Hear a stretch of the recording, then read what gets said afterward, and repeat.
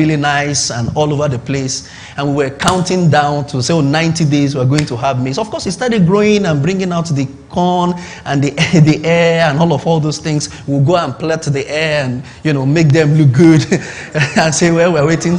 And then it started drying up and all that. And we're really excited that this time we're going to be able to eat full maize for the first time. Then the breaker came in, which is like bad news. My mother said, nobody is going to touch all of this maize. Nobody is touching this. He says, because this is our next planting seeds. Of course, everybody was like, this woman has come, the saddest of the family. She's the one that is going to deprive everybody of anything good because she talks about time and process. This is not, you don't eat with 10 hands. All those kind of talk. You don't do this. You don't, just let us hit some of it. She said, no. And saved everything. And so what she did, we plucked everything. Of course, in order to make it dry faster, because you can't plant seeds that are not, dried and good enough. She would make some fire and then smoke and then put the seeds, the maize, the corn with some kind of trees, that kind of village setting. And then it comes up. When there is sun, we're going to dry it up. When it's there, it's going to be there. When it's sun, it's going to dry it up so that we can meet up with the next 6 months of planting.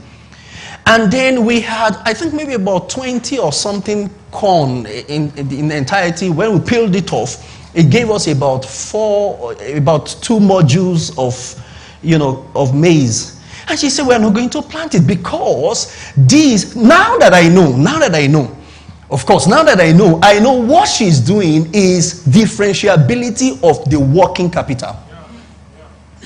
Okay?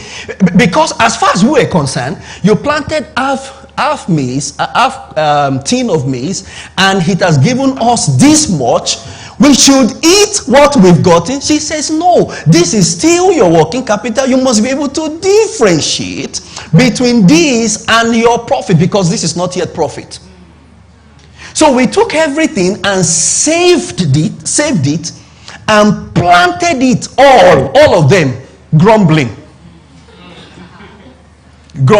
So at this time she negotiated again. That's why yesterday when Coach Tade said, you must know how to sell. It's very important.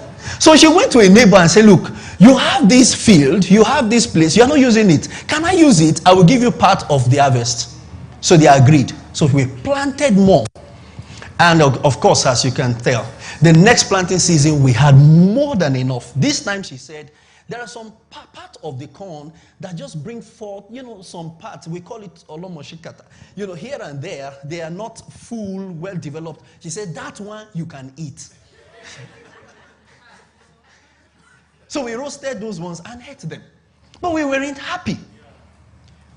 We're very happy. So when you talked about delayed gratification, you really cannot become a millionaire if you eat with 10 hands. You must be able to find the differentiability of the idea, the differentiability of the working capital, the differentiability of what you're putting in and what is your profit. They are not the same thing. See, let heaven fall down, let hell come up. What is your working capital can never be touched. It's your seed. It guarantees the future. You can never touch it. So we planted it, we replicated it. Guess what? At the end of a year, 1 full year, we became maize merchant. She didn't return half to the people, she returned a full module to them. The person that gave us land, she returned bags of maize to her. And she was happy because she's lazy, so she gave us more lands. So we planted more. From that maize, my mother began to think about what Coach Tade called continuity. We started having different processing from that maize. We started making, what we call kokoro. It's like a bean flour. We started making flour. We started making tuwo. We started making maize. We started making different things. So we had different outlets. Now she started selling. We will sell raw maize if you want. We will sell corn if you want. We will sell grinded one. We bought a machine. We will grind it, put it in bag it, and start selling to people. We will sell, So we started later diversifying into other farm products, but that's where we started from. So I learned that as a small boy. The differentiability of working capital. You can't touch it. See, when you tell people that you are poor, as an entrepreneur, you are poor to the tune of you are broke. Things are bad to the tune of your working capital. Do you understand? To the tune of your working capital, because you lose your seed, you lose your forest. So you can never, ever hit your seed. There must be the differentiability of the working capital. Number two things you must know. Second thing, as an entrepreneur, yes, 6 things, but the number 2 things to know as an entrepreneur, this one now will make you laugh. It should. Don't do business like a Christian.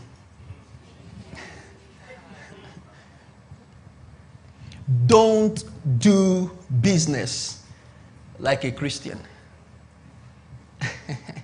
Somebody will say, wow, coming from a pastor. Don't negotiate like a Christian. Don't talk like a Christian. The marketplace has marketplace rules. Deal with the marketplace rules. Negotiate based on marketplace rule. Don't do business like a Christian. Because you must learn. Sometimes, of course, I'm not saying forget who you are. You're a believer. Do you understand? But don't negotiate like a Christian. Don't talk like a church guy, that is just, well, if you just give me this, it's okay. It's okay. The grace of God is, no, don't talk like that. Don't talk like that. Negotiate with value. See, marketplace respond to value. Value exchange for value. And if you have value, put your value on the table and negotiate based on the angle of your value. I must confess to you, there are some times that, if you hear my negotiation on a contract or something, you may say that I've cheated the person, but I didn't. It's just that I pushed my negotiation. Do you understand? I just pushed my negotiation. I didn't negotiate as a Christian. I didn't negotiate as a pastor. As a matter of fact, I noticed that people put on my name on Truecaller pastor. So I would change it, they will put it. I would change it, they will put it. And each time somebody calls me and they pops up pastor, while we're still trying to negotiate, they say, but you're a pastor now. And all those things. So it was a disadvantage. So I decided to go on Truecaller Premium and change my own name to what I want it to be. Because I didn't want people to be putting pastor there. When I'm on the negotiation table, you're telling me I'm a pastor. No, this is marketplace. Because you want to cheat me. So I don't do business like a Christian. I do business, I understand marketplace philosophy, marketplace ideology. I understand marketplace negotiation. I understand the rule of thumbs. I sit on the table with you. We discuss. We look at things. I said, no, this is not favorable from the angle of value. We can do win-win negotiation. I can do win-lose. It doesn't matter. That's marketplace. Are we together? That's marketplace. I have found, talking to some Christian guys that are in business, I found that they are very stupid, forgive me. They're very stupid in negotiation because they are thinking, look, this one.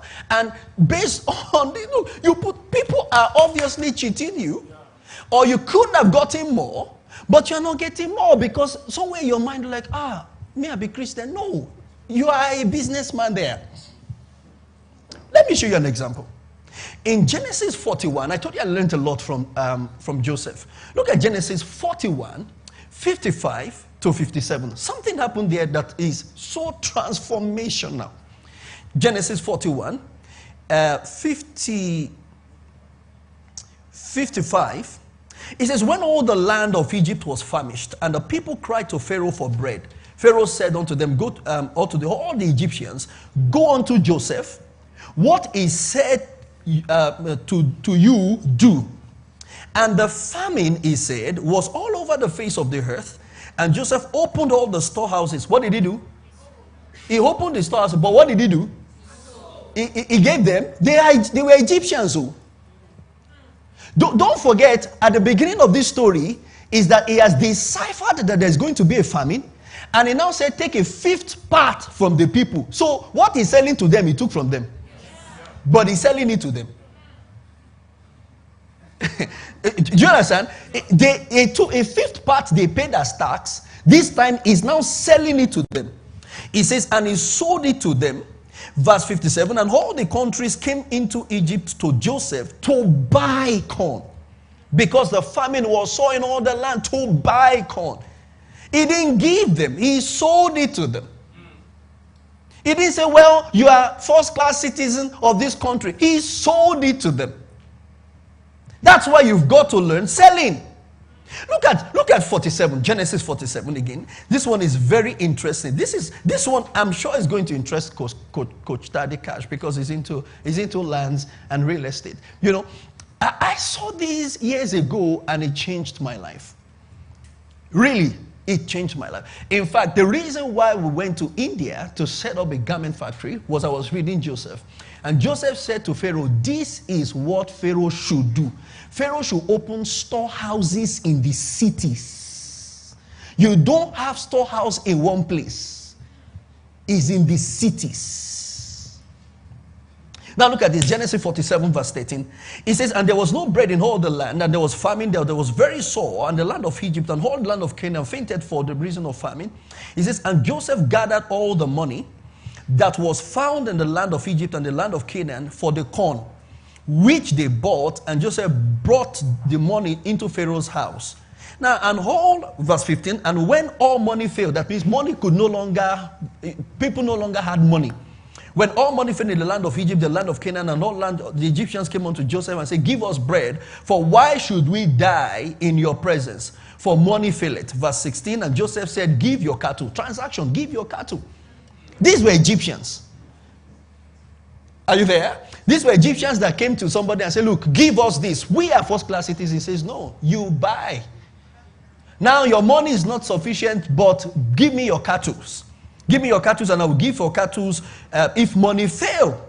Verse 17, and they brought their cattle unto Joseph, and Joseph gave them bread in exchange for horses, and for flock, and for the cattle, and for the head, the cattle of the head, and for the horses, and he fed them with bread for all their cattle for that year. So he now is the cattle merchant, right? You see the transaction? Because marketplace respond to value. He can't go there and start thinking I'm Egyptian, they're Egyptian, or I'm prime minister, they're my people, so I'm going to give them all that we have. No. No, as an entrepreneur, you've got to be thinking like that. Don't do business as a Christian. Do business understanding marketplace rules and philosophies. Okay? Now, look at that next verse now. When all the year was ended, that they came unto him the second year and said unto him, why do you not hide? We will not hide this from you, my Lord. How that our money is spent, my Lord, and our head. So they've given him their money. They've given him their head this time. And there is nothing left. Only our bodies and our land. He says, wherefore we will die in your eyes and our land, in our own land. This is our Nigeria. You must give us what we deserve. He says, see what he answered. He says, to them, Joseph says, look, no problem. You have land and your body. Give me your land. Don't forget, he has collected their money. He has collected their cattle, their shears, their horses, and everything. Now what they have is land. He says, give me land, I will give you food. Food that they worked for, a fifth part, that he took from them for 7 years. Now he's selling to them. So now the next verse he says, and Joseph, verse 20, Joseph bought. Notice the word, bought. Why? There is a transaction that took place. You gave me your land, I give you money. Bought all the land of Egypt for Pharaoh. So Pharaoh didn't own all the land, though he was the Pharaoh. Up until this point. For all the Egyptians sold, every man is filled because of the famine prevailed over them. And Pharaoh and all the land became Pharaoh's. Call this wealth transfer. But wealth transfer will not happen if you are foolish. Right? It will not happen if you are foolish. They sold everything, he got it, and the only people that did not partake of this, that their lands were intact, were the priests. 22. 23, then Joseph bought all the land until this day. See, follow this now. Look at the next thing. 23, look at verse 23. Now all the lands are Joseph's. Joseph have taken all the land now. They belong to Pharaoh, right? The next thing he now did is Joseph, verse 23, then Joseph said unto the people, behold, I have bought you this day and your land for Pharaoh. Now here is seed for you, and you shall sow in the land. Did you get that now? It now says, and it came to pass in the increase that you shall give a fifth part unto Pharaoh, and a fourth part shall be your own, for the seed of the field, and for your food, and for them of your household, and for the food for your little ones. And they said unto him, you have saved our lives. Let us find grace in your sight, my Lord, and we will be Pharaoh's servant. And Joseph made a law in the land of Egypt unto this day, that Pharaoh have a fifth part, except of the land of the priests only, which became not Pharaoh's. Every other thing was his own. Did you see the sense? He didn't say, oh, well, you guys are my people, and so because of that, just take. No, there was transaction all through. All through the process, he was selling. Not as a Christian, not as an Egyptian, not as their prime minister. Then he now gave them seeds and said, plant. When you plant, you give me. Seeds, plant, you give me. So he will always be rich because he has set up a system of continuity. Yes, sir. While we keep him being prime minister, while we keep the king in place, he set up what will be there, a fifth part. Are you seeing now? Okay, so that's number 2. Are you learning something? So you've got to learn not to do business as a Christian. Do business as a businessman. Learn the rule of business. Walk in that realm. Now, I don't mean to be heinous. I do not mean for you to be unreasonable. That's not what I'm saying. But I'm saying there is a principle that runs the marketplace. It's value for value. You place value on your product and you tell somebody this is the value based on the perception of the market. You will sell. You can create perception and sell based on the perception you've created. Very important. Number 3, think expansion. Joseph did not just say, well, I'm going to sell. He thought expansion. Every entrepreneur must be thinking expansion. You must expand your business. 3 things you need to know, or mastery you need to gain. Product line. You need to have mastery 1 of the product line. What are you selling? You've got to understand what you're selling.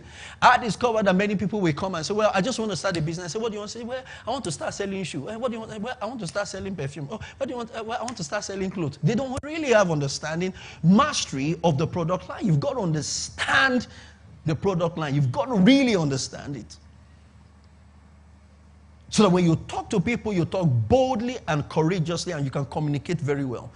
Number 2, you need to have mastery of finance, intelligent application of the funds for maximum impact. You need to have financial intelligence. It's very critical. What do you do with money? How do you work with money? And we learned how do you organize your finance. Very critical. You've got to think about that. And 3, you've got to think about mastery of people. You've got to learn relationship. Yesterday, Dr. Shola told us about social capital. The first thing that changed my life when I came to Jos was social capital. Sometimes what you need is not money, it's the people that are in your life. Okay? It's not money. Social capital. I think it will be difficult for anyone, especially pastors, who really understand the Bible to work full time. Why? Because the principle of seed is always operational, it's transactional. That's why you need a place to express it, the marketplace, because in the church you are not transactional. It will be difficult. In my opinion, it is difficult for a pastor to be full-time if he understands the principle of seed and transaction, which is in the Bible. Why? You will want to practice it somehow. That's why you will tell people, if you sow now, you will receive this now. No. But if you take it to the marketplace, you can do that. Value for value. But when you come to the church, you are a giver. You are not transactional, you are a blessing. Okay? So think expansion. Most times we start business without thinking about expanding the business. This is what I'm going to say to you on this. When you're thinking expansion, don't think about a different product line first. Expand the initial product line that you have before you start diversifying. Can I say that again? Don't think about diversifying into a different product line because it is selling, because it is good. Stay with the one that you've mastered and expand it. Then you can begin to go into different product line. Every business that is successful today, they are known for one product line. They may have other things they do, but they are known for one product line. You may think Dangote is doing so many things. Dangote is just diversifying now. This is the first time he's diversifying to crude. But he's been into food business. Utilities, you could say. Don't diversify into a different product line entirely. It will crumble your entire business. Most times you see someone is into utilities, food, cement, clothing, and all those things, and suddenly you wake up one day and says, I want to become Daddy Cash. You have a problem. Do you understand? I see entrepreneurs put their money. Sometimes you don't have financial intelligence. You carry your money, you put into Forex. Do you understand? Because you're thinking, well, I want to have more expansion, and I want to increase the money, and you put it there, and then it crashes, and then you are looking, oh God, what is this? That's not how to do it. Do you understand? You don't know. Expand on the product line. Open storehouses in the cities. Instead of going into real estate, you don't know real estate. You've not been under training. You've not been taught. You've not sat down. You've not been coached. You've not even gone to understudy someone like him. But you just heard him say, look, I made my first $1 million at 27, and now you say, wow, oh Lord Jesus, I'm going to go into real estate. And then the next day you are going around just looking for houses. No, it doesn't work that way. There are things he knows. He says he's going to tell you today. He's going to tell us. Because, do you understand? There are things he knows in that field. He's been there. He's worked it out, in and out, in and out. He's tested it. So you can't wake up today and just say, well, I have some 100 million naira. I don't know what to do with. Okay, fine, I'm going to go and buy houses. And no, it's not just about buying houses. He needs to tell you. It's not about buying houses. It's also about buying lands. There are so many things there. So many entrepreneurs, they take what they have after some of them may know the differentiability of the working capital. They know the profit they have. They have profit stashed up somewhere. They take it, put it into a product line that they've not really understood and they don't have mastery of. And then at the end of the day, you see, they crash all together because you see, what is feeding what they have just diverted into? It was the one that brought that one out. So instead of doing that, what you should do is open storehouses in various cities. If you have an IT company in Jos, go open one in Abuja, go open one in Lagos, go open one in... You understand that trend. You know that one very well. Nobody can cheat you there. Because you're not likely going to do well in a business that you don't understand. So your product line should be there. Don't think, you see, now he said something yesterday, I didn't know that. On Thursday, I didn't know that. He said, Bill Gates' dream from the day one was to cure malaria. So the guy didn't wake up and just diversify into medicine today. It wasn't COVID that took him there. It's been there. So maybe in his spare time, he's been attending conferences and meetings and reading and having researchers and all that because of that. So don't just diversify. That, oh, well, we are thinking, everybody's talking about diversification. Which business can we go into now, Seth? Which one can we go into now? Well, I've been into estate. Can I go into farming? Farming is good. I heard that is good. No, you go into farming, put money there, it crashes. Then you come back and say, oh, Lord, what are you doing? Why are you doing me this way? No, you expand the initial product line that you have mastered. Dangote didn't wake up today and say, I want to go into crude oil. Do you understand? I want to have a refinery. He has expanded the same thing year in, year out. Gain mastery of it. Then he says, now I want to go into this one. Completely different line from what he's been doing. But he has got enough cash to do it. As a matter of fact, he's not even using his cash to do it. No serious businessman uses cash to start a new product line. Because they are credit worthy. They just tell their friends. Everybody trusts him. We say, fine. He says he wants to go and open a new estate in Dubai. We say, fine, we'll give him money. We trust him. He's a master in it. So if we put our money there, it will work. We know we'll get our return. He tells us, in 48 months, you get your returns. We say, fine. Nobody's calling him. He's calling nobody.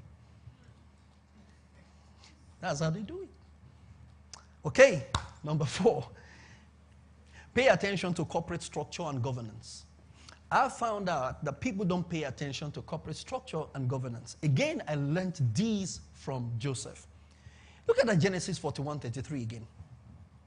Genesis 41:33. Joseph had given the meaning of the dream. Joseph had told the king what is going to happen. Joseph had said, this is what will happen. This is what you are going to do. But see the first thing that he said in that Genesis 41 and 33. It was striking to see that 41:33. Very striking. He said, now therefore let Pharaoh look out a man, discreet and wise, and set him all over the land of Egypt. A man. Second, let him do this. Appoint officers. Because systems don't run themselves. Systems thrive on people. A man. The focus was get someone, get people. Pay attention to that. I found that most entrepreneurs, they don't pay attention to corporate structure. They just think, look, it's for us to just have people, they can do this. No, you need the best. There's something we call efficiency and sludge factor in project management.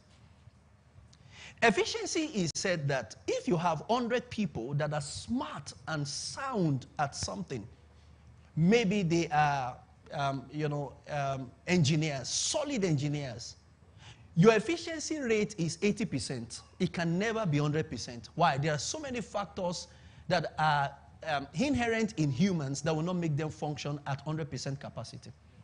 Sick leave, holidays, family, worries, church, problem, so many things will not make them function at 100% capacity. So your rating of efficiency for those people is going to be 80%, which means the people that you're rating at 80% must be people that are already at 120%, so that when you remove the 20%, which is the sludge factor, they can be brought back to 100% efficiency in terms of your rating in your organization. So you can't just put anybody there. Let Pharaoh look for a man that is discreet and wise. In setting up your organization as an entrepreneur, part of things you need to look at are people. The level of your harvest as a farmer is dependent on the cumulative skills of your workers. You can never be better than the people that work for you. Yesterday we learned that, one person, maybe he has 100 staff. That means he has 101 heads thinking for him. But you see, if all the heads are not good, he's not going anywhere. They will ruin the business. I've worked with ministries, departments, and agencies in Nigeria so closely, very closely. And I found out that the problem of this country is actually not the people we complain about. To be very honest, they have their part to play, but they are not the problem. You can tell. He works with, he's working very closly with federal government agencies and parastatals, And I know you would have seen some of these things. Imagine that at 9 o'clock, you go to a ministry, nobody's there. And by 2 o'clock, they've closed. They are selling things in their office. And when they are not paid salary from the federal government, they will strike. And they will complain that we don't have money. Why will your government not borrow? Do you understand? Why will they not borrow? What are we doing? Nothing. Go to local government. If you post a copper to local government, that copper is as free as anybody. It's not doing nothing. He will go and get another job or something else or just living every day because you are doing practically nothing. Why? Because they are not functioning.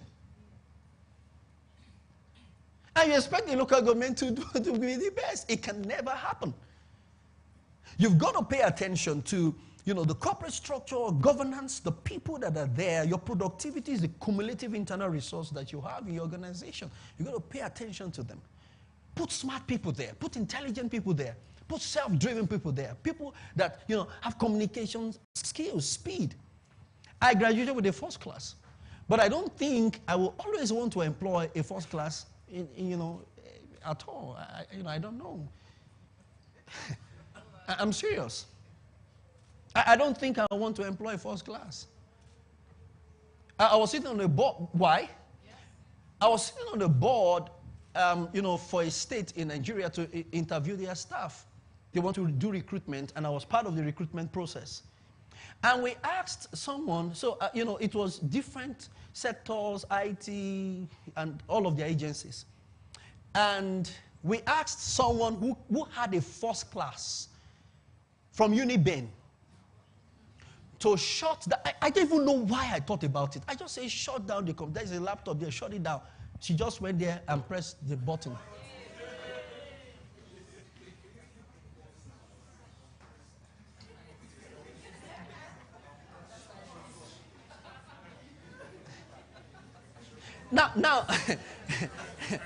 Now, that is not to belittle the first class, me and Coach Tadia. we got a good, we work for it, right? We work for it and it's working for, but the truth is, I found out that people come out of school with different grades, not because they are not serious.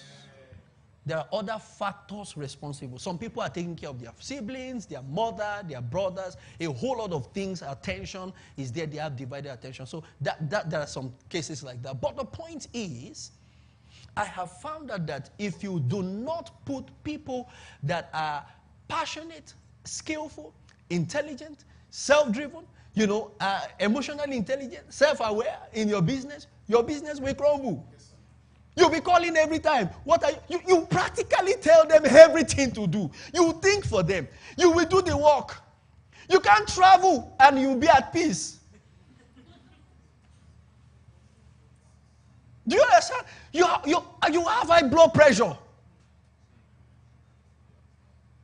You've got to pay attention to that.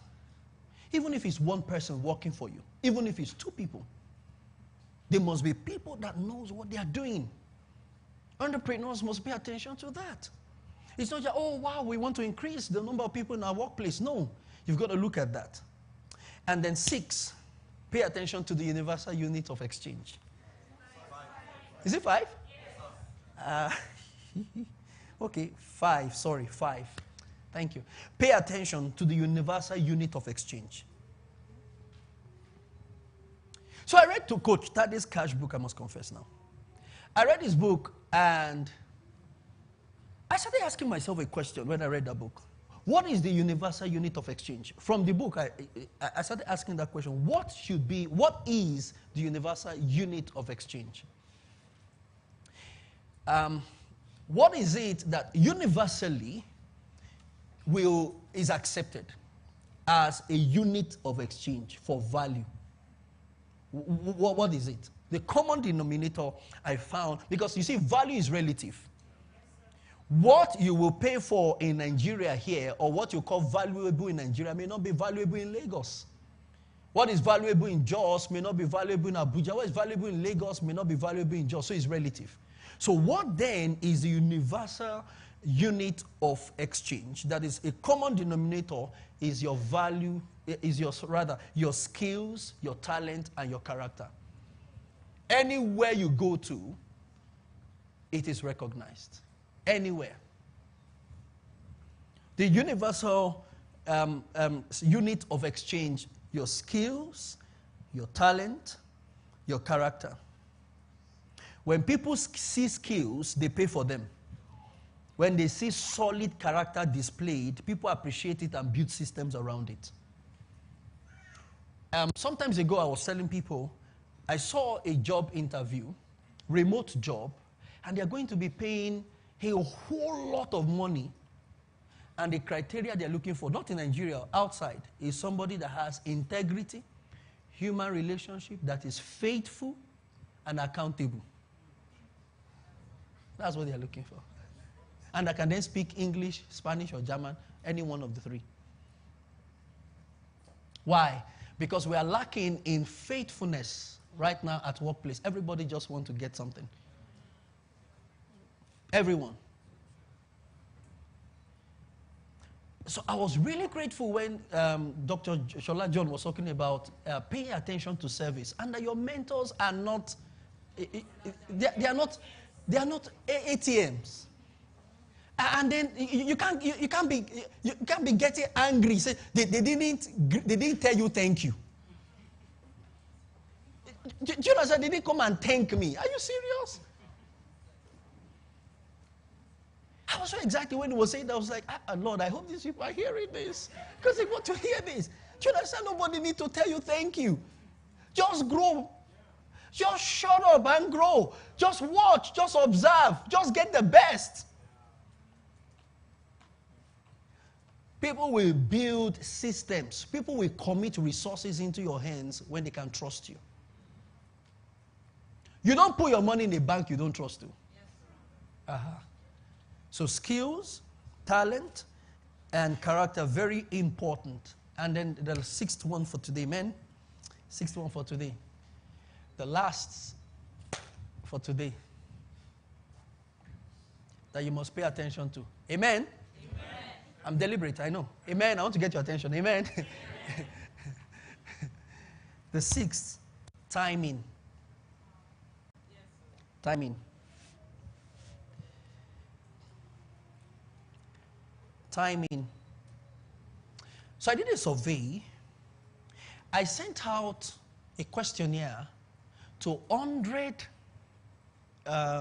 mentors at the G20 that are trainers across the world. And I asked them, what would be the first factor that you consider as the success factor for any business, startup, scale up, anywhere in the world? What is the success factor? Or what are the success factors? Particularly, I wanted to narrow down to one. It was a project. Narrow down to one. But then I said, well, gave some room to about 3 or 4, 5 different stuff. So the questionnaires came back. And when I tallied them across board, you'll be amazed what they said. It wasn't even people. It wasn't the idea. It wasn't originality. It wasn't invention. It was timing. Timing. The whole said timing. 42% of what is responsible for every business break is timing. 42%. 42%. Timing. Airbnb was a grand idea that they pitched. And after they have pitched the idea, everybody was like, oh, this is lovely, this is nice. But who is going to want to stay in somebody else's house that they did not know? Then America went into recession, Obama's time. And people were thinking of making extra cash. Airbnb already have a structure that is going to manage it. People started using their house for rentals. Airbnb is managing it. They are getting a subscription from it.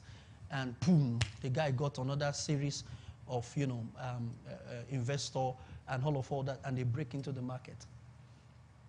You talk about YouTube. YouTube came in at a time that people were beginning to think about streaming videos. And that was their major break. Before Facebook, people have been having social platforms like To Go. To Go never saw the light of the day. To Go never worked. Why? Because people didn't think they needed it. But boom, Facebook came at the time that people were thinking of, well, let's interact. Let's connect.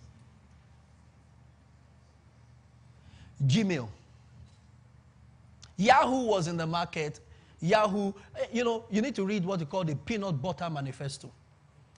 Where the CEO of Yahoo was complaining about spreading themselves thin on too many things. See, we're doing too many things. We don't have mastery. We don't have focus. We don't have market share. He called it the peanut butter manifesto and resigned. Because Yahoo was beginning to put their hands in too many things. They were there, they were here. Gmail came. Google is just into hard search engine optimization and all that. They didn't want to lose mastery of their business, so they designed the Android platform. In order for you to use the Android platform, you must have a Gmail account to enter into their Play Store so that they can retain their market. That was why they did that. They didn't know it's going to be a breakthrough product that Android phones are now going to be using. They never knew. It was just an idea to keep their original product line so that they will keep making their money there. Now they are into politics, they become a political tool and all that, but they never thought they would be that. That's why I told you, guard your initial product line. Don't diversify into what you don't know.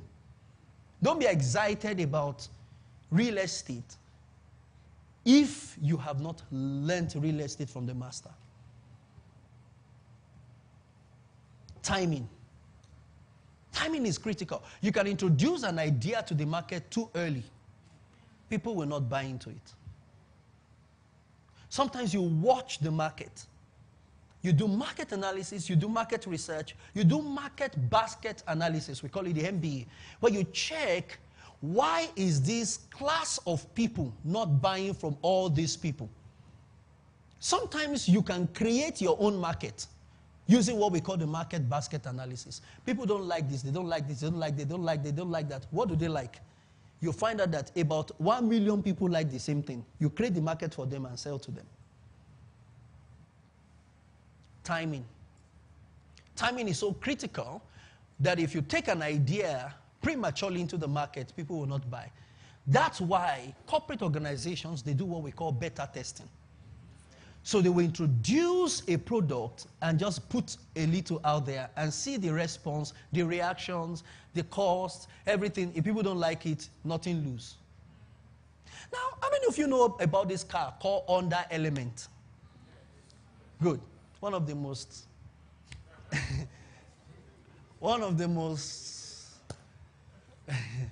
that car made me hate Honda product. It looked like Matchbox. But you see, Honda designed that car for students. The purpose of that car was designed for American students. So they looked at the fact that American students were thinking somehow, they were very erratic. Okay, fine, let's bring in a car that is matching with their status. And let's set it out for them. So they designed that Honda Element, that particular car. But they never sold that car. They went into deficit on that product line. Guess what? Some years down the line, Toyota bought over Lexus. And Toyota started the E-Series and started selling to students. And they sold. Timing. Timing is largely responsible for the success of products. Sometimes you take a product to the market. I remember 8 years ago when God told us diversify into education and education software solution management. We would go to schools, we talk to them, they go to say, it's not your time, just hold on. Now, do you know if people come into education management software solution, people will buy? COVID, the need for it. Nigerian NUC says that they do not value online education. In fact, if you finish from Open University, you have struggled with whether you're going to serve or not. Because NUC is still saying, no, we don't see you as a full-fledged student. Timing. COVID hit, everybody say, thank God for Open University. Well, all Nigerian universities should have a system, NGO, and they start talking about different kind of collocation program that will help their students to do timing. Timing is very critical. So entrepreneurs must understand that. Every product you are bringing to the market, before you go into full-fledged production, produce small and test the waters. Check to see how will people respond to the product line, if it will sell or not. Get feedback, plug it back into it. Finally, WhatsApp. WhatsApp is a case study that really blew the mind of Facebook, that was threatening Facebook's product, that Facebook had to buy it over. Why? People no longer have to log in, go into Facebook to interact. On the go, people were interacting. And they had less attention on their product and no value. Facebook thrives on the number of people in one place at the same time. But that attention was being taken away by WhatsApp. And WhatsApp started innovating. They were listening. They were listening. People were saying, why can't we do this? Oh, why can't we do that? Now you can make multiple calls on WhatsApp. Now you can do so many things. You don't even need, practically you can send video, you can send any file, you can send whatever on WhatsApp. So Facebook says, no, we're not going to let this slide. We're going to buy it over. Because one of the ways to overcome your competition is to buy them over. We don't do that in Nigeria often. Because I found out that, in fact, if I will give you the last one, let me give you the last one. Last one is partnership. In Nigeria, we don't like partnership. I hardly find organizations come together to collaborate. People like to do solo run. You know, I started this company by myself, I built it by myself, and it's here. No. Partnership. You've got to find people in the same ship, going in the same direction, and work with them. Because you need people. How far you will go is determined by the people around you. Thank you very much for listening.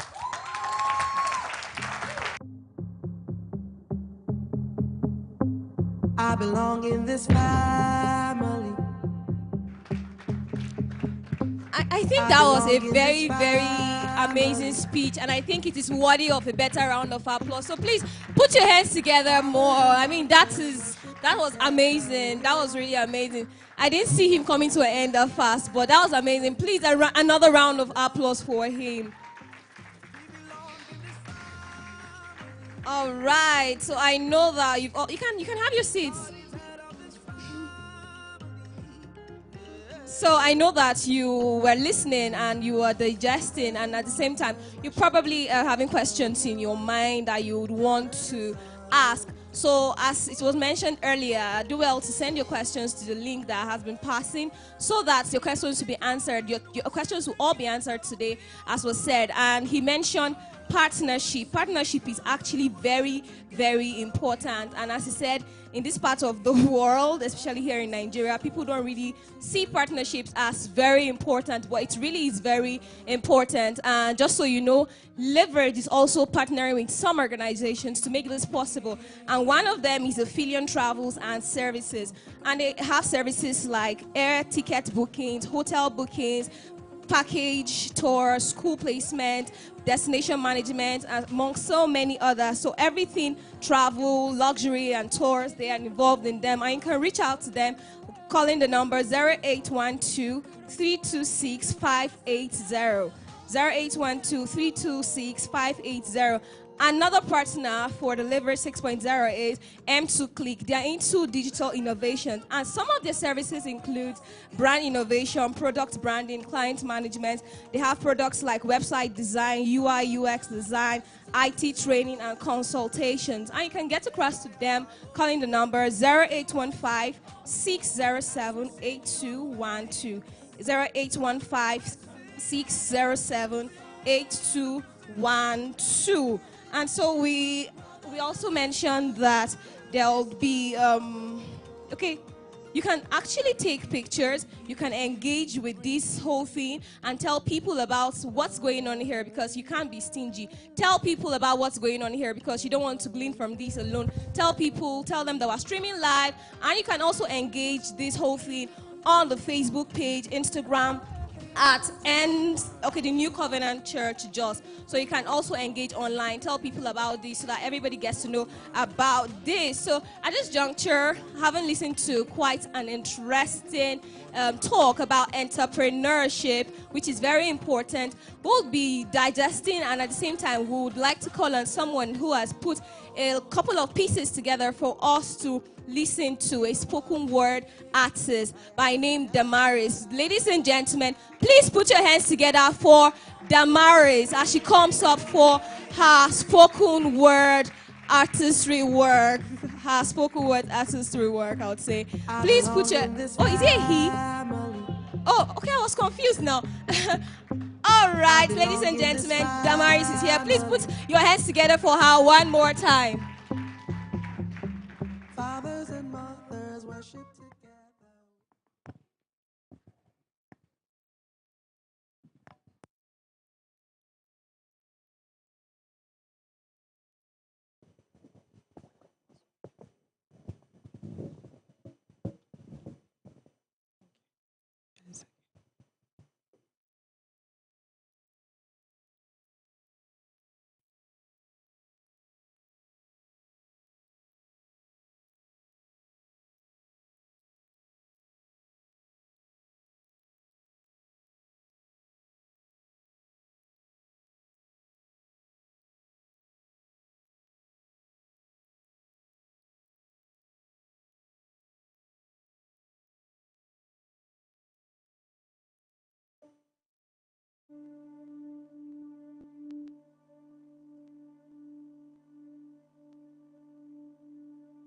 I come from Jos, a beautiful little city in the heart of Nigeria, a city dotted with mountains, hills, and plateaus. We were once admired, but there was a turn in our fortunes. Look, for so long, gunshots have become our alarm clocks, waking us into a nightmare of terrorism, the horrors of religious violence. For too long, fear became our companion and pain our friend. We had no shelter, for from our homes we had fled. But I want a change because I'm tired of being scared. It's time we bridge the divide between ethno-religious lines. It's time we take a stand for what is right and what is true. It is time for a change. I come from Nigeria, the giant of Africa, the most populous black nation, a land of interesting people, beautiful cultures, natural endowments, and corrupt leaders. Leaders who mortgage the future of this country for personal gain, who siphon our monies and use it to build their companies, who come up with policies that favor them, leaving us with dilapidated laboratories and archaic school buildings. Leaders who mortgage the future of this country for personal gain. But it is time for a change. Let's stand up, all hands on deck, to resurrect this crippling educational system. No more voting based on tribalism. No more yielding to their sentimental cajoling. We must put the right people in the right places. No more godfatherism, trying to play in their good graces. No, it's time for a change. I come from Africa. 54 countries, over 1,000 languages. It's funny, when you think of Africa, you think exotic drums and wild animals and malnourished children and corrupt leaders and HIV and poverty and ignorance and cowardice. But I say that's enough. It's time for a change. A new Africa. We must begin to show the world that we are truly people of color, that our ideas and innovation can paint the world in colors of progress. That we change the game in business, in economy, in our society. Our voices need to be heard in places that matter, becoming people of relevance and not issues of concern. Yes, it's time for a change. I come from this world. A world of young people trained by technology, raised by social media, so close to our phones but so far from reality, so self-absorbed, so ill-informed, young people obsessed with image, in a world taken over by greed, but I want a change. And so I will be the change. Having more empathy and kindness, empowering those who have no voice, caring for those who have no one, standing for those who have no hope, making the world a better place for those yet unborn. See, I am here, and I am change.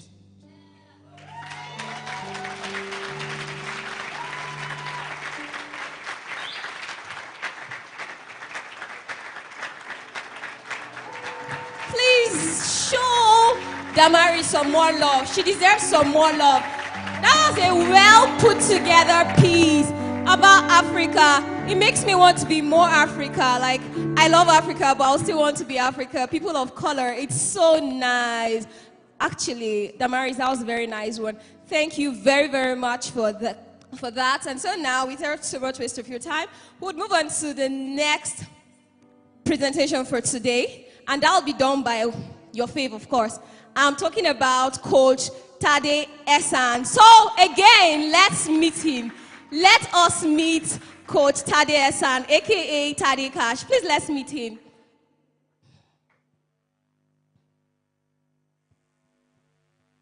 Money don't come by confession, money come by transaction. Life does not respond to your muzzle.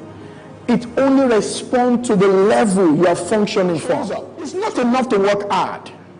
You have to work hard on what works. Money does not fall from heaven, money comes from people.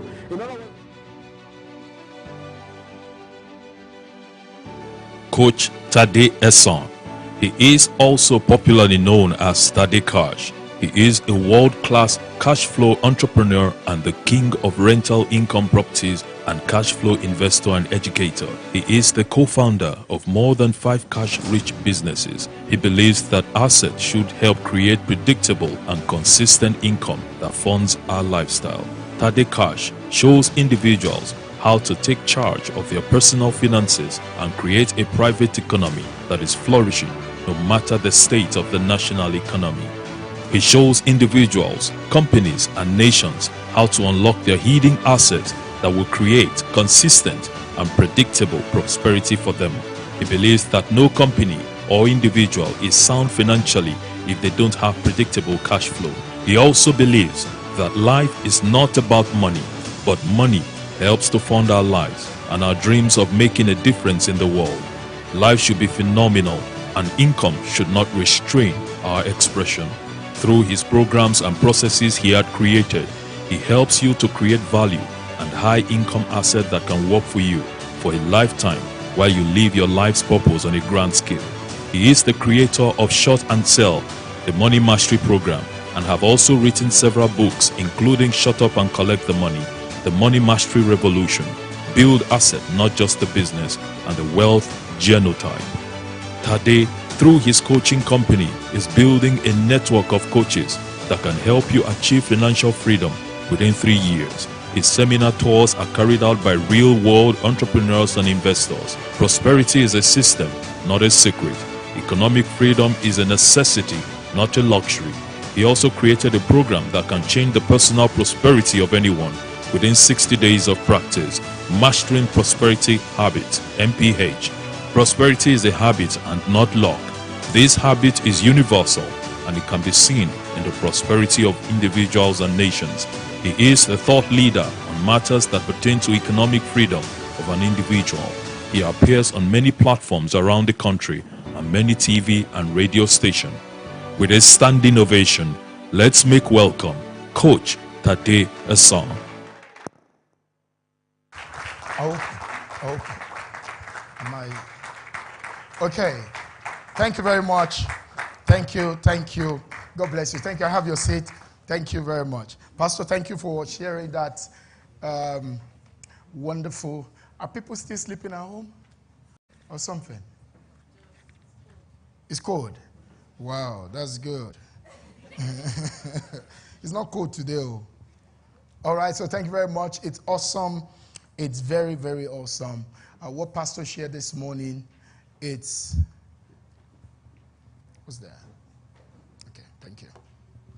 What Pastor shared this morning, it's very life transforming, and I hope that we're able to pick it. I was in that position a few years ago where I was not able to know the difference between expansion and distraction. Hello? There is a thin line between expansion and distraction. Especially, it seems that some people know when you have some money in your hand. So everybody just begin to bring funny ideas to you. And say, brother, and you can start this kind of business again. And then you will take 100 million and go and pour it somewhere. And the person that have told you, I call them paradox of expertise, they will just come as if they understand the business. We have put your money. After 3 months, you are asking for feedback. They're not saying, we're still trying it. Guy, I did not invest in trial.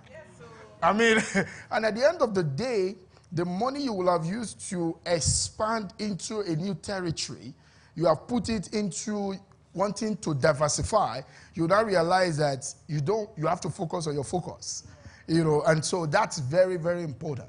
And it's one thing that we have to learn in this age and time, because there are so many shining things around, calling for your attention.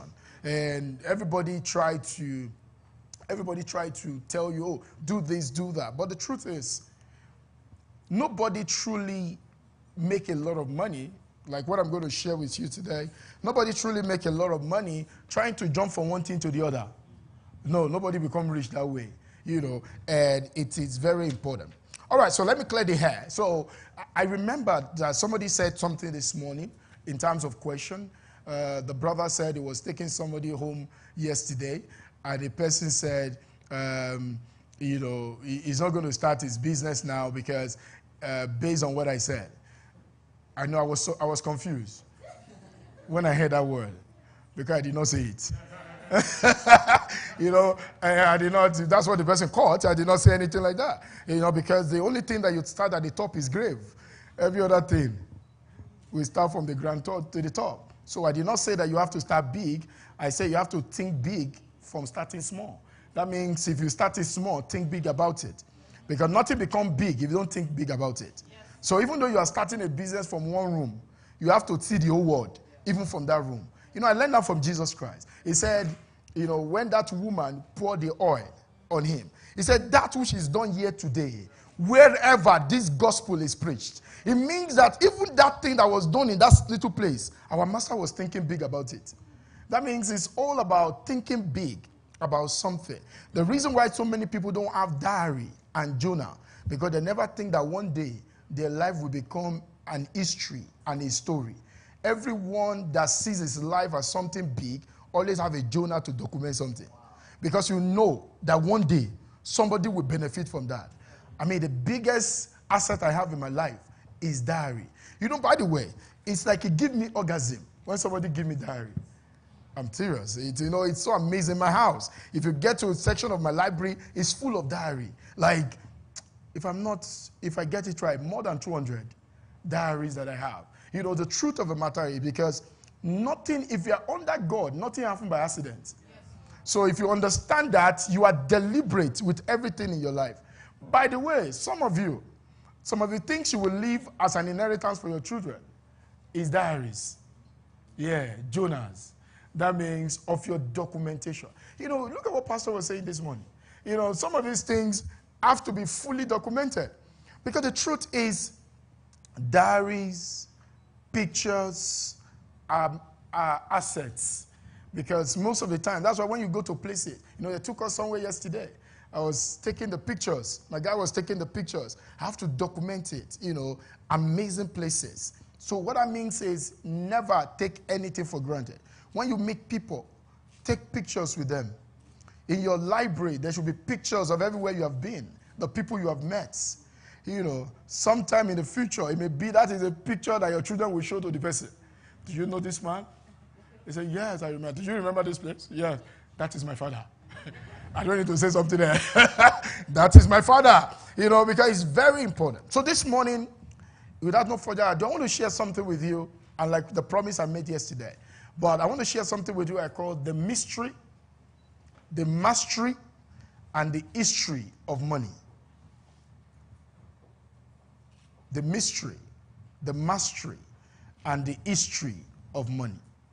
You know, I studied economics, and I was never taught the mystery, neither the mastery.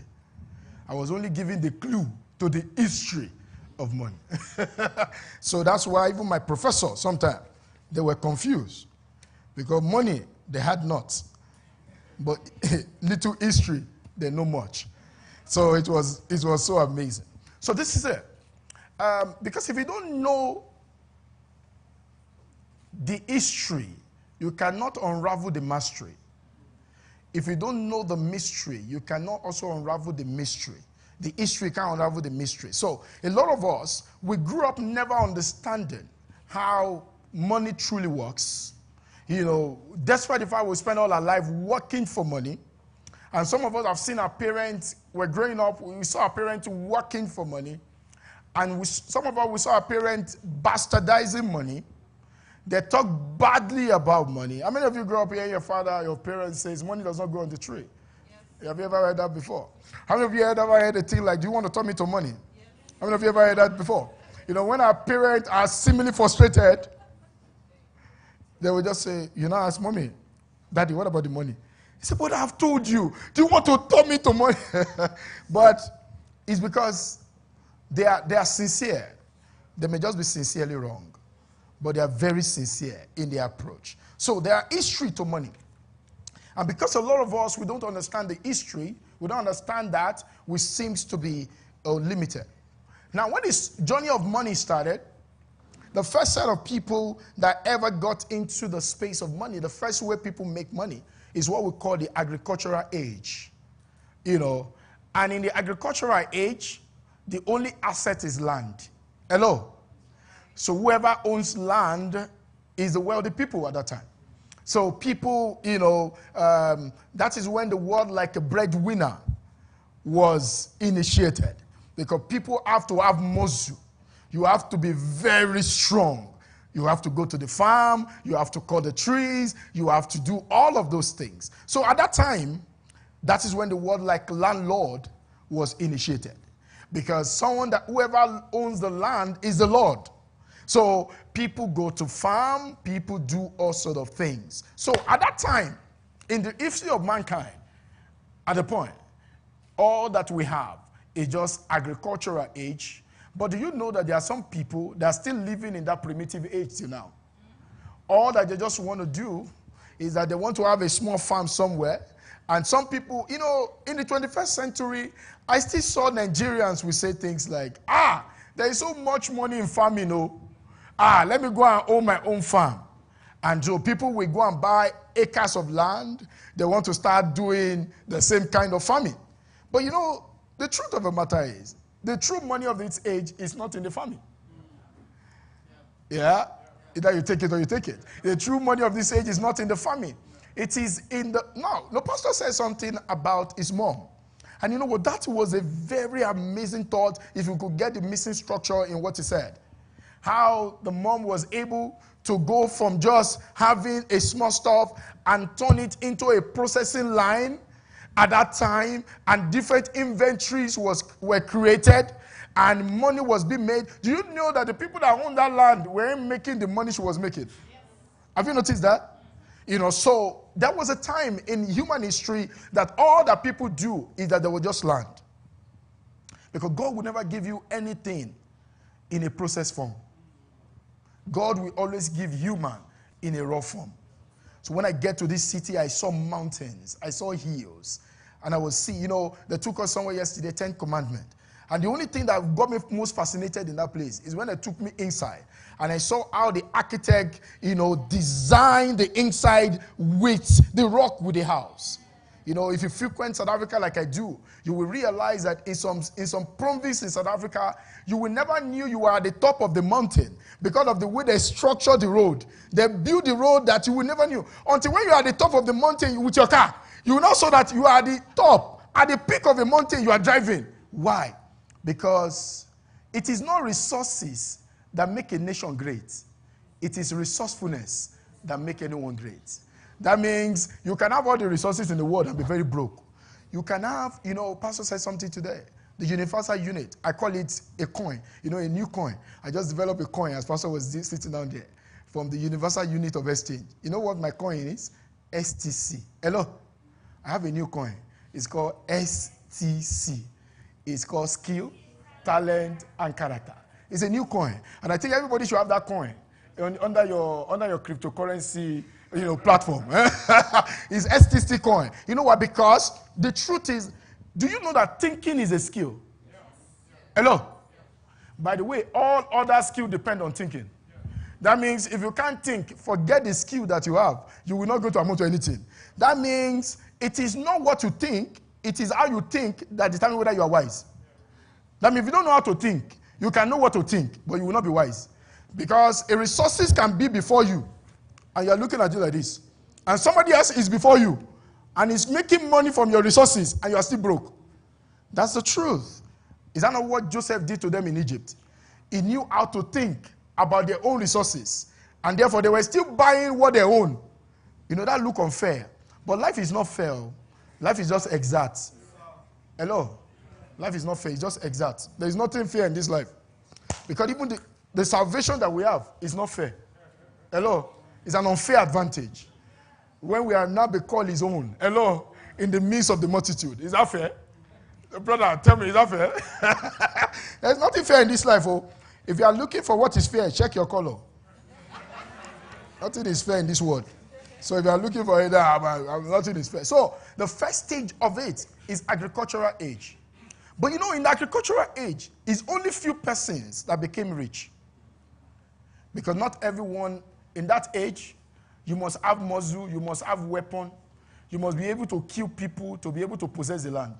So whoever can possess the land, they now call them warlord. So they possess land. Everybody goes somewhere, you are possessed land. So in Yoruba land, we call him Balogun. That means you must be able to be a warlord. You can enter into a territory and you will take the entire land. And those are the people that eventually became king in Yoruba land. Because you can fight all of the stuff, then you now become king over every other person. You now begin to apportion the land to them small. But you know what? That age did not last. In 1750 till 1950, a new age came. It was called industrial age. Hello? Now, in an industrial age, the asset was machine. Hello? So, in that age, whoever can develop a machine, that was the age of Henry Ford. Whoever can develop a machine to do something, become the Lord, become the richest people at that time. That means if you cannot develop something, that can make other people, so somebody begin to develop, mechanization and bring it to the farm and say, come on guys, you don't need to be using all this thing anymore.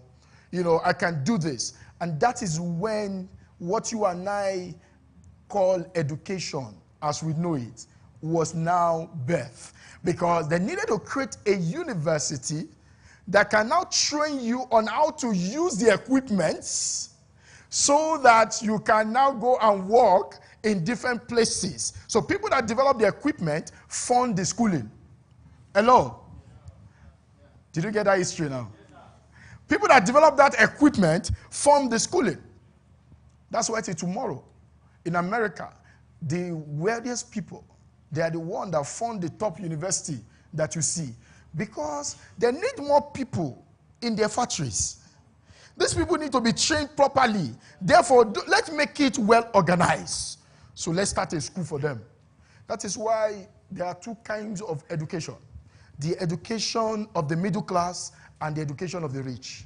That is why after the son of a rich man has gone to that university, his father will still give him another education when he gets home. Because the education you get from the school is called universal one. There must be a personal one of how the money truly works. That is why, what do you think that you study economics and you have PhD and nobody even teach you about your personal economy? Because that's not what the school was meant for. No, it was not meant for your personal economy. It was meant for the national, global, so that you can sound wise, but you are not really acting wise personally. Hello? But you sound wise. How many of you have seen professors that sound so wise, but when it comes to things that actually matter, they are wondering, that's how, but you're supposed to know this thing now. No, that's what Pastor meant when he was talking about first class. Because I've seen people of my own colleague too, that they are still wondering today, I have money. Hello? I'm telling you, they're still wondering. Because they believe that all of us will end up lecturing. Hello? Lecturing. We will not say our reward is the life of our students. I don't know.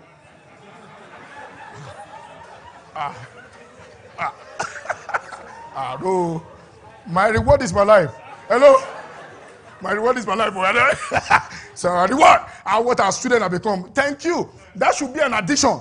So that when the students also see me, how many students truly remember that you are part of their process and you are part of their success? Because one of the frailty of humankind is forgetfulness. People forget. People move on with their life. They like you when they're graduating. They say, thank you so much. You changed my life. But 7 years down the line, they can't even remember your address.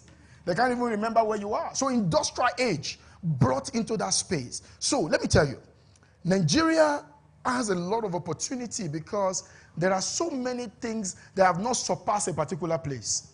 There are things that people are still doing with the primitive life of an agricultural age that if you can introduce the industrial concept into it right now, guess what happened? You are going to make a lot of money. That's the honest truth. That is the honest truth. So a lot of people get into that point, and that was the age when retirement was introduced.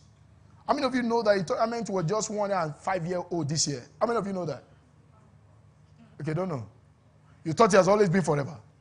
No, retirement was not a God thing. It was a man thing. Because when there are so many people, that's why you can't find retirement in the Bible. Hello? Do you see anywhere it's written in the Bible, thou shalt retire? 12th commandment. It was it here?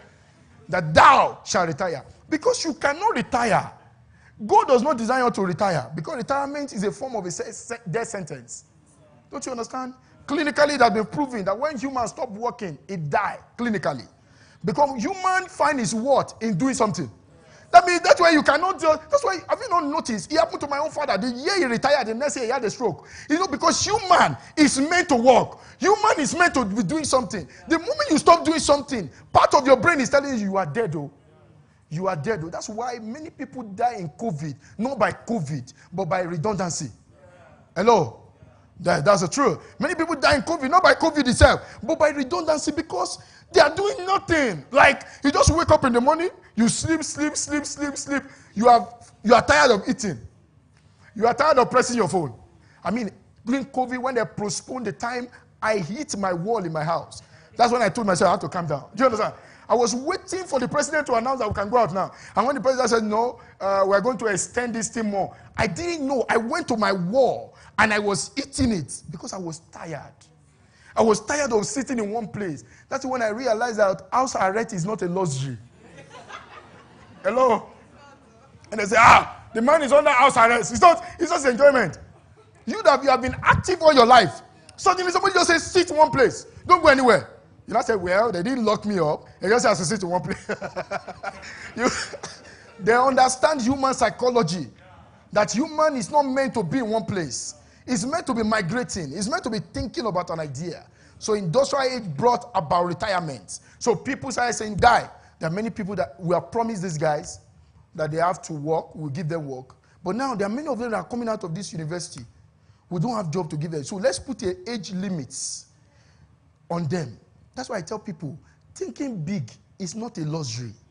It can keep you for a long time. Because when you think big, there are many activities you'll be engaging in. But when your dream is too small, the moment you finish it, you are finished. Hello? That's what happened to that man in the Bible. He said, now that I have built this thing, let me eat. Let me satisfy my soul. And the scripture says, he heard the voice of the Lord and said, you, today, you shall die. Clinically, that's what happened to people. When you think you can be at ease in Zion, you just think, oh, I don't do anything. Let me tell you, keep expanding. Because it is only what is expanded that is protected. Hello? It is only what is expanded that is protected. As long as you are not expanding your life, you are not protecting it. Because you know, the truth of the matter is many people settle for too small for too soon. You know, they're just the guy, I'm okay now. And when one disruption happens, they just suddenly that they are not really okay. Because in Nigeria, okay is a biscuit. You can't be okay. In Nigeria, okay is a biscuit. You cannot be okay. You cannot be okay. Because what do you do with this biscuit? We eat it. So okayness will eat you up. You can't be okay. You are not designed to be okay. Okay is not a covenant. Greatness is a covenant. Hello? You can't be, I'm okay now. No. I don't let people tell me that, how are you now? I'm okay. You can't be okay. Oh. You can't be okay with me. Oh. You can't be okay. You have to be great. You can't be saying, I'm okay. Why would I be okay? For what? Okay is a language of comparison. Have you ever noticed it? Whenever people say they are okay, it's because they are comparing themselves to somebody. I'm okay. Compared. So that when you tell me you're okay, I will say compared to what? Because it's something that is making you say so. It's not because of anything. It's because you're comparing yourself to somebody. I'm even okay. Maybe I can still eat money I have to know. No, that's not destiny. You are not okay, my friend. So you need to understand that. So in the age of industrial age, the wealth is machine. So people that can develop machines to do something, they become wealthy. Then let's move quickly. So we move from that age to another age called distribution age. Hello? We move to distribution age. What does that age mean? It means that it was an age where people were producing things. And the things, Pastor said something this morning. Some people are here. Your real money is not to farm. Your real money is not to have a machine. Your real money is to look at what has been produced and how that thing can spread to different parts of the world. That is where your wealth is. Hello? So when you see a network business called, all these people that are into network marketing, what they are into is called distribution age. The ability to distribute a thing. So they now say we have distributors. Now, what made Coca-Cola big? Coca-Cola realized that, wow, when Coca-Cola was bought, they said, wow, for us to have money, we have to start a company called Bottling Company. The Bottling Company is how they move to all over the world because that is the distribution system for Coca-Cola. So today, you can find Coca-Cola in almost everywhere. Why? Because distribution is necessary. Sometimes you may ask someone, what is the work of a record label, especially in a more civilized nation? When they say, oh, we're going to sign this guy up.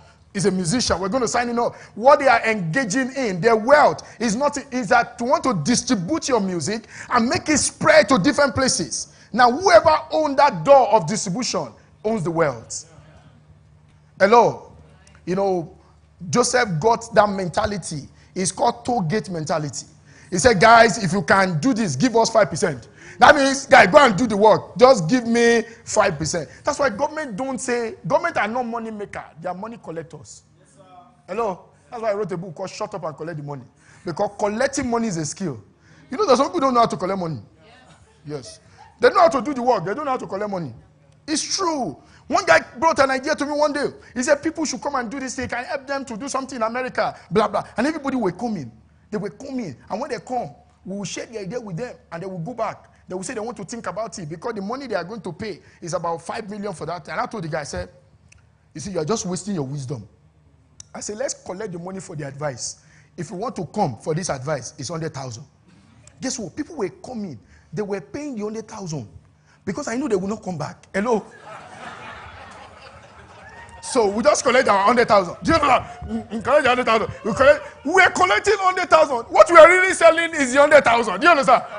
Out of 100 people, it's only one person that will come back to do the stuff. But the 100 people have paid the 100,000. That means the guy was so happy.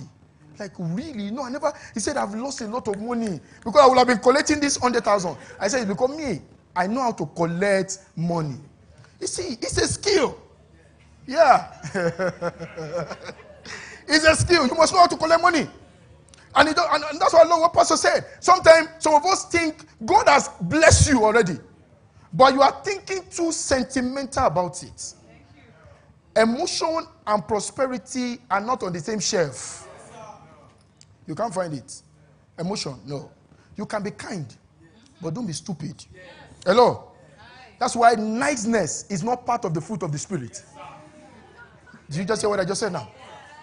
Niceness. Kindness is different from being nice. You know, if you look at the Latin word for nice, it's to be naive.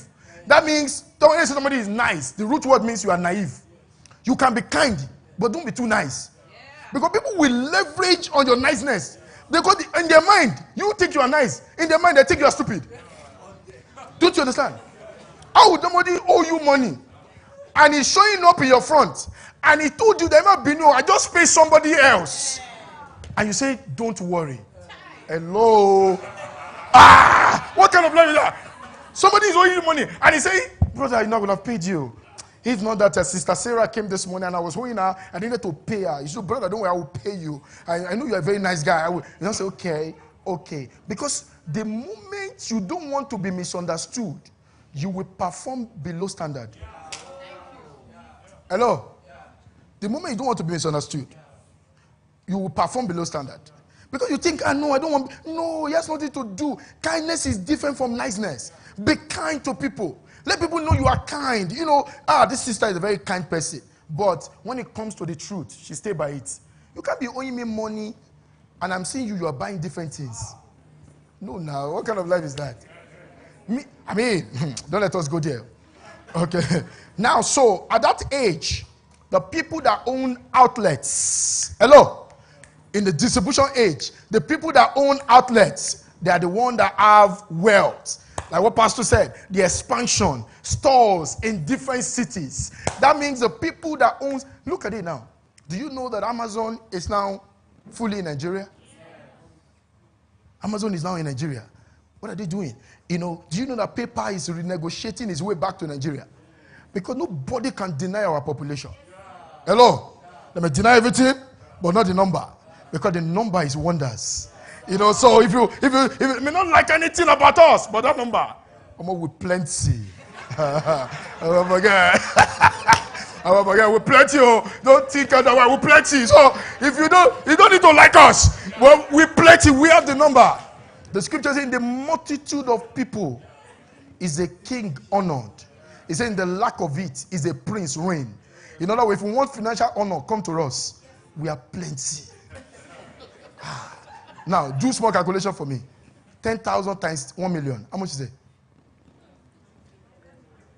No, I know that. What kind of math are you doing? 10,000 times 1 million.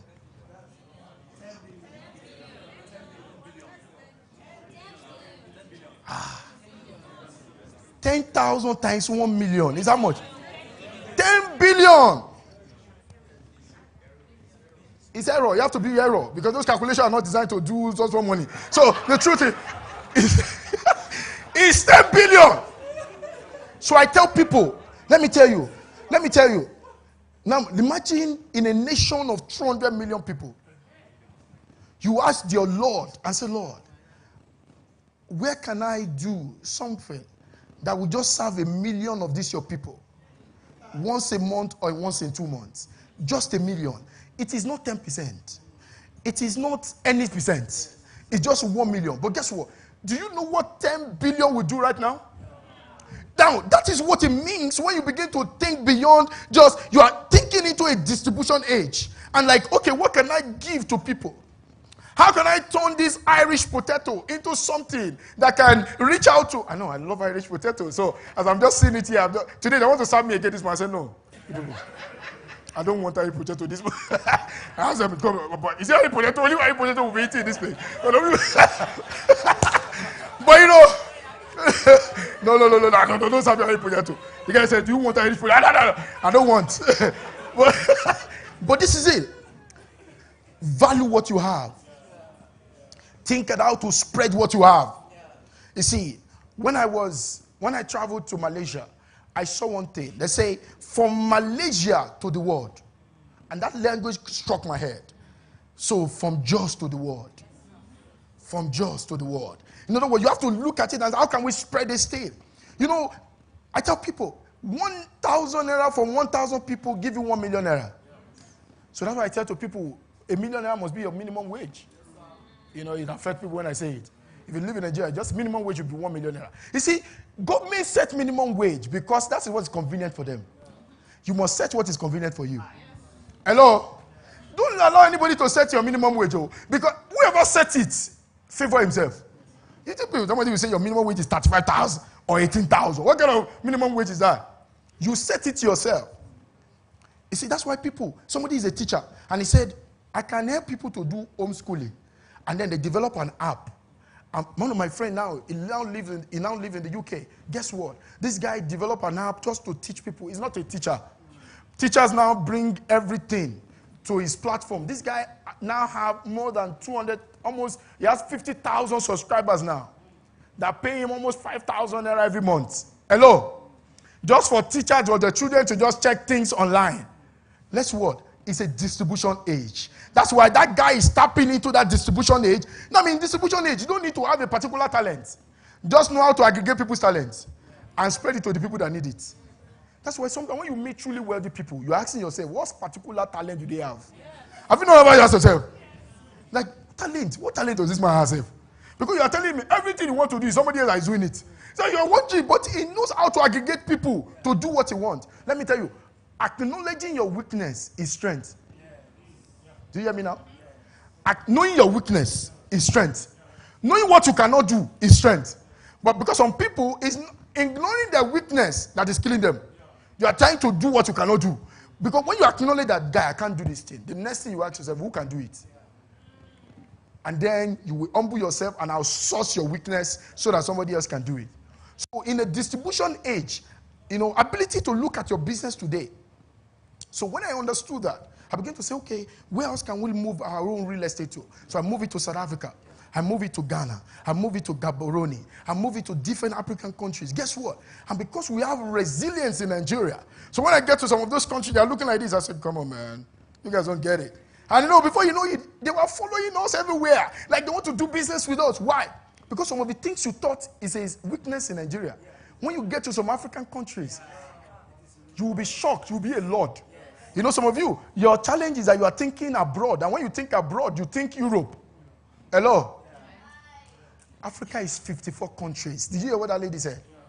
54 countries. Most of these countries, you can easily go there without prayer. Most of them are...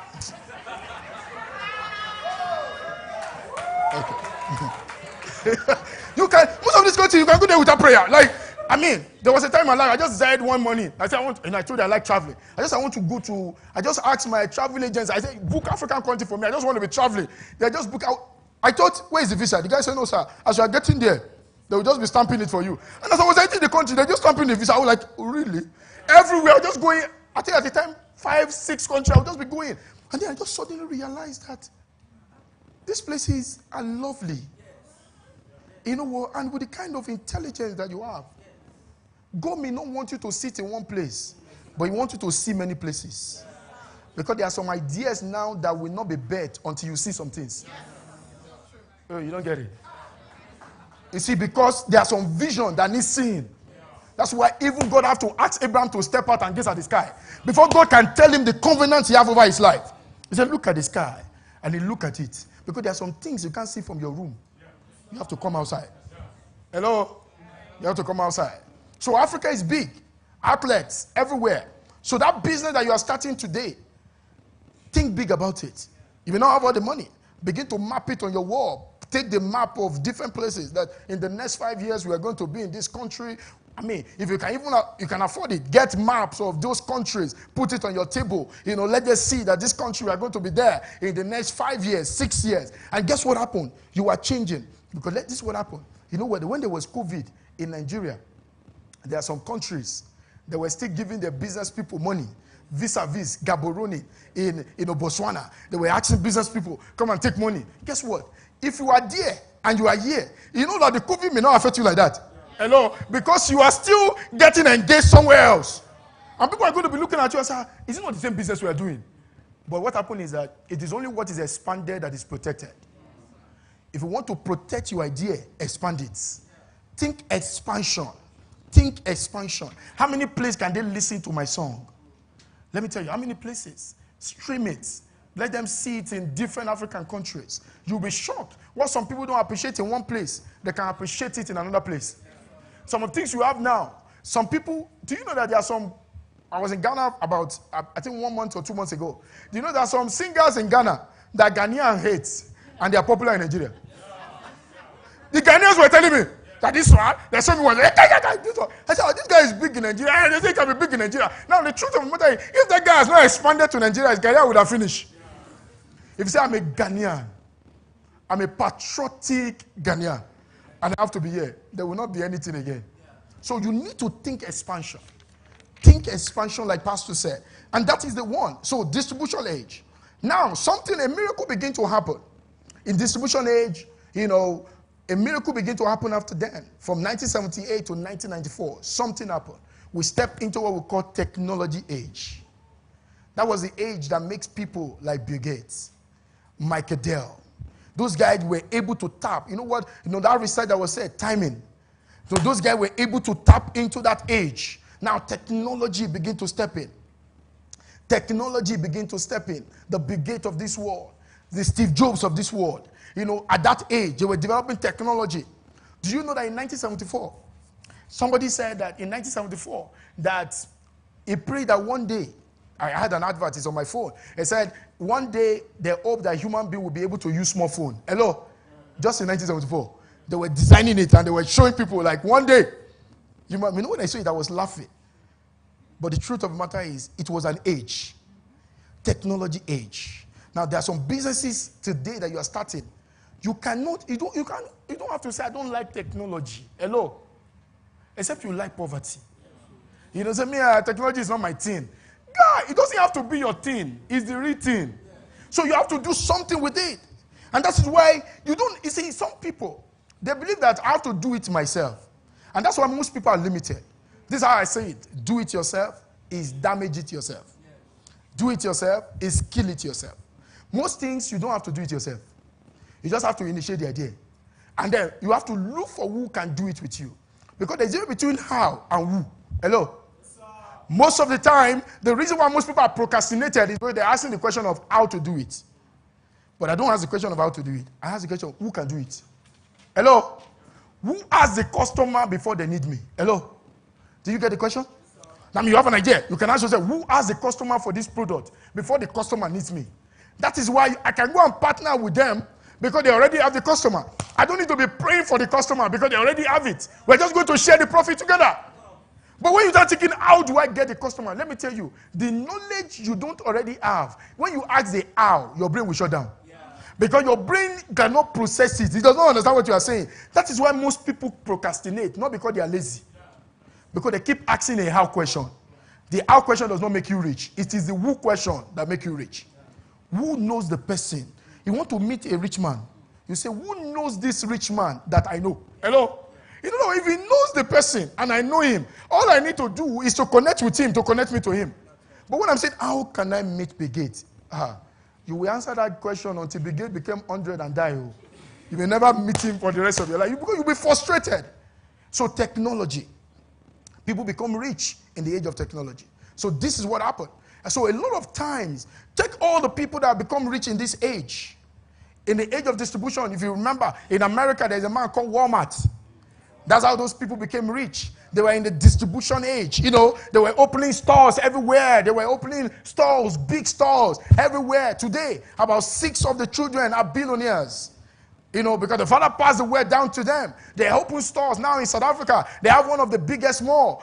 So what that means is, if you tap into the age and the wealth of your age, you will be rich. What happens is that most people are in an age, they want to make money from the other age. Hello? It's like you are telling me now that, I'm a typewriter. And I type so well.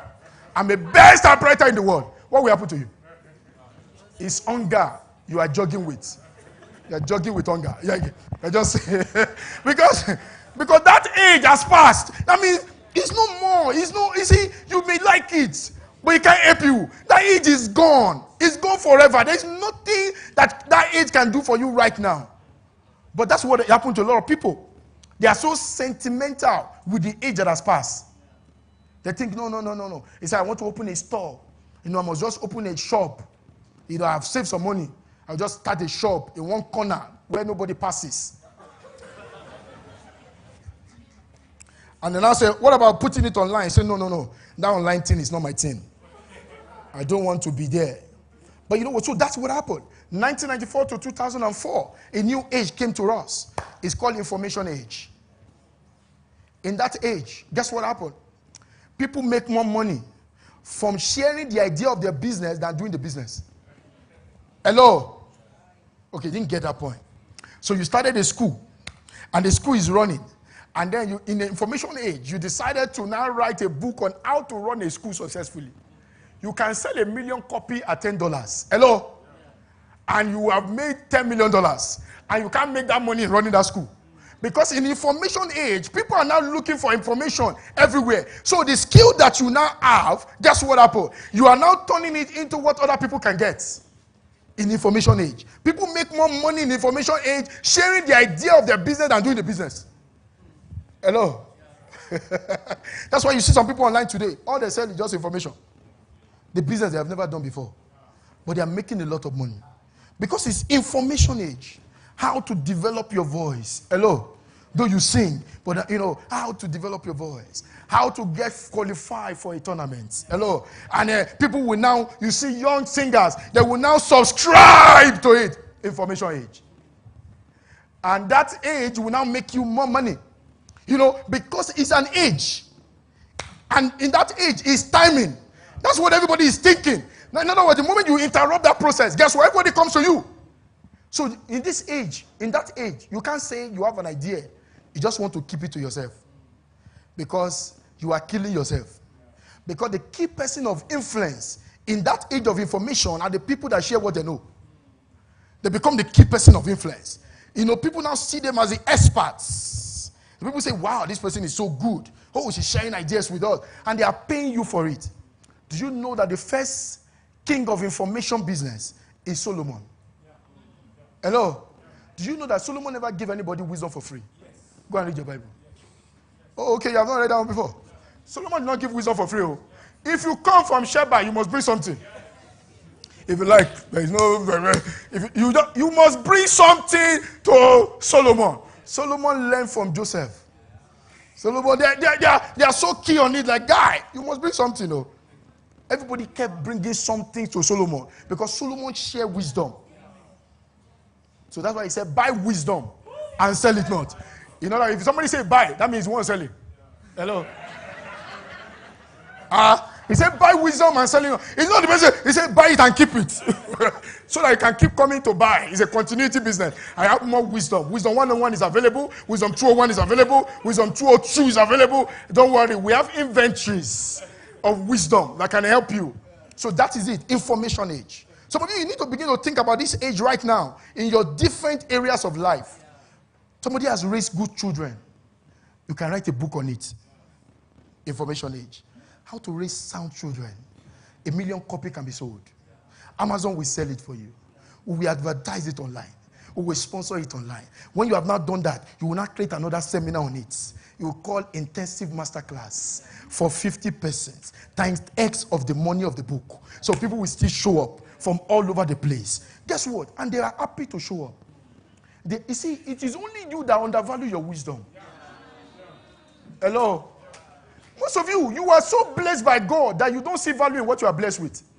You just say, me. Because most time, humans have a tendency to think what you know is common. Because you think, I know it. Everybody must know it. No. There is no... Who says that? You think, because I know it. Have it not happened to you before? When you are teaching some people something, say, but this thing is easy now. Why are you not getting it? You think so? It's not easy. It's because you have mastered it. That's why you think it's easy. And people pay for what seems easy to you so that I can make it easy for them. They will pay you more. People like things easy. Oh. That's why when you show them, you can show them how to be easy. They will pay you. So information age, that's what happened. People were creating wealth by sharing information of what they have mastered. Your pain that you have mastered, do you know that there is an information in it that somebody else wants to pay for? Information age. That is the point. That is what happened. So in that age, people were creating wealth. People were creating amazing wealth. So from there, we moved to another age. In 2004 to 2008, guess what happened? That age was very short. It's called technology edutainment, where people now begin to create technology and begin to make it entertaining to people. You know, all manner of things begin to happen. The technology know-how. People are now showing people, oh, this is how to do this. That is when the age of coding begin to show up. Now people now want to say, oh, I want to learn how to code. I want to be a master programmer. You know, there was a time in human history that programming was not for everybody. It was just for a few persons. So those people would think they are genius. They say, this guy can code anything. But after a while, and it came that this thing is now shared with human race. So that's why I tell people, in this age, like what Pastor said yesterday, if you are jobless, something is wrong with you. Because it means that you don't understand the age. And you don't understand how to leverage the age. That means, you see, there are some things that you think is a joke. There are some things you think is a joke that people will pay you a lot of money for. I think you're just, oh, okay, what can I say now? You see, there was a guy in America that he documented his life story. He was just writing it like a journal. So one day his friend came into his room and he saw the journal. And the guy just speaking, you know, like some people, they just see things. They don't even care. They just open. The guy was just reading. The journal now looked like a story. So when his friend came inside, he now dropped it. His friend said, he now said, well, who has this? He said, me. He said, well, I love it. The way you documented this thing. He said, wow, that's fine. It's just my life. The guy now said, well, but I know a guy. He's a producer. I think this thing can be a movie. His friend laughed and said, I read it in Time magazine. His friend laughed and said, my story. He said, let's just go. You have nothing to lose. Guess what? They took the story there. The producer said, let me think about it. And in 2 weeks' time, they called him. And they said, wow, there's a concept we're trying to work on. I think your story will be good for it. How much do you want to sell it? Yes, and guess what? I read in Time magazine, he sold that story for $1 million. And they paid him that money. His pain become his gain. Never undermine your experience. Because sometimes God takes us through the trash to create a treasure out of it. Never undermine your experience. Never undermine how you were raised. Never undermine who raised you. Never undermine where you grew up. Never undermine how you grew up. You see, all of those things are stories that can change your life. Some of you, you have just thought there is nothing so valuable like that woman, the wife of the widow. And he said, what do you have? He said, nothing except a jar of oil. He said, that jar of oil is where your miracle is. What do you have? A jar of oil? You see, the world is so hungry for things. Hello? The world is so hungry for things. Do you know the population of Ethiopia? How many of you know the population of Ethiopia? It's 110 million. And Ethiopia is so backward that they don't share the same date with us. Yes, they don't share the same date with us. I was in Ethiopia last 2 years, and you know what? They don't share the same date with us. There's some things you are aware of that they are not aware of it. I'm serious. They don't share. They don't do New Year. They don't have that kind of. They don't have New Year. They say their own New Year is October. But guess what happened? They have some money to spend, and they have the population. They have some money. Now, I have a friend that cooks soup. Now, the biggest order of that pepper sauce is from Egypt. Now, he gets a lot of order from Egypt every single day. He said, I like the pepper that is coming from Nigeria. Hello? And what do you like? Which pepper? Oh, the same pepper you and I take every day. Oh, this pepper is too pepperish. What's going on here? You may not value it, but there's somebody else that places value on it. Yeah. So business sometimes is not about what you like. It's about what people like to pay for. Yeah. So it's not like, you may so used to what will make you money that you discard it. Because you are used to it. You see it every day. You say, this shoe. I like this shoe. You say, this shoe. This one is not it though. The person answer, I want it. And I say, He said, I don't want to sell it. He says, how much will you sell it for me? And at the end of the day, the person is willing to pay more. So technology know-how. ability to show people how to do something. But lastly for today, before I share the other concept with you quickly, and this is the age where everybody has an advantage. And it seems as if I copy pastor's note or pastor see my notes. That age, nobody knows when that age will end. But that is the age we are now. It's called the partnership age. Hello? This age is so amazing. This age is so powerful that you don't need, I was sharing something with a brother that came to see me early this morning. And the brother was telling me about an idea that he had, and I told him something. I said, you know what? Who already has the customer for these products that we can partner with? He said, this is the age, oh. He said, I wanted to do something in our organization. Everybody was trying to tell me how to do it. I said, guy, I don't want to know how to do it. Who can do it? And I went to go and bring the person. Guess what? In less than 1 month, we got an exponential result from that thing. It looked like a miracle. But I don't need to be doing that again. Somebody already mastered it. What am I trying to be mastering when somebody has mastered it? What am I trying to prove? So tell me, what am I trying to prove? So Pastor Lekon knows something. He has mastered it. He understands family life. And I want to raise a family. I'm now saying, brother, I will just study this thing. I will spend 5 years. I will not stay any 5 years. I will go to him. I say, sir, Alpha, let's partner this thing. And before you know, you will see my family and say, my family is doing so well. You will not say, this guy is a genius. There is no genius anywhere. It's just people that are not telling you the secret of their success. Hello? There's no genius anywhere. You think that somebody is a genius. No. When I went to school, my professor said, if you want to pass, this is how to read. So I didn't have a first class because I was so intelligent. I had a 4 year before I followed a pattern. They told me the pattern. I went to the people ahead of me that said they are having first class. I said, guy, how do you guys read this book? I said, if you read this book like this lecturer, if you relate like this, you will pass. This is what you want. This is what you want. Is that all? I said, yeah. I will just do it and submit it. Hello? And then I get it. And somebody will say, this guy is so good. No, he's not that good. He doesn't know how to get what he wants. That's what many people don't understand. So in a partnership age, guess what? You don't need to have a team to be rich. A, B, and B is partnership. They don't own the house. Hello? You know, it's funny. They don't own the house. They don't only own the technology. It's your house. They only partner with you, and they get paid. Amazon does not own all the product. You bring the products, they get the platform, they sell it, they get their cut. Jumia in Nigeria, they did the same thing. Hello? There's a guy in India. Guess what he does? He makes sure that if you have a house, he will turn the house into an hotel. It's your house, so they will turn it into an hotel. They will share the money with you. Now the guy has a lot of hotels. Guess what happened? Age of partnership. Yeah. The Bible says two is better than one. Yeah. Because they have a better reward for their labor. Who can you partner with? Who has something that you have the strength to promote? Who has the promotional skill that you have the strength of what to promote with? They sit on the round table. Think about, guys, how can we work together? What can we do together? Let me tell you, Warren Buffett and his partner, they have never lived in the same city before.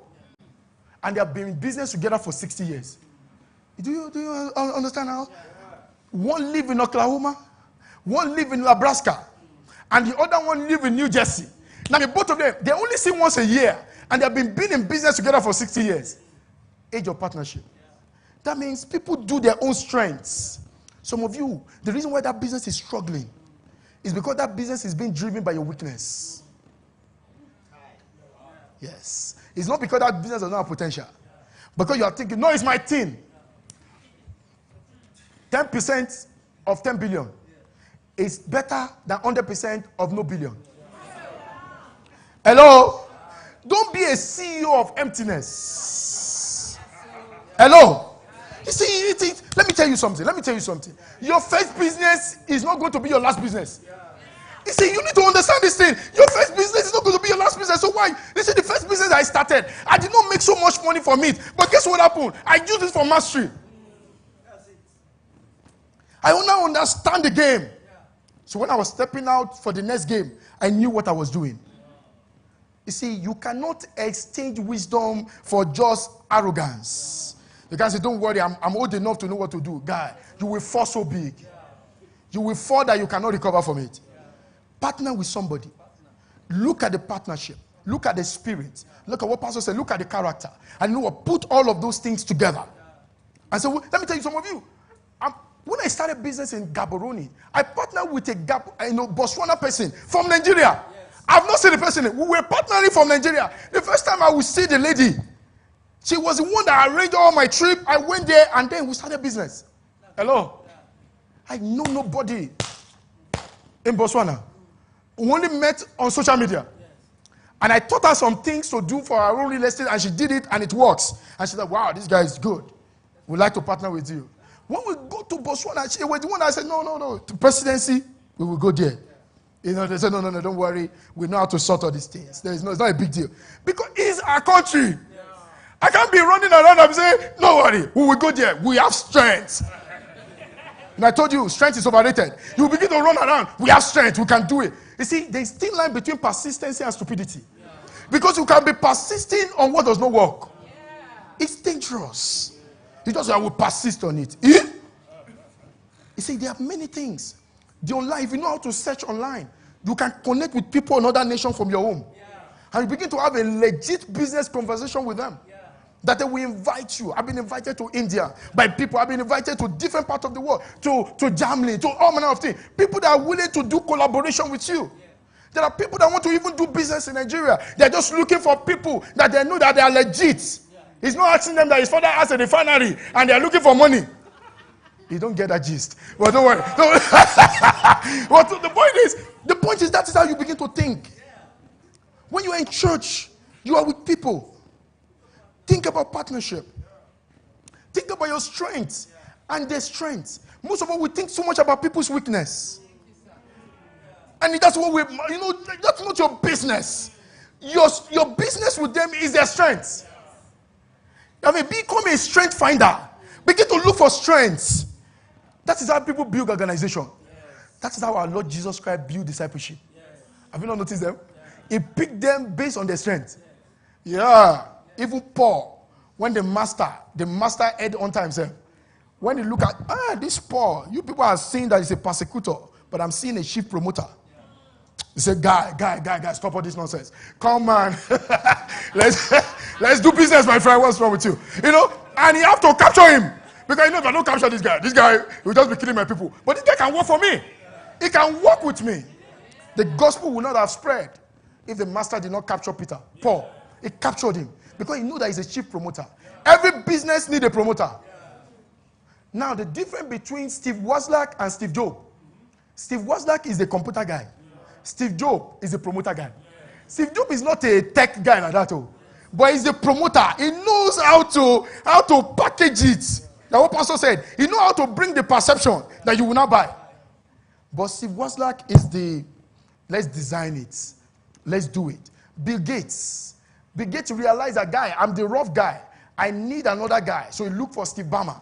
So Steve Ballmer, come and run this business. We went to school together, but you finish. Me, I did not finish. Okay, I run this business. Let me be doing this thing. That is how people do it. Because let me tell you, most entrepreneurs cannot run business. You see, that's what many people don't understand. You say, I can travel around the world because the business I do, I don't run it. Yeah. I don't run the day-to-day of it. Because I can't. I don't have the patience for that. Hello? I'm not that process person. Like you not sit. I can't sit down in one place for a low day. I was sick. That's why COVID wanted to affect me. You see, during COVID, I have to ask government of Nigeria to give me pass so I can just be taking a walk everywhere. Because I can't sit down at home. So that you need to know your strengths and you need to know your weakness. Who do you need? Some people, they even get married to people because of just love alone. They are not thinking about strengths.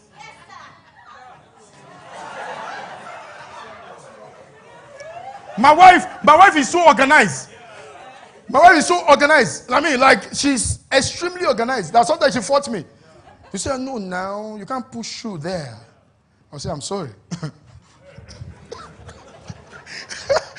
She's the CEO of the house. She's so organized. She organized everything. I've been watching.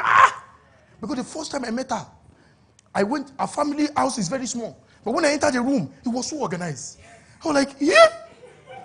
This one I said, well-organized house. In this small room, everything is in place. Everything, one room, but everything is in place. But you know what? Because you cannot carry two weaknesses together. It's a disaster waiting to happen. That's what many people don't understand. Two weaknesses cannot be together now. Me, I'm talking like this. I'm shouting. The other person too is shouting. Are we shouters? The other person, yeah. But when somebody is shouting, somebody say, calm down. Calm down. That's why relationship, even in business, lasts. Because two of us cannot be choleric and be running business. It will be dangerous. Because both of us want to be at the front. There will be problem. So look for your strengths. Outsource your weakness. This is an age of partnership. Now, if you understand this age, going forward, everything you do, you begin to weigh it in that way. Let me tell you, some of you need to restructure your business. You need to rework your idea. And say, what do I need in this idea now? Begin to think like a coach that needs players. And you know, if you want to hire players, you hire strength, not sentiment. You don't do that. I like him, he's from my village. You don't need that. You need strength. He said, I like his face, the way he looks. Looks cannot do this thing. Strength. What strength does he have? That's the point. Because at the end of the day, when we have strength in every area, strength in administration, strength in operations, strength in marketing, you don't see that the business and with a good spirit, guess what? Everything just begins to blossom. Everything just begins to blossom. Like for instance, an organization, if you want to do any promoter, so they know they will hire me. If my organization will hire me, I'm the one that will promote. They will say, don't worry. I said, don't worry. Is it to just talk about this thing? Don't worry, I will do it. Just give me 24 hours. But you know what? Somebody else have to do the rest. So what are you going to partner with? Who are you going to partner with? Look at your idea. Look at your business. Look at your career. Who are you going to partner with? Now, all this age I have mentioned are the age where people begin to change their lives.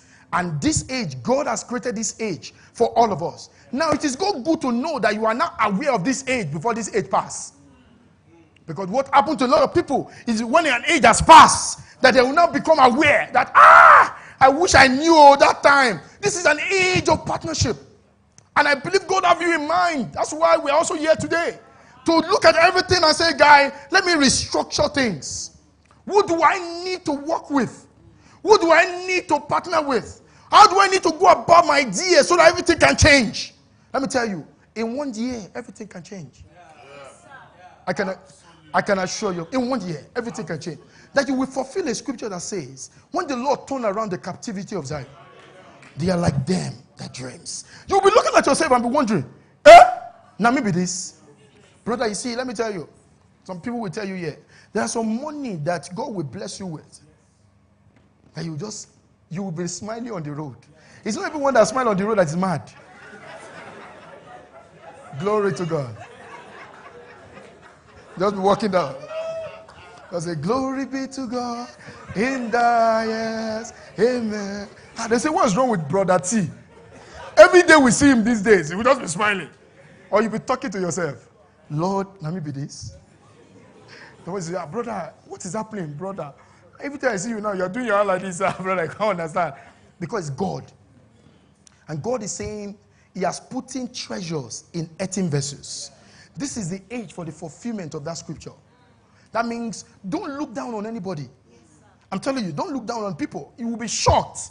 You will be literally shocked how somebody can just connect you to something. I'm telling you, somebody will just connect you to something. You're like, guy, we're looking for this. Begin to be someone that is looking for people. You know, don't be tired of looking for strength.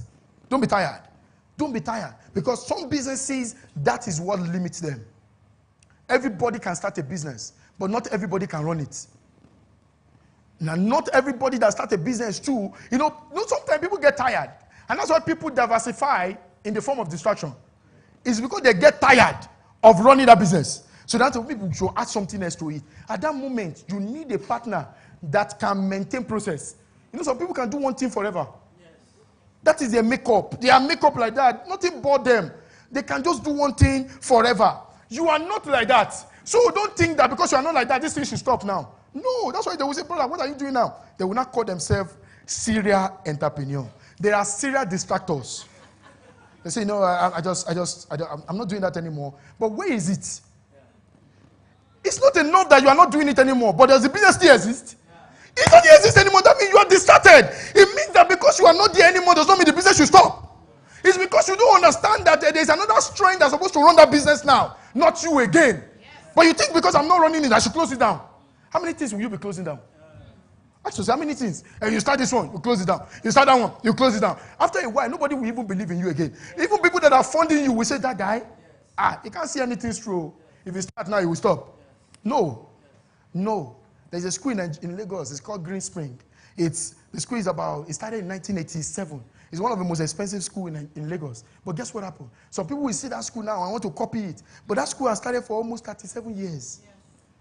Now, it's funny. But that means some people maintain the process and keep running it year in, year out. Some people are running it. Some people sit on the process. Now, let's revert it. Find the strength that can work with you. Let me tell you, Nigeria have crisis. But Nigeria also have a lot of fortune. You must be able to juxtapose it. Most of us, we are so used to the crisis that we can't see the fortune. The fortune begins with people. So lastly, I hope that makes sense to you. Yes. Lastly, what I promised you to tell you, I'm telling you in 4 minutes. Now, this is what happened. Pastor said something today that is very striking. And I was very grateful to God for him. Is it money?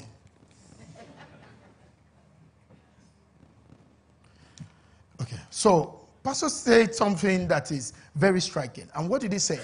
Is the fact that many a time, people, I've met people that will say they're doing a business, and maybe because they see me, and maybe what I do become quite shining. Oh, Tade makes money at a particular time, real estate.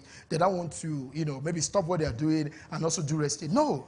And all my life, for the past 10 years, I've been talking about these things to people. I've never encouraged anyone that does business to now stop his business and say, go and do real estate. Because real estate, like every other business, is very hard. But this is what happened. There is a formula for personal wealth creation. And the formula is called FS is equals to ES times IS.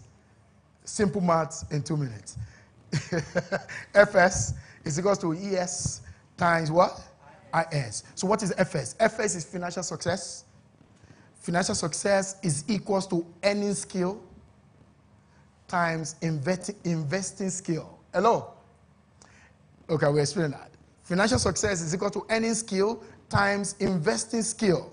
Now, what does that mean? It's very simple. There are people that you are running a business and the business is making money. It's making good money. But this is one thing I realized 7 years ago that changed my life. My business money, my business economy is not my personal economy. Yeah. Hello? Yeah. Do you get what I just said? Yes. Your business economy, that's what Pastor said about corporate structure. Your business economy is not your personal economy. You see, most people think because a business has money, that means they have money. No! That is what we cause trouble. It means that you believe that every time the business has money, you should spend the money. No. That means as the business is making money, the business is giving you some money. You are now using that money to also build your own personal economy so that your economy can also be strong, just like the business economy is strong. The reason why people cannot have a business succession is because their personal economy depends on the business. That's why people cannot leave the business and walk away and make somebody else run it. You know why? Because their students' school fees depends on the business. Their personal life depends on the business. So they are always watching like devil everywhere. If they see somebody talking inside the room, they say, what is he saying?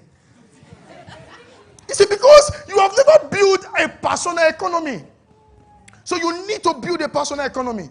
You need to get these things that will structure you. So what do you need to do? Take some money. Begin to buy from the money you are earning. Learn how to invest. You buy personal asset that is different from the business asset. Every business must have an asset. That means you are buying asset for your business. You are buying asset for yourself. That means my children's lifestyle should not be dependent just on the business. Because my life should not be dependent on the business. I want to travel. I want to go on a trip. It should not depend on the business. There is a stake I have in the business. There is a money that the business paid to me. All of these things, I'm also using it to build my personal economy. That means my personal economy is for my family. Because I may choose to sell the business tomorrow. And then when they are weighing the business, they have to weigh it as a business. Not that I say, my student's school fees, or you people should remove it from there. It is not. It has nothing to do with it. So what I'm telling you is begin to build assets that is independent of your business. So you may not do real estate as a business, but you must do real estate as your personal economy. Yeah. So it's your personal economy. That means your business have asset that is paying you a lot of money that is for your business, that is for your family, that is not necessarily for your business. You may be in garment business and your personal business is real estate. Hello? So people may look at you and say, but this garment is not been paying for a while. Why is this man still living like this? Because your personal economy is what? Strong. Do you understand what I'm saying? My time is up. I'm very conscious of time. But just give me 2 minutes. Please, I beg of you. So the point is this. You have to be mindful of that process. You have to understand that this is... So on that note is what I make you tell you about the asset in this land. It's for your personal economy, not for necessarily your business. Don't abandon your business, but you can build a personal economy. So what is it? When you come to a nation, when you come to a community, there's what we call compel. How do you know where a land can make you money? How do you know where you can buy a land without luck, but with law that can make you a lot of money? Number one, always follow the formula of commerce. Hello? Look where there is commerce around, okay? Look where there is trading around. Look where people, gather together. You may not buy the land in that place, but anywhere that is close to that place is going to make you money. In the next 24 to 36 months. It's a law. It will make you money. Because humans are designed to migrate. Do you understand me now? So the first thing you look for is the commerce. Where is commerce around here? So you will need to map out, jaws and say, where are the commerce around here? Anywhere that is close to that place.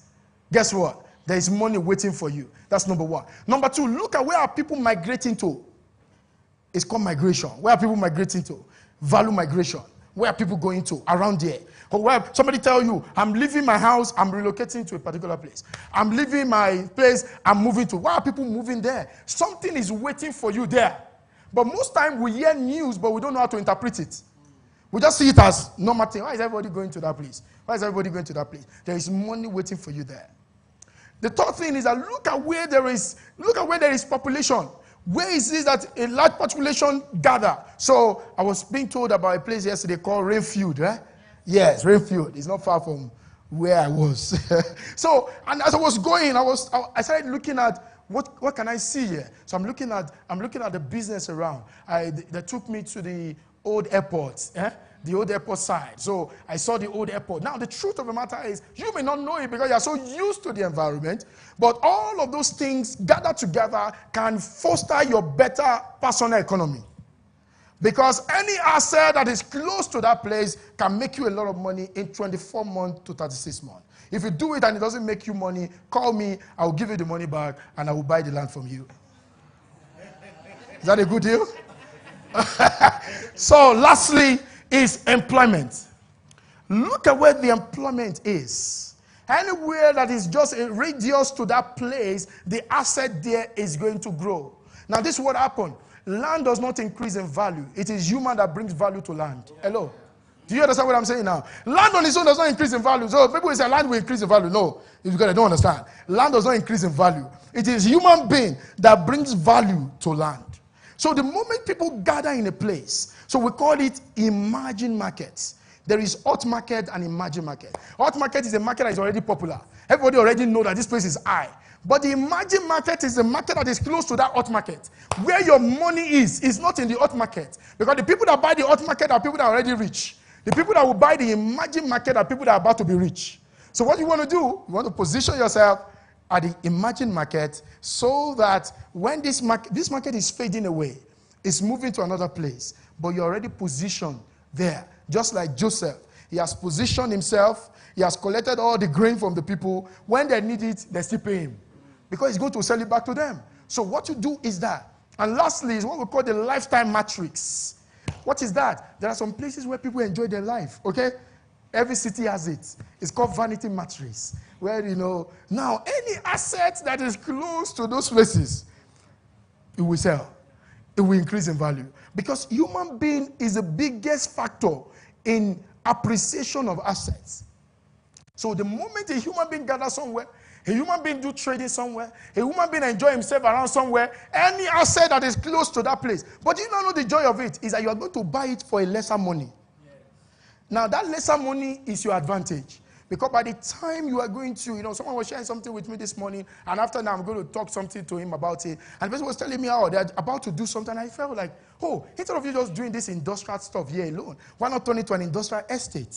So in the same jobs, you just turn it to an industrial estate. So while you are still manufacturing whatever you want to manufacture, people are still living within that space, and guess what we have sold the land to them? You. So the same land that you have sold to them for industrial estate is what you are going to use to build your industry. Because you have just created a master plan.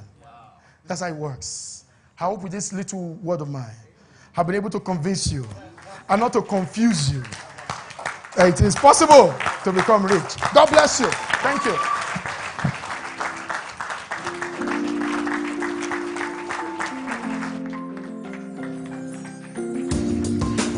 I think it should be more. I mean, it should be more than these. He deserves more. Thank you very much, sir. Oh my goodness, he has unleashed a lot. Like sitting down there, listening to him, listening to everything, trying to digest it was really a lot. And I had to do it as he's speaking. It's really a lot. Please take your seats. Thank you very much. Thank you very much, Coach Tade. That was a lot. You unleashed a whole lot. There was so much wisdom in all of that. I know some people now in their heads, as they've talked about imaginary markets and stuff, they're already like, Kwang is next to Rayfield. No, I'm Adiko. You're already thinking where you want to go and get land. May God help us. Thank you very much again, sir. That was really a lot. And I just want to urge you all that it shouldn't just be now. Like you are feeling so motivated now. Kustadi has gotten your temperature up to something beyond what you can control. And then you are so excited. It shouldn't just die here. He mentioned just to the world. There's just so much. Let's not just feel so excited now and just after stepping out of this place, you just ponder over it for a few times and then you're like, let me not be the one to start it. When someone starts it, I'll follow through on it. That was really a lot. Times are changing. He mentioned something. I listened to one man on YouTube, Myron Golden, and he mentioned most of these times and how the history of money and all of that. But then it was really more elucidated now as he explained it. So thank you very much, sir, for all of that. Another thing I would want to bring a notice to is the fact that we want to trend. We want to trend. So this is Leverage 6.0. You can take a quote. All of you that have been like, oh, Rema, go on, sir.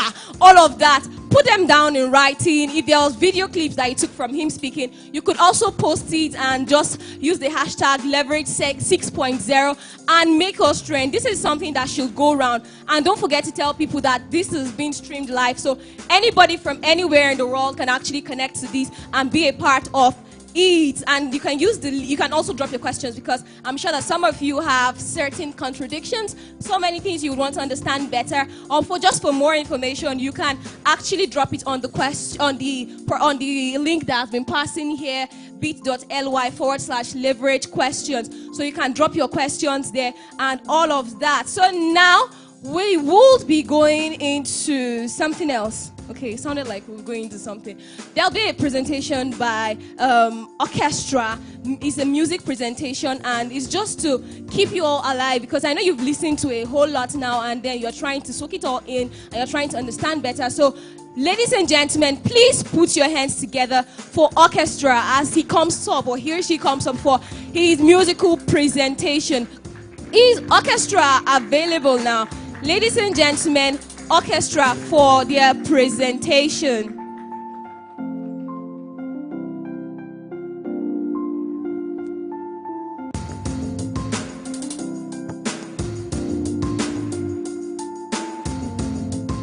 Testing. Okay, good afternoon, everyone. Well, my name is not orchestra. I'm Faith Pastor. And please let me celebrate our father in the house, Reverend Kola. Thank you so much for this opportunity to be here today. And Coach Thaddeus, oh my God, I was blown away. If you want to talk to me directly. Stop going through corner. I was so blessed. Please enjoy.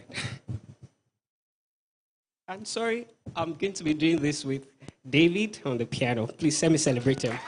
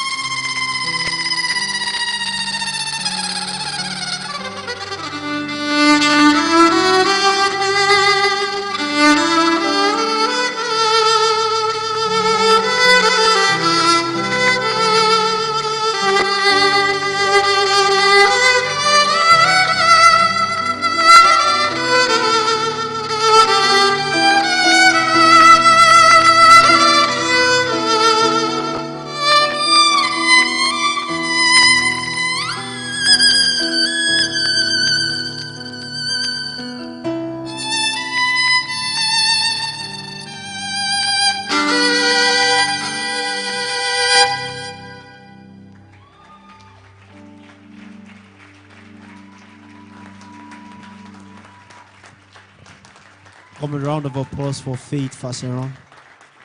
He's called the String Priest. Amazing piece by Faith. Thank you so much. It's been an amazing session with Leverage 6.0. I do not need to emphasize how much of a blessing it has been to everyone who has attended so far. The sessions has been very great, and I'm sure you've been putting notes down and then taking points for action as well. We have a culture at Leverage. We believe so much strongly that meetings like this should not just be such that you are talked to. As a matter of fact, it's important that you should also be able to communicate same back to the facilitators. What I mean is not that you should tell them what to do,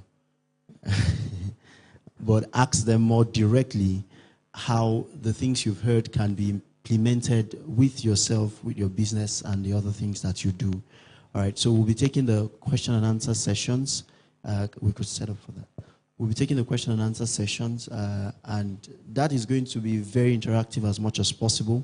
We intend to make sure that if you have any concern, we've asked and sent a link across already. I have a couple of questions here that I will be attending to in a short while. And I know that our facilitators would give answers and justice to it adequately as it's supposed to be. All right, so if you've sent your questions, we'll get them here. And we'll give room at some point as well to persons who might have questions in the audience. When that time comes, we know that you want to thank the speakers. Now listen, on your behalf, thank you so much, sir. I was very blessed. My life has turned around. In fact, I can't recover from this. So don't do that. Just go straight to the question and make sure that you make your point in a short statement, as brief as possible. If you're around on Thursday and on Friday, you'd realize that the sessions has been one from Dr. Shola. He has a way of, I don't know how to describe it. There's this, okay, let me use a different illustration.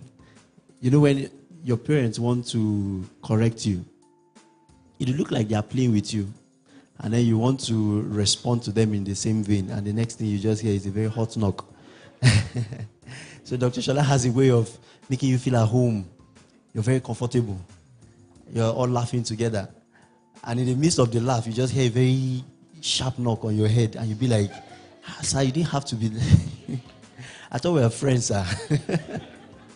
And immediately he goes back and he starts, rubbing your head again, and it looks like you're all fine and okay. And the next thing you hear, a very sharp knock again. Just to let you know that that's a unique way of his delivering the content from his own side and session. Are we all set up on the stage? I don't think so. Not yet. Okay, we can make that very quick.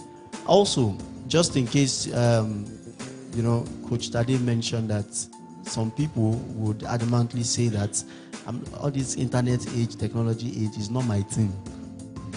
If it's not your thing, we will make room for you, just in case you don't have an Android phone. You can write your question, and you are shy. I'm not a people person. You can just write on a sheet of paper, and don't write your name so that I will not know it's you. I will not call your name.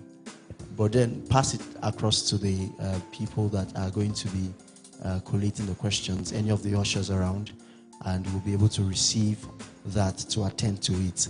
Also, yesterday while I got home, one of the things that Coach Tade mentioned was that there's a way that rich people think. And he was saying you must sell something. So I was journeying home, and I was like, what can I start selling now? I was even home, and I was like, I was just pacing back and forth. What can I start? What can I sell? What can I sell? I was thinking like a rich man. And it was time for me to eat. And the moment I saw food in front of me, I remembered that rich people don't bother about food. So I was just like, no, this rich man mentality needs to sink in. So I strayed away from the food. And I remember that session was for 9 this morning and I had to be here early. So I went back to the food. Because a rich man would need strength to...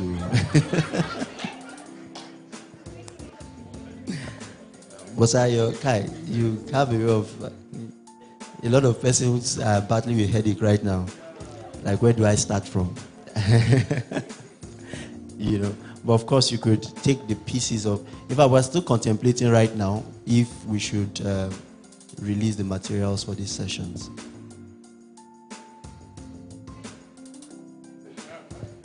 If you notice that I didn't say anything, you're the one saying that we should sell. So we should sell it, Abi?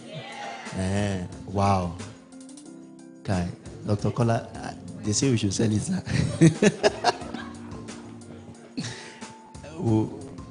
We'll see what we can do about that. But just note, you're the ones that said we should sell it. All right, so we'll put that into consideration. Please, I'd like to invite our faculties upstage at this moment. First and foremost, who has been a blessing to us on Thursday and on Friday with amazing sessions as regards to personal development and also on purpose discovery. Please, can we receive and celebrate Dr. Shola John as he comes up stage. You're welcome, sir. Also, giving us a lot of doses and punches back and forth from Thursday to Friday and now this morning. Please, can we receive Coach Tade Cash as he comes forward as well. You're welcome, sir. And of course, to our chief host for this event, a man of many colors and flavors. Please, can we receive Dr. Kola Ojo as he joins the faculty of stage.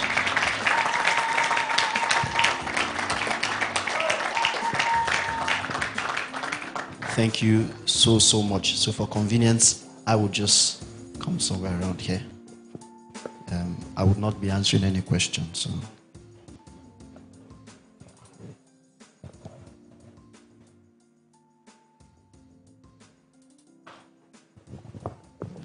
All right. A mic to everyone. Okay, you're using one. All right. Awesome. Okay.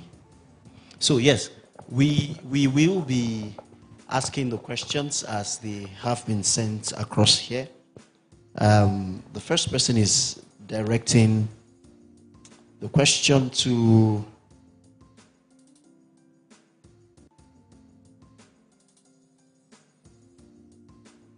okay, just a minute.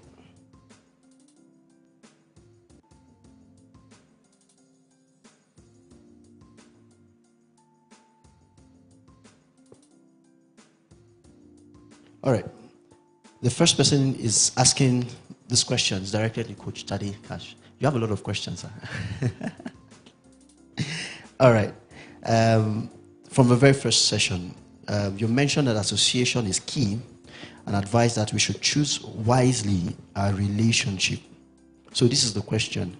How can one deal with a situation whereby one's family is of a negative influence? This question is from Chioma.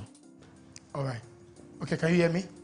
Yes. All right, good. So, there are some relationships that are very constant, and one of such relationships is your family. You know, you are born with it. You have to deal with it. And so what that means is very simple. So you have a family. You know, the Bible makes it very clear when Jesus was describing who is your relative. Now, it did not say who is your necessarily someone that you are born with. Your relative as somebody that think alike like you.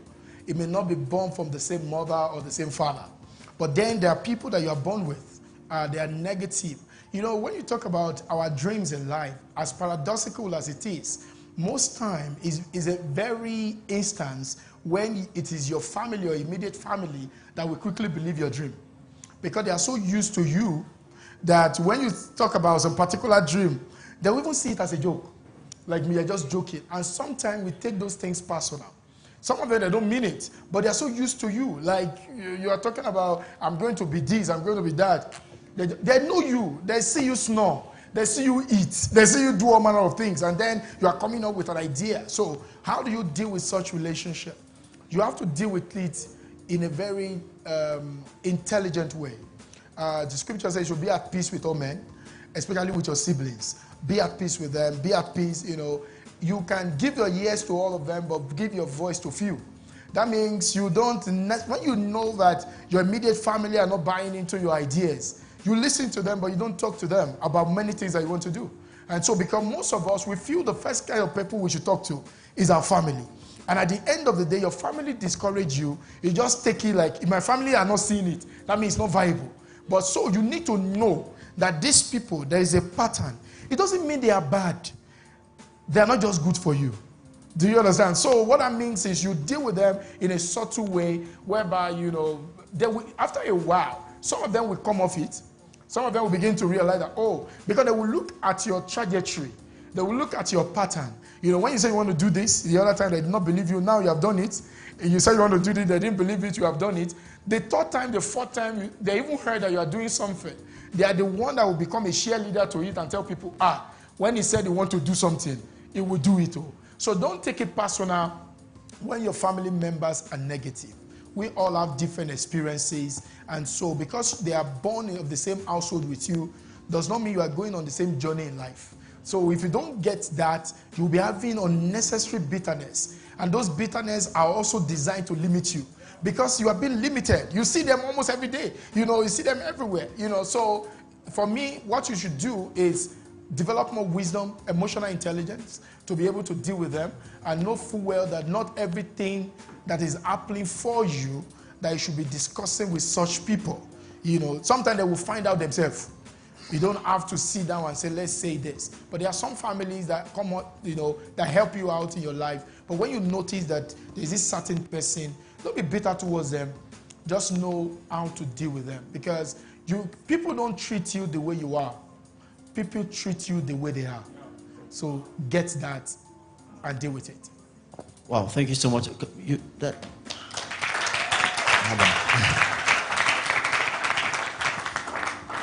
I thought we had addressed this issue of you should know when to clap. All right, thank you so much, sir. This second question is a very, very funny one. But then I will still ask because I'm interested in the answer. A very funny one, sir. My question goes to the church, so Dr. Kola would first answer. And then Sir Tade Cash. Please, can we have you again for next year's leverage? That's the question. And the person is referring to the fact that the first day he couldn't sleep after you spoke, and I'm sure the person will want to. So I would leave that to be a conversation between you and Dr. Kola, and that will be settled afterwards. Okay, let's take someone from the general audience. If you have a question that you have not sent to the link, if you have sent that to the link, definitely I would attend to it. Someone who just wants to ask centrally? All right, awesome then. So I move on with what I have here. Okay, this question is directed to Coach Tade Cash again. He's asking, sir, you talked about documenting our life processes. Please, sir, how can one do that systematically? Is it by writing on the experiences, or just a short excerpt, a long note on the experiences, or just a short excerpt? Also, how can one follow through the process of execution from things learned, especially here today? Just an advice from you. Thank you. All right, thank you very much. So the first thing you do when you talk about documentation is buy an expensive journal. And I say expensive for a reason. Because it's expensive, you want to use it. Because you know that your money is involved. That's number one. And then make your experience, document your experience daily. That means before you go to bed at night, check out everything that has happened today. What happened? Document it. And then pick the lessons from it. And that's how I've lived my own life. You look at things and you will be amazed the amount of wisdom that reside in you that you have not been able to process by just looking at your whole day. Some of us, we never process our day. We just get home, we eat, we bathe, we sleep. That is the end of the day. But when you spend 30 minutes, look at the beginning of the day from when you wake up till everything that happened. Like something happened today that I'm going to document when I get home tonight. I saw somebody that is a professional liar. When we go to that place. The guy was supposed to, I was shocked. I mean, like, the guy came to our car and he wanted to he said, we cannot pass. And then he closed the door, he closed the road. And then later on, the pastor came down to go and meet him and say, well, we are going to church here. And he just said, but I asked you now, you should have told me you are going to church. You did not ask us anything. So suddenly, as I was sitting down there, it occurred to me that it is what is inside of you that you bring out in a moment of emergency. So most time, when you understand that, you just realize that, like what the speaker, the pastor said yesterday, we don't just grow old, we have to grow up. By documenting, you grow up. Because there are some things there are wisdom that today you will pick up from today that will make tomorrow better. That there are some things you will not do tomorrow because of what you learned today. But if you have not learned anything today, you have not documented anything today, remember, the weakness of human being is forgetfulness. So because you didn't capture it today, tomorrow you have forgotten what today, the lesson that today brought to you. So those things are what you do. So buy a journal that you can document. Some of you can use your phone. If you have a very, well-documented phone, you can just use it every day, day 1, August, so. Before you know it, guess what happened? 365 days. You will go back on maybe a few days before the end of the year. You are now checking everything that you wrote in January 1st, the things you learned in August 31st. You just suddenly realize that, I wrote this down. That your life is becoming more refined, and that is how I believe you can document. And there are some things you wrote in August 10 that next year, August, by the time you are checking it, it just suddenly dawned on you that, guys, my life has really expanded. So most of us, that will have gone a long way. Let me tell you, some of us think that got us angry today. When you get home in the night and you are documenting it, you will see wisdom in it. And suddenly, you will suddenly know how to deal with human being in a more better way. That when people see you tomorrow, they say, this brother is becoming wiser. The way you even deal. Nobody spoke to you. It's just that you document your day. You observe yourself. You become a consultant to yourself. You are looking at your day from a non-judgmental perspective. And you see how everything went, and you write something, a lesson that you pick from that day.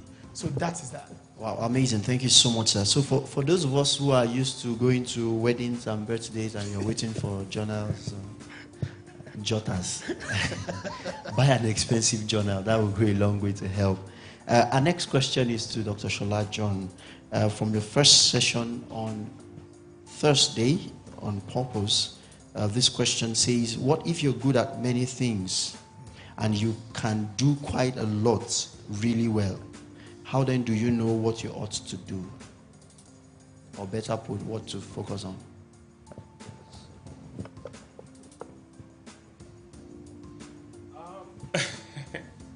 As you were answering the first question, my life was playing before me.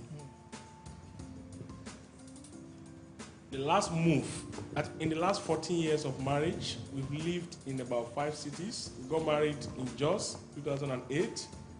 We've lived in Southeast, South, and then we are back to the North.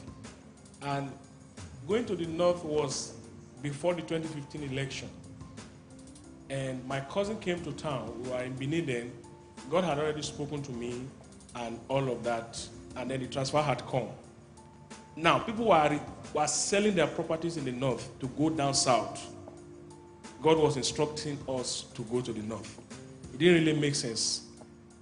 I shared with my cousin, and he emphatically told me not to go with my family and mentioned my elder brother. Now, this is my cousin, and he was mentioning my elder brother, saying to him, listen carefully, that if you go beyond Abuja to the north, you have no relationship with me anymore. Now, this is his mentor. It's my own elder brother. If he's telling my cousin, then what will he tell me? That night in his hotel, I learned wisdom, and I kept my mouth shut. I moved with my family, and we entered into Zaria 2:30 a.m. Military men were asking us, what are you going to do in the north? What do you do? People are living there, you are going there. We got into town that night. I never told them I went with my family until about 3 or 4 months later, we were speaking with him. And he said, how is my family? Hope you are hearing from them. And I said, they are with me. And he said, but I thought I told you. I said, yes, you said so. And that was what ended the matter. I studied theater art, first degree, second degree, PhD. My siblings were fighting over what I should study. You know, I was giving you model of people about purpose. You didn't understand what I was saying. I've suffered it. And I came as a last born of 7. You have no choice. 6 people will talk before you can talk. And everybody wanted me to study one thing or the other. Then I said, if they wanted me to study something, then there's something I want to do myself. Yeah. Unfortunately for them, it's not something that look appealing to them. And so, one actually told me, after my first degree, I should look for something to do to cover that. Anyway, I spent over 10 years in the aviation industry. And when I mean aviation industry, technical part of aviation industry. Okay? I brief pilots. I brief crew members. If you want to shut down the airport where I work, you must come to my office. Without my signature, it will not happen. Yet, that is the course I studied. When I wanted to do my PhD, the same person that said I should look for one course to cover it was introducing me to professors that if I needed any assistance. The truth is that it is your life. No matter who advises you, you will be responsible for your decisions. Be careful who you listen to. Thank you. Just to add to what you said.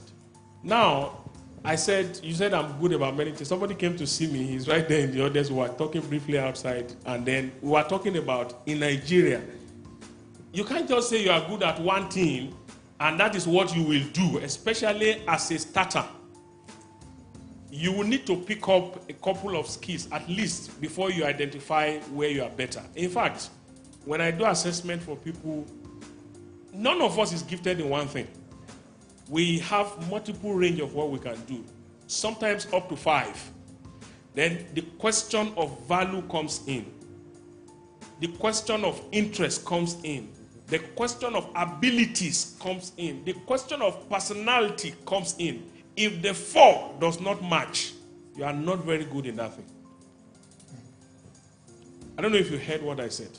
I said once you know you are good in plenty of things, then we begin to look at your personality. We begin to look at your interest. We begin to look at your abilities, including your technical know-how. Then we begin to look at your value. You can be good in certain things, but because it doesn't give you time for what you have value for,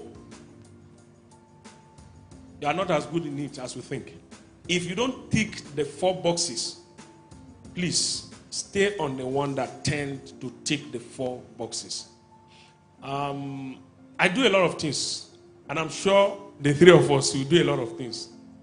But there's something that takes higher percentage of our time. I'm a pastor, for instance, and I have about 13 people under me in leadership alone. 3 pastors and then deacons and deaconesses, under me. One of the things I have learned, pastoring is my calling, and it's something I do with ease. Permit me to say that. I didn't tell you when I was telling you about purpose. Sometimes you may not necessarily like it. Now, if you ask me, I don't think I really, if God discuss with me, I'll tell him, God, you know what? Let's do some other things, Because a true pastor is not the one you see on social media. We are burden bearers. And sometimes people have no idea the burdens we bear. And so because I have siblings, some of you know, I have a firstborn, secondborn, thirdborn, they are pastors. Of course they have, their jobs also. So I live with them. I know what it means to be a true pastor. I didn't really like it, but I know it's my calling.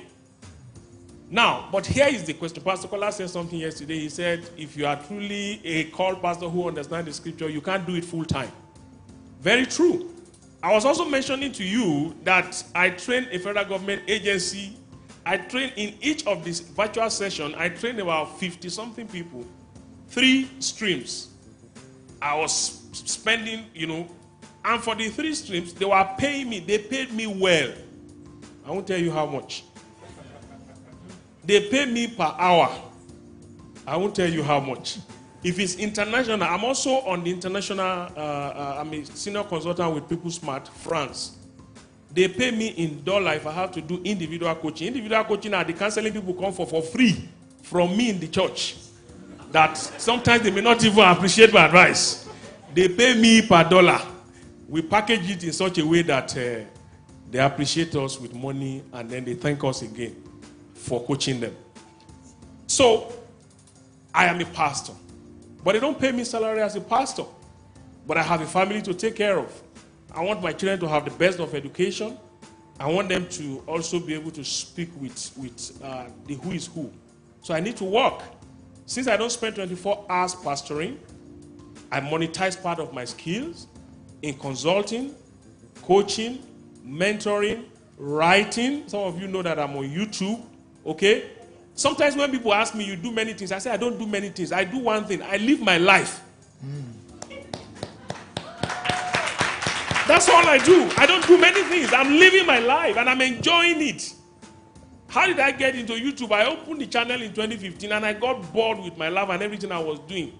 I've written a book. I still have many more that I'm going to write. And I just knew I had always wanted to do this. I called a studio guy and then we got on. And I felt good when I started it. So I'm living my life. I'm not doing many things. But of the things, of the ways I'm living my life, part of them are paying the bills, and part of them, they are fulfilling my purpose.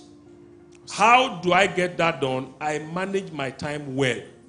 Like now, I am in Jos. I'm not attending to any church issue. I handed over properly. Anyone, they cannot, if they need to sign a check, when I come back, I will sign it. I don't sign check by abstract. My grandfather did not leave that child with me. He went with it. I don't kill myself over what I cannot change. Hey, church has this need. If we don't get it now, it will collapse. I'm sorry. Jesus died for the church. I did not die for the church. I hope I answer your question. Very well, sir. Thank you so much. We really appreciate that. Thank you so much. The next question is to Dr. Kola Ojo. But I'd like you to weigh in a bit on the last question if you have perspective to share on it, on diversities of things that people can do and how they focus on one. But additional to that is this question which says, how do you set up your working capital? And do you increase it part-time? Peter is asking. Okay. Sometimes the same question often will come in terms of people think that I do so many things. And I wonder, I look at it, I said, look, I don't do many things. I do just maybe a couple of things, you know. But I like the way you put it. I'm just living my life. And there are expressions to your life. And based on value, based on priority, based on, you know, abilities and personalities, from time to time you find the various expressions of who you are. But I think that, you know, doing what you like and your personality and abilities and values, people don't even have values behind what they are doing. It's just something they saw because they're impressionable. It's working for this person, and let me just try it out. It's working for that person, let me try it out. And that's why part of the lessons we learned in this weekend, you know, is talking about shape. If you take the shape test, I think it will help you narrow down what you should be doing. Many people have not even discovered themselves. Someone hung himself around Tina some years ago, and when I heard it, I said, how can you kill yourself when you don't even know yourself? Yeah, so there's a lot of value in us, and we don't even know them, you know? So I think you need to sit down with yourself and start discovering yourself. One of the speakers talked about, you know, enjoy yourself. Have time with yourself. Get to know you, explore you, so that you can live well with you and also give more to people that are around you. Now, your improving your working capital is based on the trajectory of where the organization is going to. Now, your product line, and for example, we had a software we designed sometimes 8 years ago, and we started pitching it around just to do it. We felt that this was good to share with the world. Based on the feedback, based on the assessment, we've plugged in the feedback. We ran it with 33 schools. Those 33 schools, they told us what they didn't like, what they liked, what was good, what was not working. We saw some faults, some errors, coding, automation problems, and the rest of them. And going back and forth around it for over about a year plus, we ran it for the entire term so that we can understand it. For a university, we ran it for the entire session. So we saw the bugs and every areas that needed to be worked on. But we also saw the potential of that business. And so we allocated more resources in terms of finance to that particular product so that we can expand it. That's where you start thinking about getting investors. That's where you start thinking about partnership. And it was partnership that now took us to a particular state. Okay, you have this, and we have a state. We know the people, you have the product, so let's partner together. And that's how we entered into various states.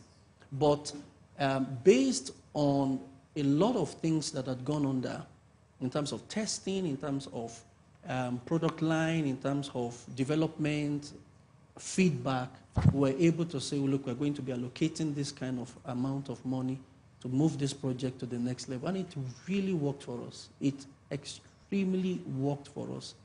Like really, really worked for us. We broke into different states and we got value for the money. And what we put in was not as much as what we got from it. So based on, you must have done some of this groundwork and you have seen it work in different places, all around sectors.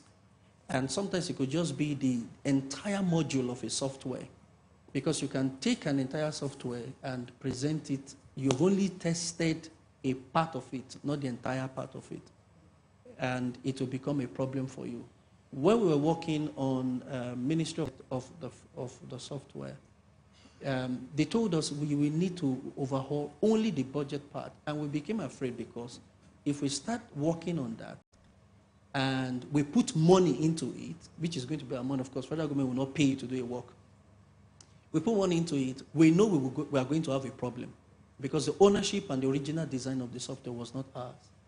And so, and it's a system. By the time you start plugging in what you have done into an entire system, you have a problem. So we rejected it, because it's a risk that we're not willing to bear. So based on the testing that has taken place, the feedback and all that, and the trajectory of the market response that you have seen in line with what you are doing, you can begin to add some more money to it to say, okay, let's see, if we put 1 million here, what will it do? If we had another 5 billion, how far will it get what we are doing, and how will the market respond to it? If you are into distribution, for example, Irish potatoes, and you're sending from Jos to Lagos, and you've been sending based on maybe 100 to 250,000 naira capacity, you've seen the market, you've seen the trajectory. Now, when should you add more to that working capital? Is when perhaps you have partnered with Coach Tade, who knows people that can distribute. Or Dr. Shola, who knows people that needs it. And you say, okay, fine, based on that, I can then get some more money to add to that, to my supply chain and distribution chain. But until that, if you keep increasing the working capital without a market in view, you will have a problem. You will just be producing and you are not getting value for money.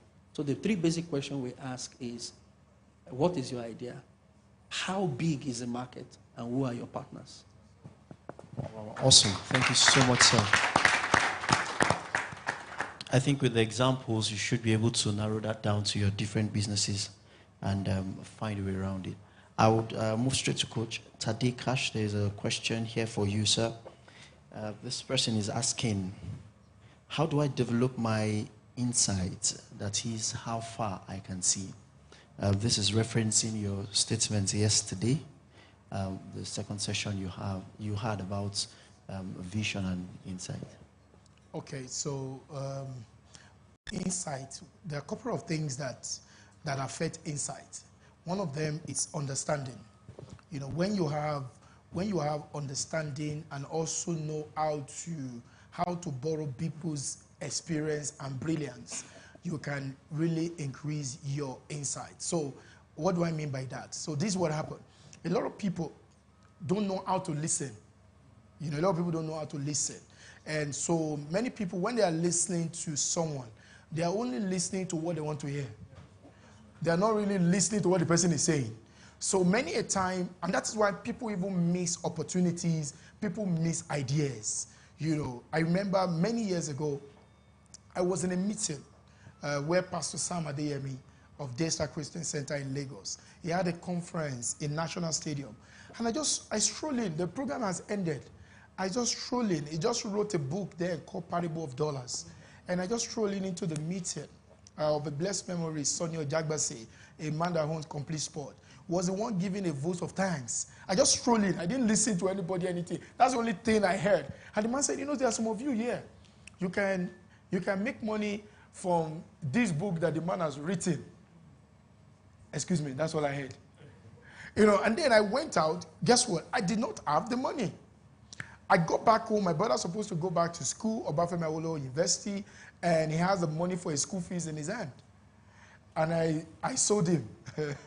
I said, can you just spend one more week at home? And, and he said, no. In the middle of the night, I woke him up again to let him know the emphasis of this thing. I said, bro, this thing is important. He gave me the money. In 2 days, now it's when I bought the book that I became scared. Because I suddenly realized somebody's destiny is on the line. If this book is not sold, my brother will not go to school. So I became shameless. I have to go to a restaurant to sell the book. And in 2-3 days, I sold the entire book. That I gave my brother his money back. He said I should go and buy another one. I can still wait. Because he saw the money like, guy, I can wait till school just resume. So now, what am I saying? Just to buttress something. Now, insight comes by learning how to listen. Many times when you learn how to listen to what people are not really saying, you will pick insights. You know, and that's how insight comes. And the amazing thing about insight is that it's insight that changes our season. You know, it's insight because it's something that you will know now about something. Like somebody is speaking something in this conference. And at the end of today, you get an insight, and then everything about your life will just change. And people are wondering what happened. It's insight. You pick it. So what do? When you get something, you understand what is being said. You look at how can I put this thing into practice. And be big on practice. Because that's how you get insight. That's why knowledge puffs up. It is when you put knowledge to test that you will know that your knowledge needs improvement. But when you just have knowledge, you will think you have known it all. But when somebody told you something and you went to go and practice, you will now get an insight. Like, okay, this is how I'm supposed to do it. So you get insight by understanding. You get insight by application. By applying what you have been told, you will begin to see how the thing works and how it can be improved on. So there are two sets of people here today. There are people that have heard what is said. They have made a very good notes with a very good calligraphic handwriting. But that is all. But there are some people, they have not written much, but they have only written what they will do. That's all they have written. They have written action takeaways. And they are living here, guess what happened? They are going to do it. Those are the people that will still remember what we taught today, 1 year time. Why are they going to remember? Because they have now gotten insight by the virtue of action that they have taken. So what we are saying is, you cannot have insight by just having knowledge. You have insight by acting on the knowledge so that your feedback will now let you know, oh, this thing is working or it's not working. So that's how it works. Oh, wow, thank you so much, sir, for that. Okay, sir. I want to add to that. All right, sir. Thank you. You know, I had to buy all your books yesterday. I bought the books before he came up to advertise it so that I won't hear that it has finished. reading. He came up and said there are 15,000. I had already paid 20,000 for them. There is no amount you buy a book that is worth its onion. There is no amount you buy it that can equal the insight in the book. I was telling PK that I've always, in fact, in 2018, I started a group to go into real estate. But I knew I was not ready because there was something I didn't know. Now, somebody wrote a book based on his failures, his successes, everything put together, and he's selling it 5,000. 5 years I've had this idea, if not more. I couldn't execute it because I knew I needed to know something. Will 5,000 be more than the 5 years that I've wasted? Insight comes when you read from people that have gone ahead of you. They say you want to hide something from a black man, put it in black and white. I want to beg you, read. All these times we are wasting on social media does not give insight. It gives, sorry to say this, but if you look at the social media, you will discover there's something major that is lacking. There is a disconnect. Those who have content and those who are selling their body are two different people. Now, those who are selling their body are attracting a lot of people. But the truth is that there are those that are selling content. And those are the people I think you should follow. Now, when you read, when you buy quality books, read. It changes something about the way you think. I don't know how else to say it, but I have said it. Buy books and read. Secondly, association. I was here last year and I met Coach Odeyemi. Coach Odeyemi introduced me to somebody else in Port Harcourt, whom we did a project together on People Smart, France, and I didn't even know her. She's a Nigerian. When I saw the name, I said, this is a Nigerian. And I checked Coach Odeyemi's platform, Facebook. They are friends. And I chatted him up and I said, do you know so person? I said, yeah, he's my friend. And spoke to her, and then that was how we got connected. Your association. Some of us, the people we're associating with, they are not going anywhere. They are escorters. There's a way you associate with some people, and when you associate with them, I'm begging you, don't go be asking them for things, favor. Learn from them. Ask them questions. Curiosity is a tool for insight. If you can ask the right question, you will get the right answer. Sometimes there are questions we are going to ask Otade now. He will say, He won't give you the answer. There has to be some level of tenacity. Because the experience did not come cheap. It didn't come cheap. And is it Matthew 7:6 that says you should not cast your pearl before swine? There are experiences you don't just give people on the surface. You need to know how tenacious they are before you release it to them. So you need to begin to change some kind of people. Anybody you talk with and you don't leave the place challenged, and you leave the place depressed, then you need to know that something is wrong. And I mean it seriously. We need to change the association that we have. The last thing I want to mention is meditation. Your ability to explore your imagination. Your ability to ask questions. There were cars I saw growing up. I've never seen them till now. I haven't seen them. I will tell you, just in case you are the one to design it. Is it not possible for us to have a car that it is raining and you don't need a wiper, and the water cannot settle on the windshield? I've seen it in my mind. The first time I got to Nikon Hilton, I wasn't surprised. It wasn't a marvel because I've seen a better structure where, in my mind, and that first time I was coming from the village to the city. And yet it wasn't a surprise to me. In fact, it was so bad, sir. I left my luggage downstairs. If you've been to Nikon, my brother's office was on first floor. I left my luggage downstairs in the lobby. And then by the time I got to his office, I left my luggage downstairs. They said, no, it's a lobby. I didn't know. Because there was nothing special about Nikon. Well, in my mind, if you cannot explore your imagination, you are limited already. He kept mentioning that. And that's why I said you must feed your mind with the right thing. Your mind must be able to travel beyond the level of poverty, the level of limitation, the level of challenges we are facing into better days. Then you now come back and ask yourself, how do we get there? Thank you. Thank you so much, sir.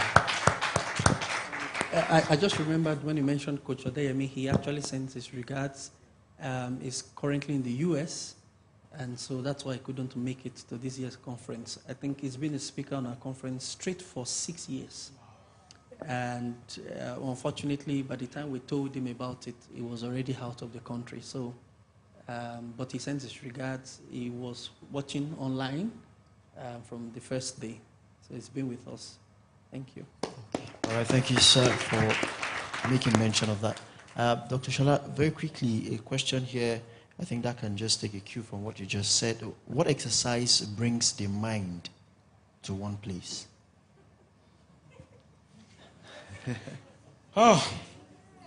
Mindfulness is a whole course of study that we can teach for days. But first, let's start with the basic. You must learn to control your breath. We used to do an exercise we call 2-4 count. Okay, so when you are breathing in, you are counting 2 mentally. When you are breathing out, you are counting 4. And then you can increase it to 4-6. You know, it's an ability to manage your emotion. Have you noticed that when you are angry, what happened to your breath? You breathe very fast. And then in the heat of that, you want to talk. They say, keep quiet. No. Let me say it now before. You know, I've been in a meeting where people just suddenly misbehave. And I will remain calm. Sometimes I urge them on. When they are finished vomiting everything, I apologize. I know I'm not wrong, but I know they will send their apology later. And then later in the night, they will send their apology. They will send their wife to apologize. I have learned to control my own emotion. I choose to be angry when I want. You can't make me angry when you want. And that is why sometimes when I get angry, people they wonder. And I won't shout. And I'm telling you what I don't like. Because you are not going to control my tone, the time I get angry, and what I get angry at. You don't have my trigger. I have taken it from people. So it starts from your breath. It's a discipline, and it's a discipline we must learn. When you come here, do you fiddle with your phone while you are listening? It's part of the indiscipline. It's important that we learn to be mindful, to be present and to be present. Present, you are there, present in mind. Thirdly, we must learn to understand when we are exhausted. There's something we call emotional boosters. When you are accomplishing a task, the way the brain works, I mentioned deep work. Please go and read the book by Carl Davenport. The way the brain works, when you are accomplishing a task, when you move to the next task, the brain will still lag on the former task for about 3 to 5 minutes. So what you do to break that is to get maybe an emotional booster. For some of us, it's music. For me, I like these comedy skits. I like to laugh a lot. Sometimes I'm doing it. My wife already knows. When I'm just laughing alone, he says, you are watching your comedy? Yes, I am. Because I'm trying to take my mind off something because I want to go into something else. Then the third way is meditation. You can do a guided meditation whereby you have just accomplished a task or you are in a very noisy environment. You just shut your eye and you choose what to think of. For the believer, we can meditate on the scripture. So we pick a scripture, we are thinking about it, expounding it. What does it mean? And then you dwell on it for like few minutes. And these things work, and it works so well. I hope this will help. Very much well, sir. Thank you so much, sir. Really appreciate it. We're moving back to Coach Tade Cash. Jude is asking, as regards assets, what are your top 3 pertinent assets to invest in? As a first question. Second says, examples of investments that yield profits while asleep. I'm interested in this one too. Sorry, can you say the second? Investments that yield profits while asleep. While asleep. While you're sleeping. Okay. Yeah. All right, so firstly, when you talk about assets, asset is in 4 categories. So we have what we call business assets. That means running a business, making it you have a process, the business can function outside of yourself, other people can run it. When you hear that somebody is buying a franchise, it's a business asset they're buying. I mean, someone has built a business, it has mastered the business, and then he has a recipe to make somebody else. It's a tool of expansion. So there are people that want to expand their business. They don't want to be the one that owns that business somewhere. So they will sell the licensing of the business to someone else in a city. That means you don't have to rack your brain on how the business works. So the person has already mastered how it works. Or they have the marketing process, the operational process, the financial process. You are just paying them for that brain power. And there is nothing that says that you can't build a business to that level because it's a business asset. So many a time, you may not start a business, but when you understand a business, you can invest in a business asset. So that is number one. Another asset is a paper asset.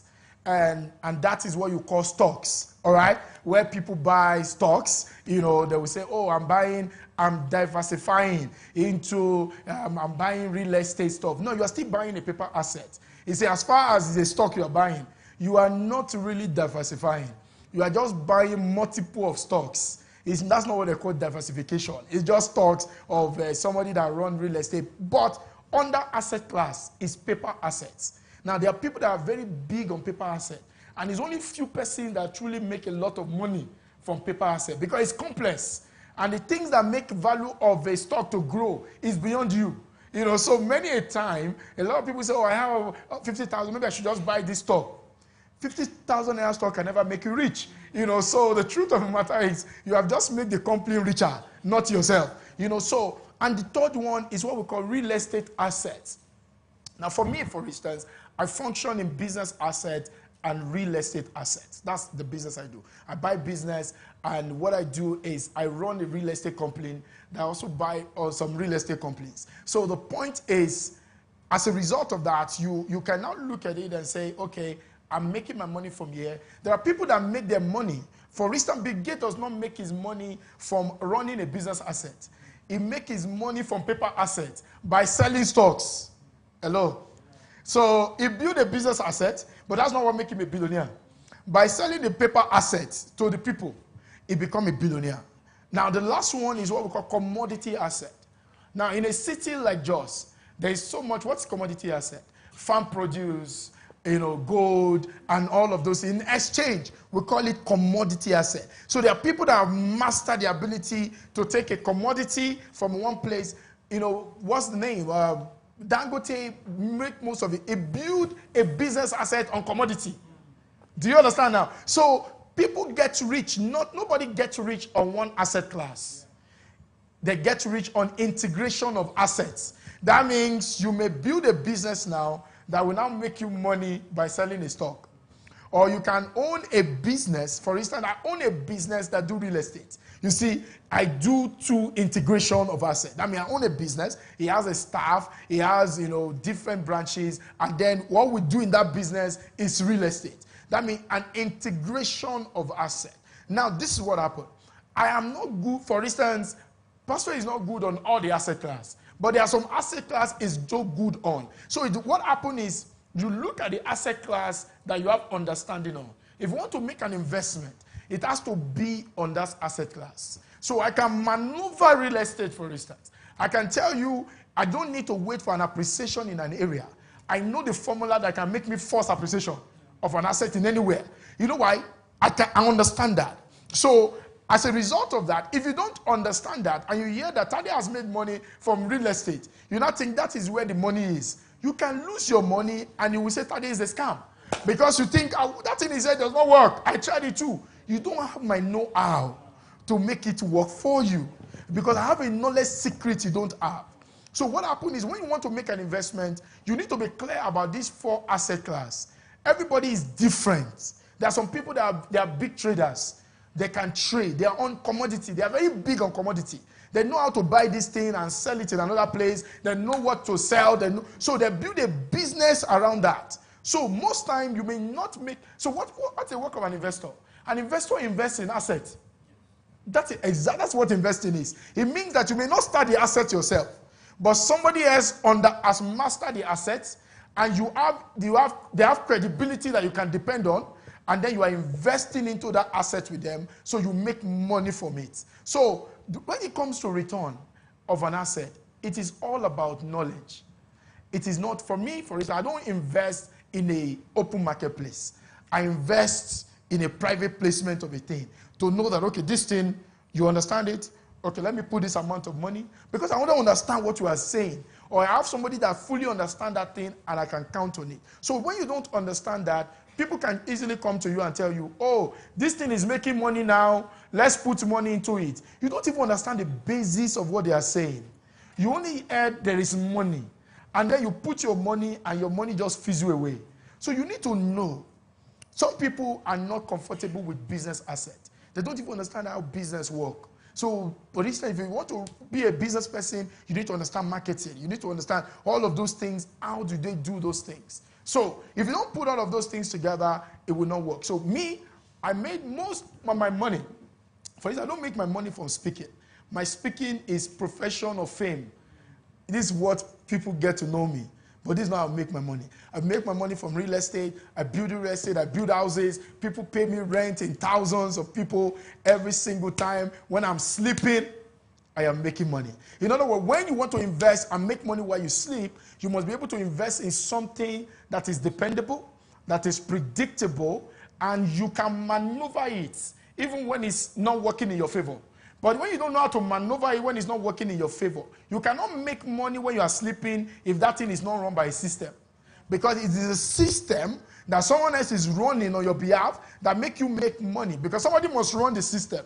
If somebody is not running the system, there is no way you will make money while you sleep. It's called passive income. That means someone else is working it, but you are not the one working it. But you get paid when someone else is working it. That's why we say you can make money even when you are gisting, you are speaking, the money is still working. So that's how it works. So what I will say in finality of that is, some of you may need to pick a asset class that you truly want to understand.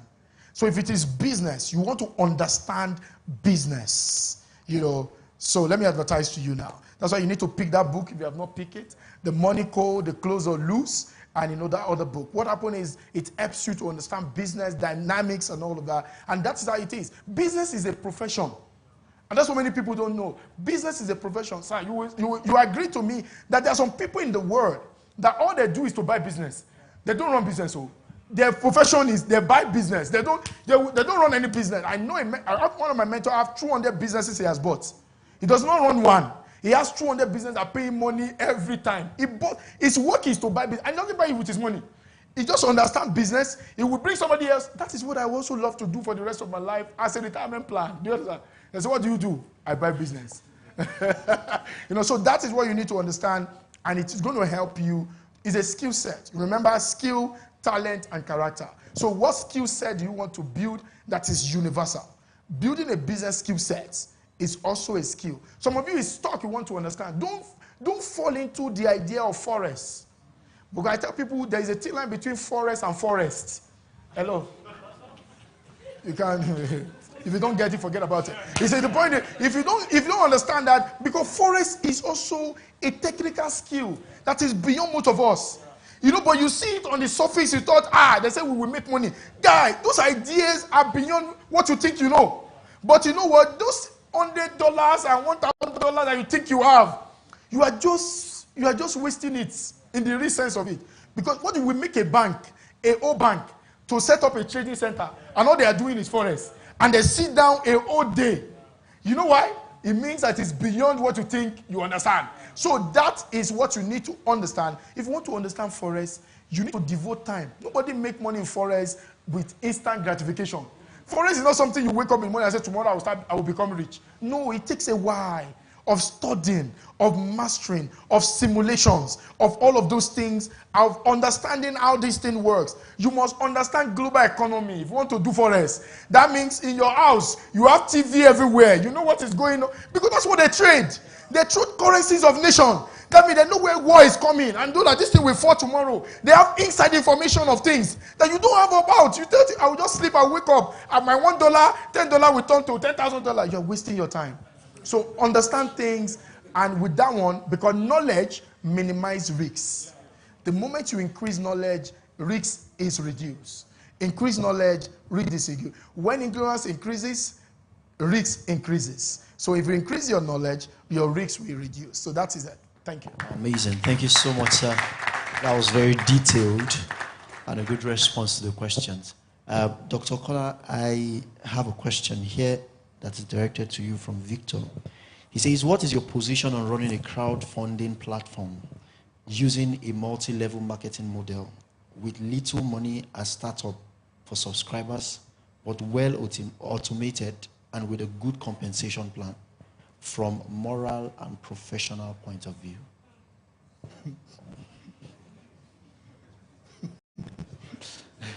The person is trying to block all angles.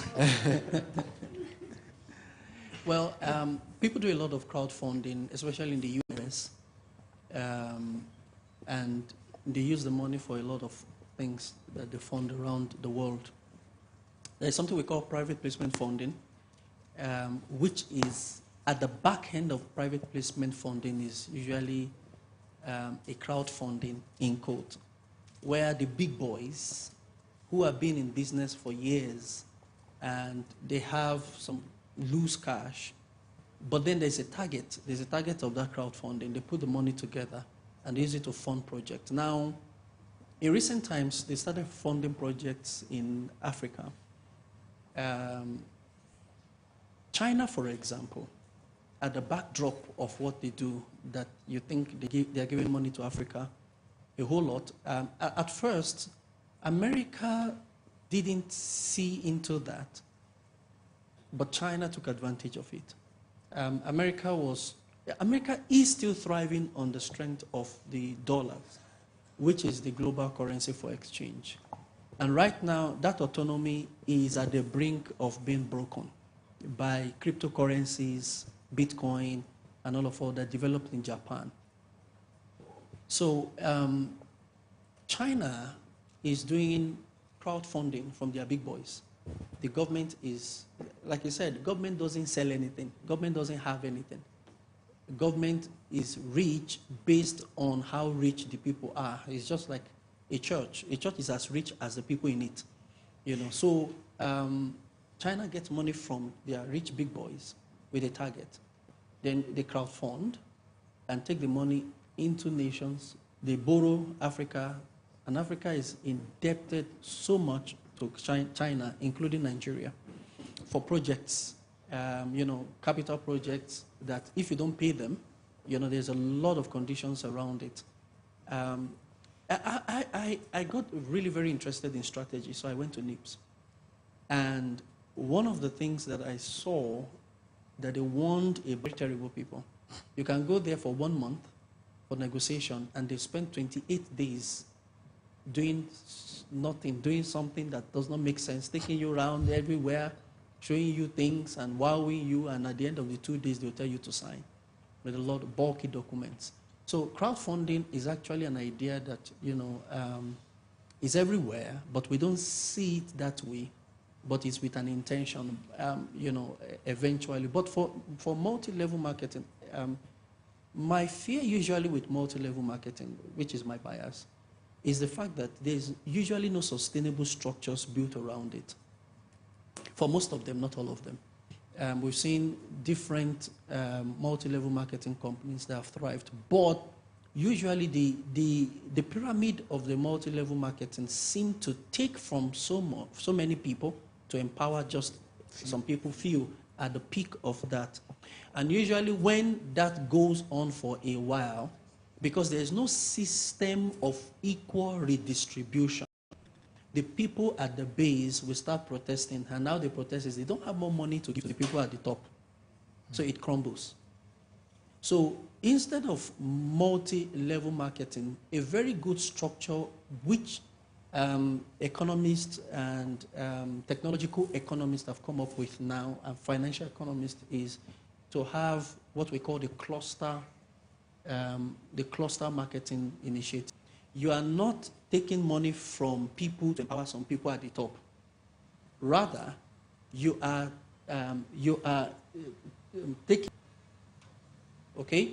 Now, you are being empowered at the end of it is a cluster initiative, which means you are empowering him, but you are being empowered because you've got a house with a CFO. You can. We're beginning to say that government should also shift their initiative from doing, say, this to cluster initiative, which means one idea impacting several ideas and several people. When people no longer find benefit from something, no matter how much the value they have, they will start rescinding. You know, so if you crowdfund from people and your structure for multi-level marketing is not solid, if it is the apex period, the apex structure of multi-level marketing that we know, you'll be in trouble. The people will be in trouble and be ready to have problem. That's what has happened to MMM because it's an apex thing. That's what has happened to so many products out there. Even when the crowdfunding is product tied, it will still be a problem because you are buying the product and you're empowering some people by some kind of together to put into something. But if somebody that has been a victim of that model of business, some over a decade ago, somebody came with a very fantastic idea. I was in the South Side and he wanted to go into a product. Now I began to speak to people who are investing, and they invested good sum of money. I didn't know him too well, especially about his technical skills. Unfortunately, the people brought the money together and we went into that business. We didn't scam the people. He wanted to go into tomato farming in Benin, if you have idea of what I'm talking about. Benin record rain. They don't record rain in about 2 or 3 months in a year. The other part of the year is always raining. And it was wilt that killed the tomatoes. Everybody who was involved in that project, they went to the site, they saw it. What did I learn? If you are going into crowdfunding, ensure to learn. You don't use people's money not helping because there's no stability in our economy, and Nigerians can be very greedy when it comes to investment. Yes. That's on one side. On the other side, let's say the business is giving us 50% profit. Can we work on 50%? All right. So whatever business you want to go into, our profit is... In Nigeria of today, by the time you make the 50 naira on top, your overhead, give or take, will go into about 20%. Inflation is already double digit. That will take about 18%. So when 20% is off 50% profit, you are left with 30. You remove 18% inflation. Now, you are promising to give somebody 20% back. You're already in debt by the time we do this calculation. And that's one of the reasons why we don't even advise you to take loan to start a business you could use as guarantee. Because by the time, in Nigeria of today, which business are you going to do that you are going to make 50% and retain 50% profit? Be very careful with these things. As good as they are, it seems as if the economy is not yet very stable for it, or your skill and experience may not yet be stable to use that kind of model for the business. Thank you. I would go on to the next question that we have, and that's to Dr. Shola. Just a very simple, straight question. The answer is very simple. Someone just mentioned that they tried searching your YouTube channel, so if you could just mention what the exact name and probably letters are. I suspect it's a spelling issue because it's Dr. Shola John. Right, my own Shola John, and that's the name I use on YouTube. I think I wore something black or something, and I look like myself in that place.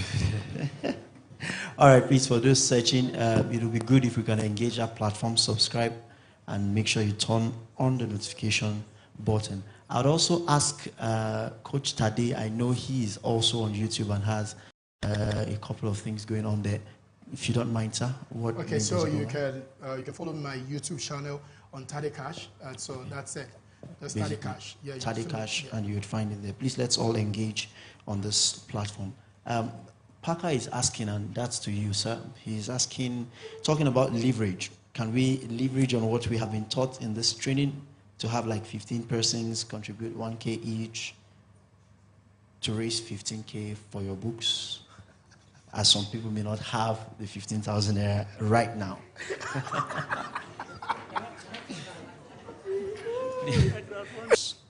And I don't want you to mix it up, okay? And this is where you need to begin to value your relationships. Do you have one person you could call? Since we started 3 days ago, you have related with. So it's not about somebody sitting here and endorsing you that 15 people should send you money.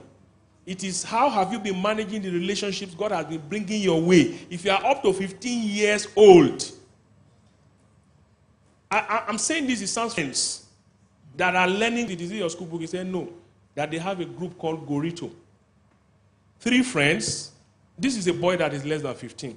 3 friends come together to say we want to learn coding, and they are contributing 15 naira every week as startup capital. Wow. When I heard that as a father, something hit me. These are children now, they already understood partnership. Then I put it on Twitter casually, and then people started responding, and somebody volunteered to mentor them in Lagos. So I set them up on virtual, and he gives them materials, and he speaks to his point. That's what will bring 15,000 out. Thank you very much. Just to add to that, yeah, if you think you have 15 friends that all of you want to buy, I just wonder how you're going to read a book. Yeah. You know, so 15 of you, are you doing accelerated learning? That means somebody will read a whole book in a day or 2 days. You know, but firstly, I will commend the idea to say that for you thinking about even getting the book, you know, it's a commendable idea, you know, and the truth of the matter is you already have the money. It's not like you don't know, you know, so the truth of the matter is if you want the book, you can always get it.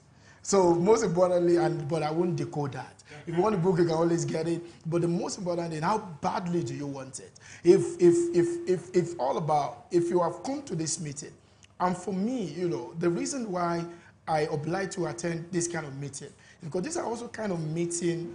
The mentor I told you about 2 days ago, I met him in this kind of meeting, but that happened to be a church. I walked into the church, I sat down, and I saw him talking.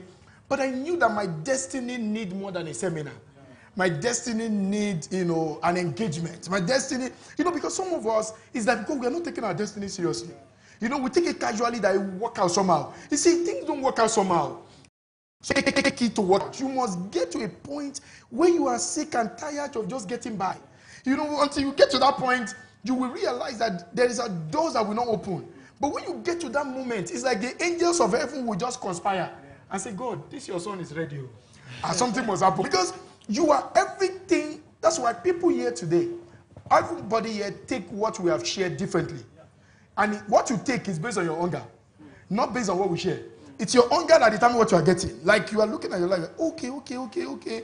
You know, as at middle of the night yesterday, some people have searched me out on Facebook in this place. They've started sending me messages like, I'm like, what's going on here? You know, the point is, it shows hunger. Yeah. Like, if you want the book, you will get it.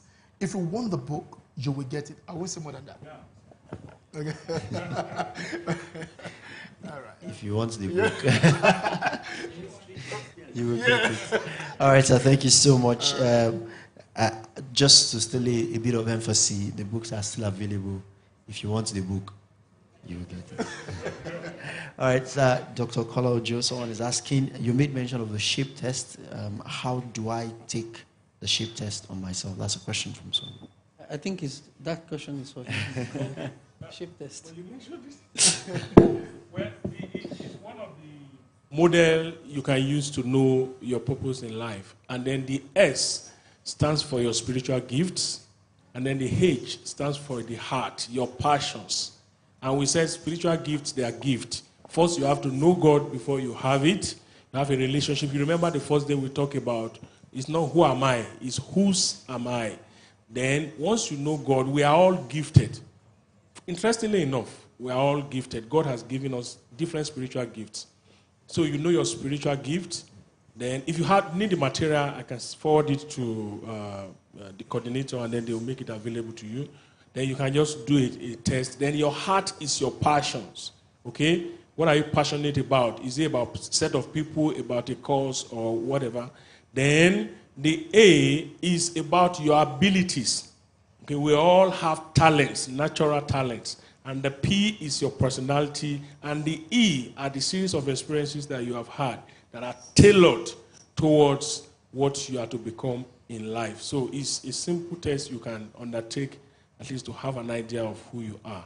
I can send the material to them and they forward it to you.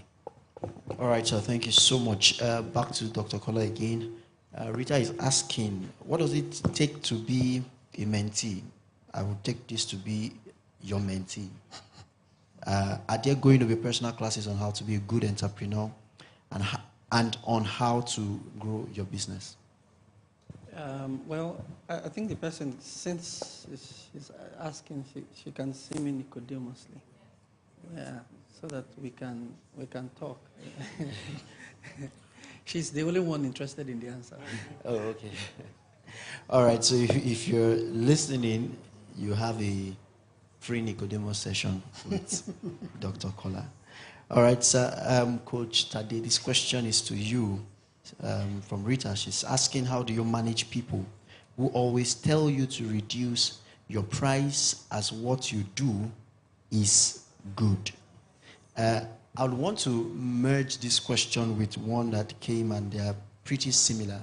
This person is trying to put Dr. Shola and Dr. Coach Tade Cash together. So the question says, Dr. Shola spoke about process and importance of learning under a mentor and coach. And Dr.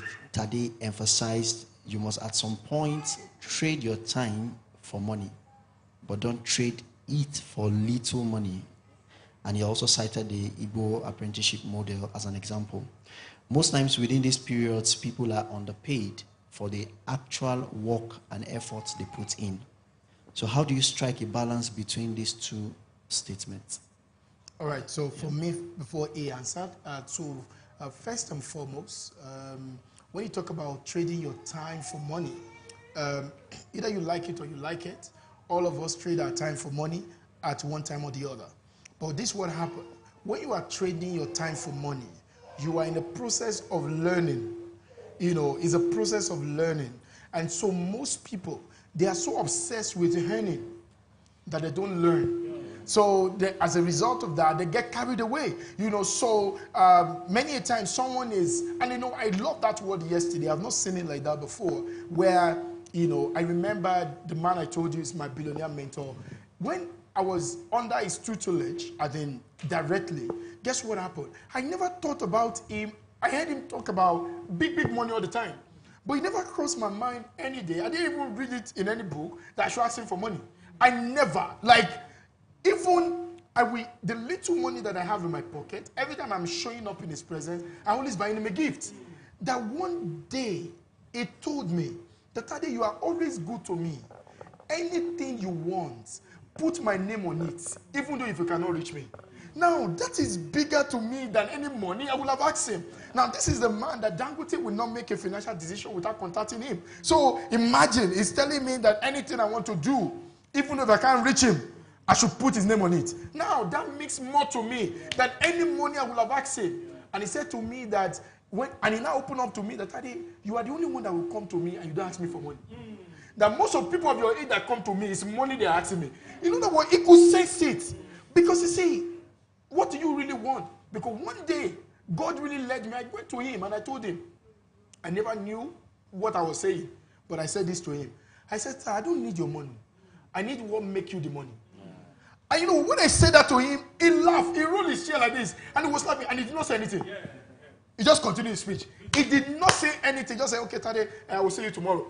He did not say anything. But after that time, he was opening up to me in so many things. Because I told him, sir, I don't need your money. You have already made it. Me, show me how to also make the money. I don't need, if I'm asking you for money, how much will you give me? That's the truth. How much will you give me? But that's what many people in this generation do not understand. So when that thing was said yesterday, so these days I get weary when somebody comes to me and say, want me to mentor, because I'm hearing something else in my head. You know, like, is you want mentor or you want my money? You know, because the truth is, most time people come, I've seen people come for mentoring, and the next thing they're asking you for is rent. And say, sir, can't you just give me, I need rent. What we're saying is, you need to know that when you are, I tell people, who you work for is more important than where you work. People don't get that. Who you work for is more important than where you work. You know, so most people don't understand when you are working with a particular person and you know that this person look like my future. What you need to do is not the money at that moment. It's, this guy look like my future. Everything he says matters to you. Every step he takes matters to you. Be documenting it because that's your future.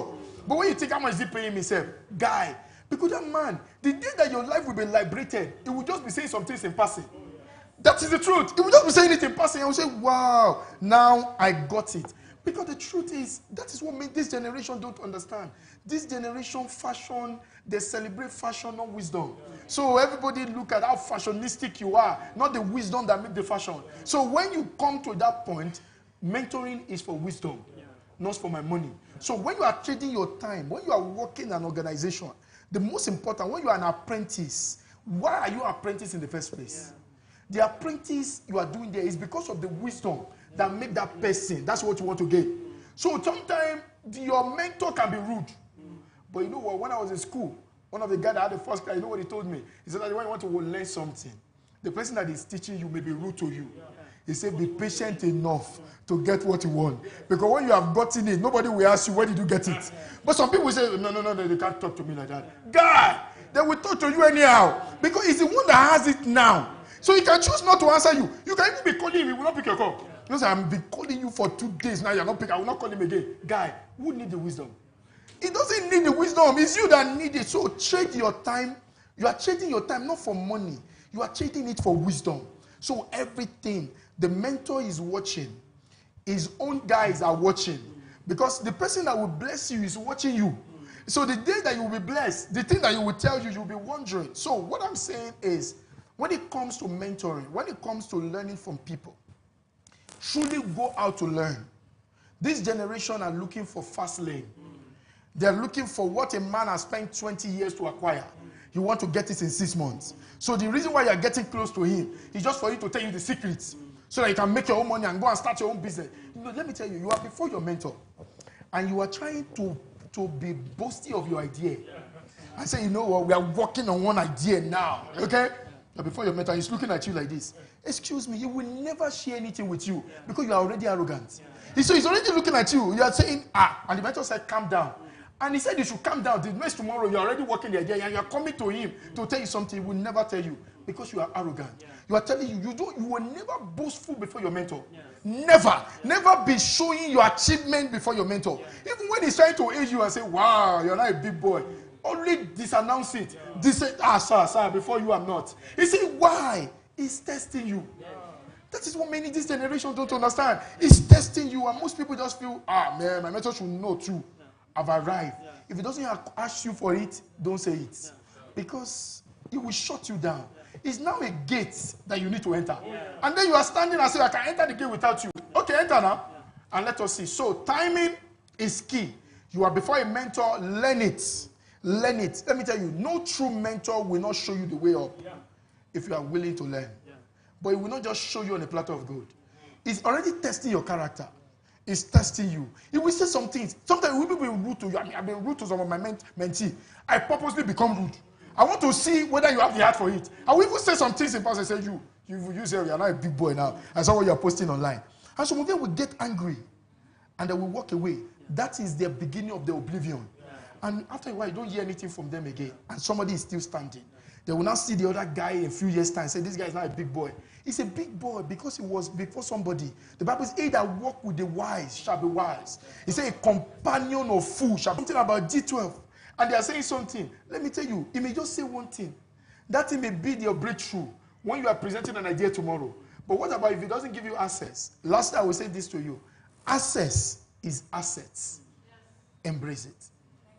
It is very important.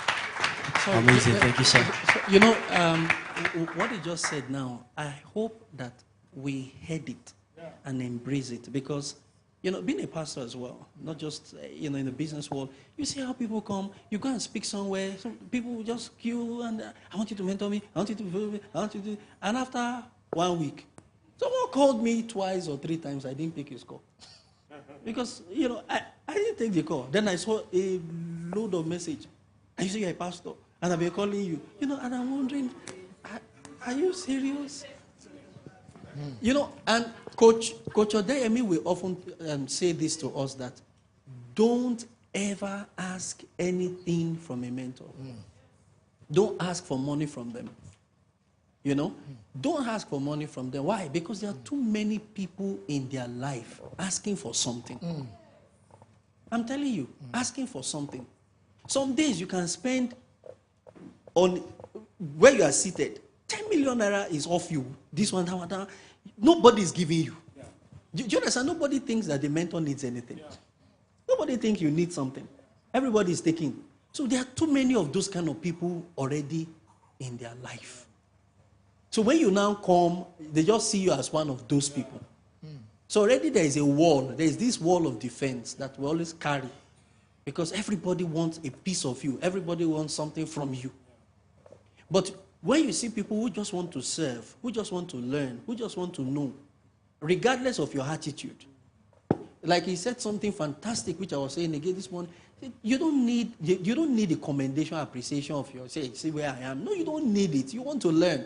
In this Igbo business model, in I think leverage 2.0, is it 3?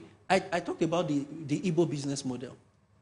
You work with them, you work with your boss, you serve. So the minimum is about 7 to 10 years. Yes. And when you are done, the boss looking at you will either give you money or put his name on you. Yes.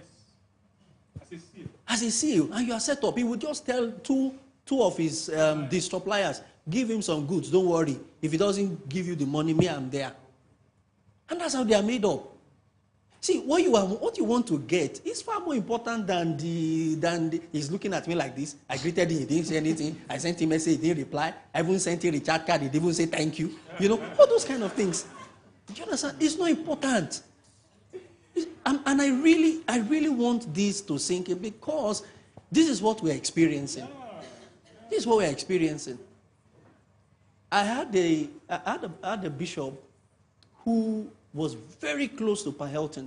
He came to Nigeria in 1967. And, you know, they were good friends, like good friends. So he told me the story, the history, the everything of Pa Helton, the moves and the power. And even him, you will see the whole stuff. He was in Petroleum Engineering, he worked in United Nations. And it was United Nations project that brought him to Nigeria. And he decided to stay. And he told me something. He said, when you come before your mentor, you don't tell him your achievement. You ask him questions. You listen to him. You know, so don't go and say, well, yesterday. No. You come with biro and paper, you are writing. You come back, this is what I've done based on what you have told me. This is what I'm doing based on what you are saying. I didn't get this one very well. Can you explain again, sir? And all that. You don't tell. He see your achievement. You know, so basically we have people that are just too, you know, like you said, 6 months, you just want to, and the truth is, what made them who they are is a lifestyle. It's something you glean, it's something you pick. You know, like he said, that silent moment. You just went out with him to an event, and he just said something or he did something. You just say, so that's the secret. It's a lifestyle. It's not something they are put in books and Bible, even with, you know, the books they've written and all that. It's something you see. It's a slant, it's a mindset, it's an attitude, it's a perspective that they are built. They will tell you junctions, milestones, decisions, people, contacts. Sometimes that's what they do. When they trust you and they feel that you can be trusted, they open some things to you. Like I said, the access is the asset. So please, let's bear this in mind. It's very critical. It's very important not to take this for granted. Thank you. Thank you so much, sir, for that addition. Yes, sir. And if you do a good job, you become their friend. Yeah. If you have not become their friend, then you didn't do a good job. After this program, I'm going to somebody's house. I knew him as an undergraduate, and I just love his lifestyle. He was a lecturer, and I approached him and I said, I'd like to have some mentoring from him. And he said, let's just see. That was all. I was the president of the fellowship in the undergraduate in the University of Jos here. I'll plan the departmental program. I'll take to him. One day he opened up and he said, this is the first time I've seen a president that is disorganized. Now, I was a broke-ass boy who was staying behind Federal Secretariat, and sometimes I'll trek to Bauchi Road, you know, University. And one day I was so hungry in school, somebody said, why don't I go and meet him to give him money? And I said, no now. How do you go to somebody that can give you a bag of rice to give you a cup of gari? That was the answer I gave the lady. I didn't say more than that. I didn't even know why, but I just felt it was not right. I should bear my brokenness and do something about it if I'm angry. Now, fast forward to when I was going to wed. He was the chairman of the reception. Back then, he gave me 10,000 naira and with apology. Well, cut the long story short, till date we are friends. I chatted him up yesterday. He was so excited that I'm in Jaws. And he said, I am not at home, but my family is around. The wife is pleading that I should come and take dinner in their house. And I said, it won't be possible, but I will come to greet you. Now we are friends. And when I mean we are friends, as of yesterday, somebody wanted him to recommend him. The person had told me for months. I didn't tell him. And I sent him a voice note yesterday, and I said, I know this guy, we did masters together, and I said a few things. And he said, yes, I saw the document. I didn't take it serious because I've had my fingers burnt. But now that you are speaking, I will revisit the document and act on it. If you do a good job, you become a friend with your mentor. Wow, thank you so much, sir. Thank you so much. Such perspective lessons for young persons in here who are looking out for mentors or who are already one attached to a mentor. So I would just like you to put a few words on the first question I had asked about how to manage people who always ask you to reduce your price. Okay, all right. So when it comes to pricing, pricing is is based on perspective, all right? And many a time, a lot of people think that the reason why a lot of people are not buying their product, let me quickly tell you this. People don't buy your product not because of price. They don't buy the product not because of the product itself. People they don't buy the product because of one thing. And this is it.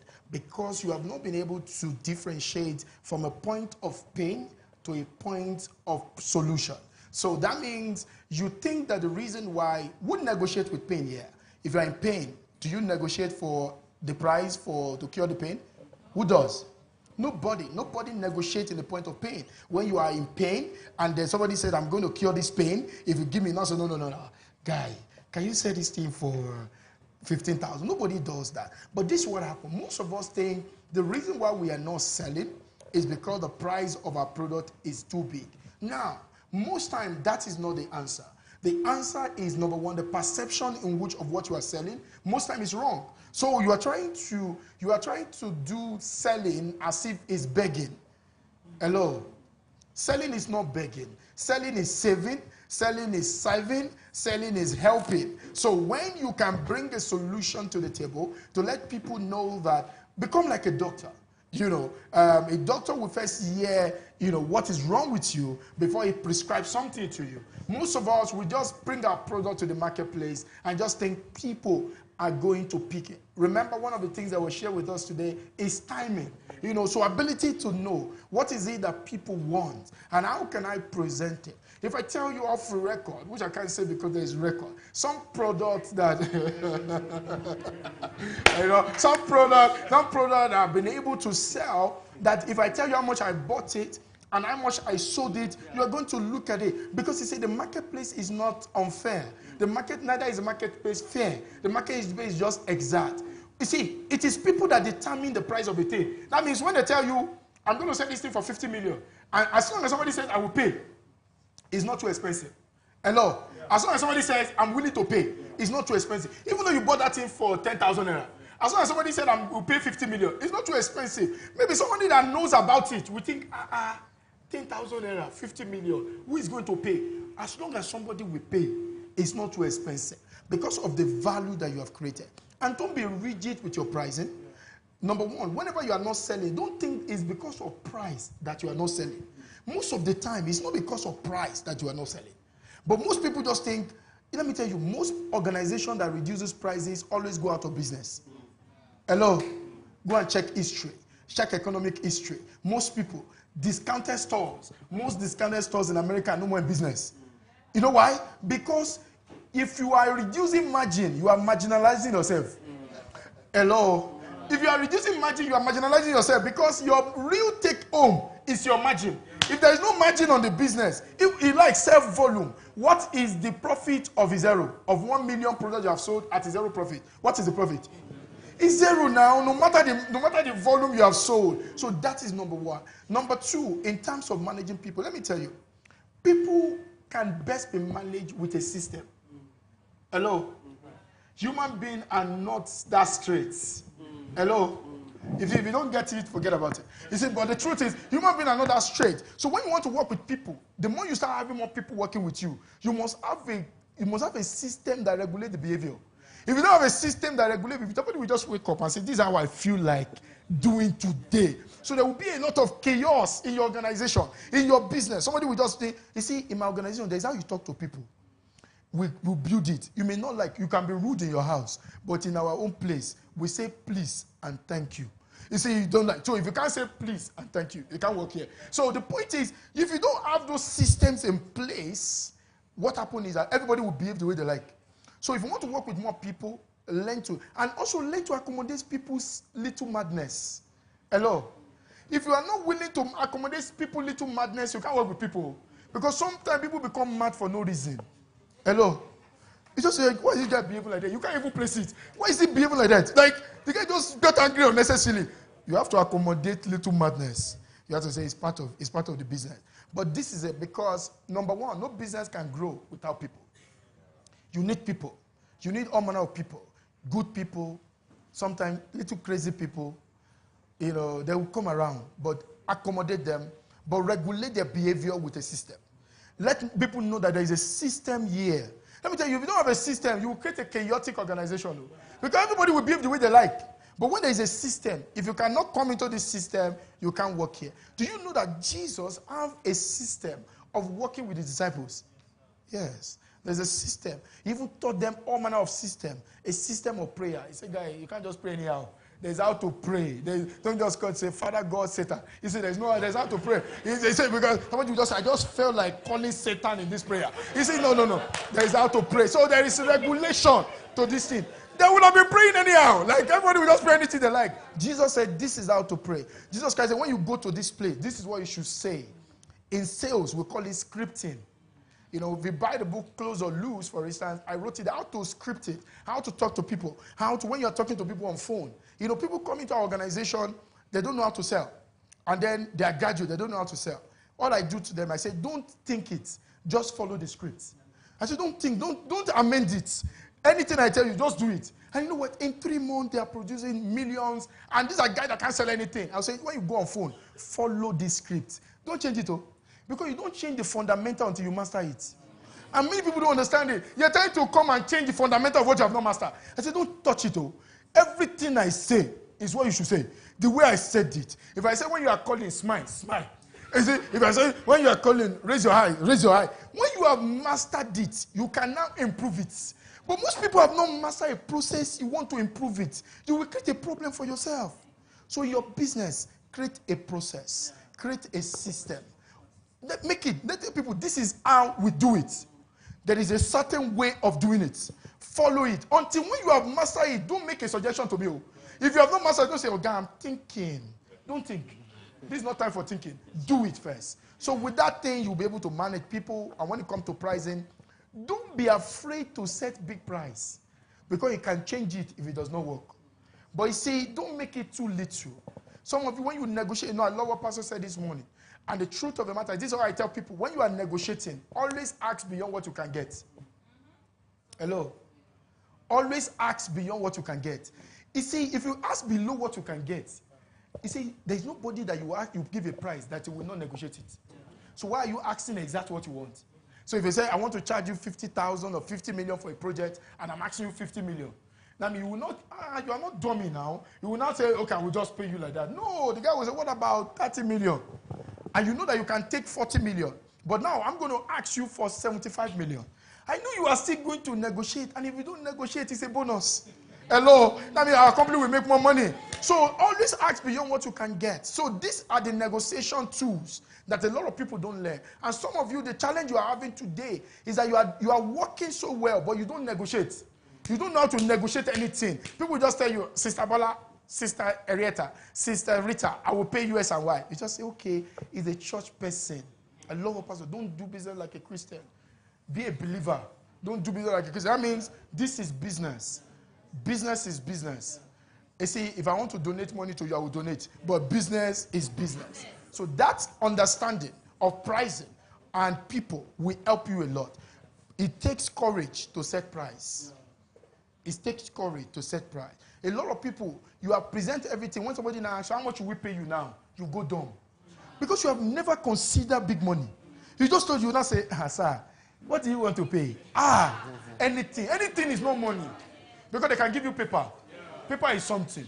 So always think about these things, and I believe it will help you. Thank you. Amazing. Thank you so much, sir, for that response. We have just a couple of questions to go and would be calling it a day shortly. But this question is to Dr. Kola Ojo. Grateful is asking, how does one establish trust with partners you haven't met with? And at what point do you opt out as a partner in an already established partnership? I think just taking it from where Coach Tade stopped, again, from the previous question that we answered,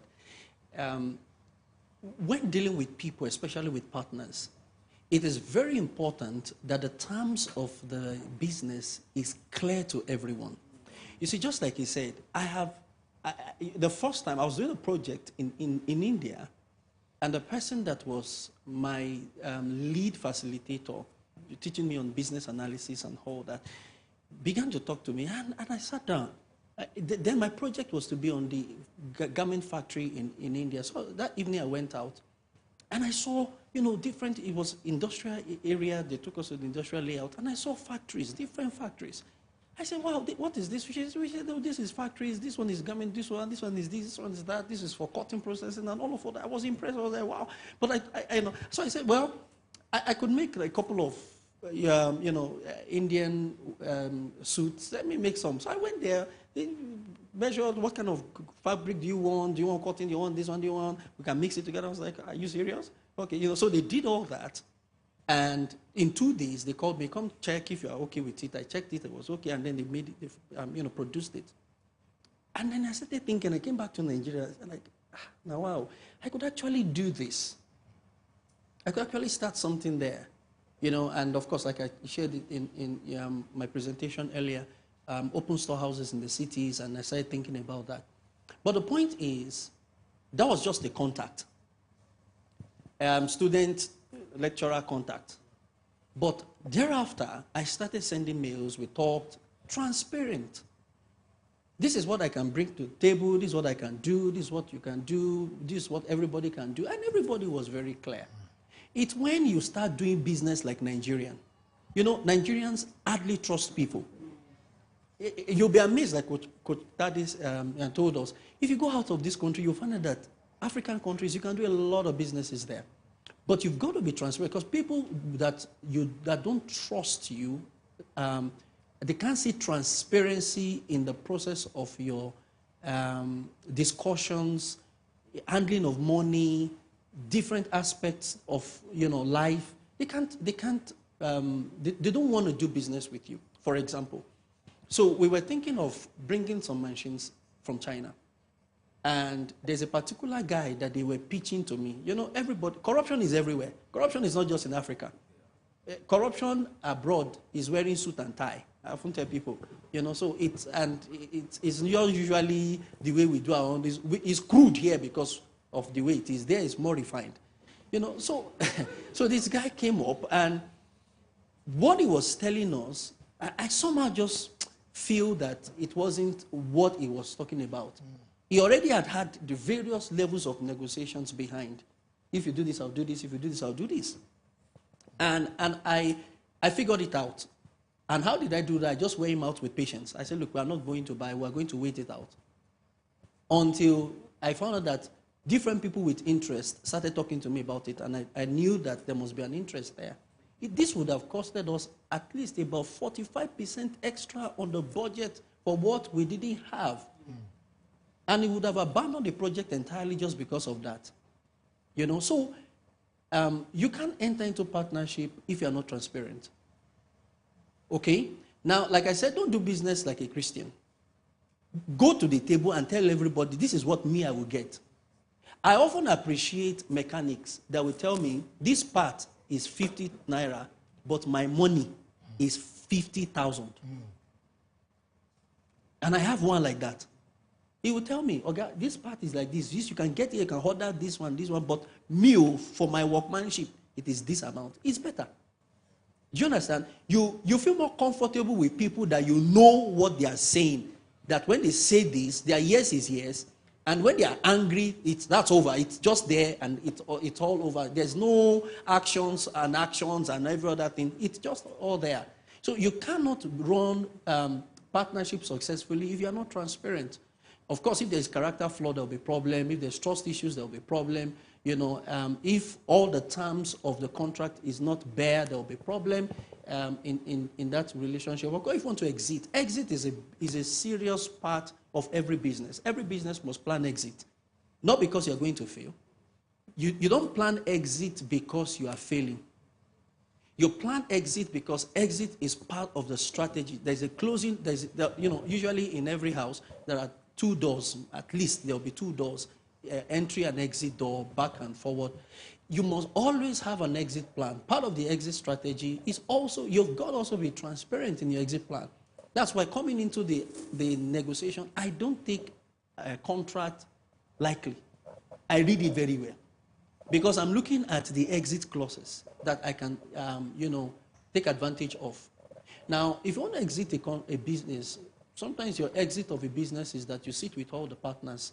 You discuss about, look, this business, we just need to let it go to someone that can buy business over.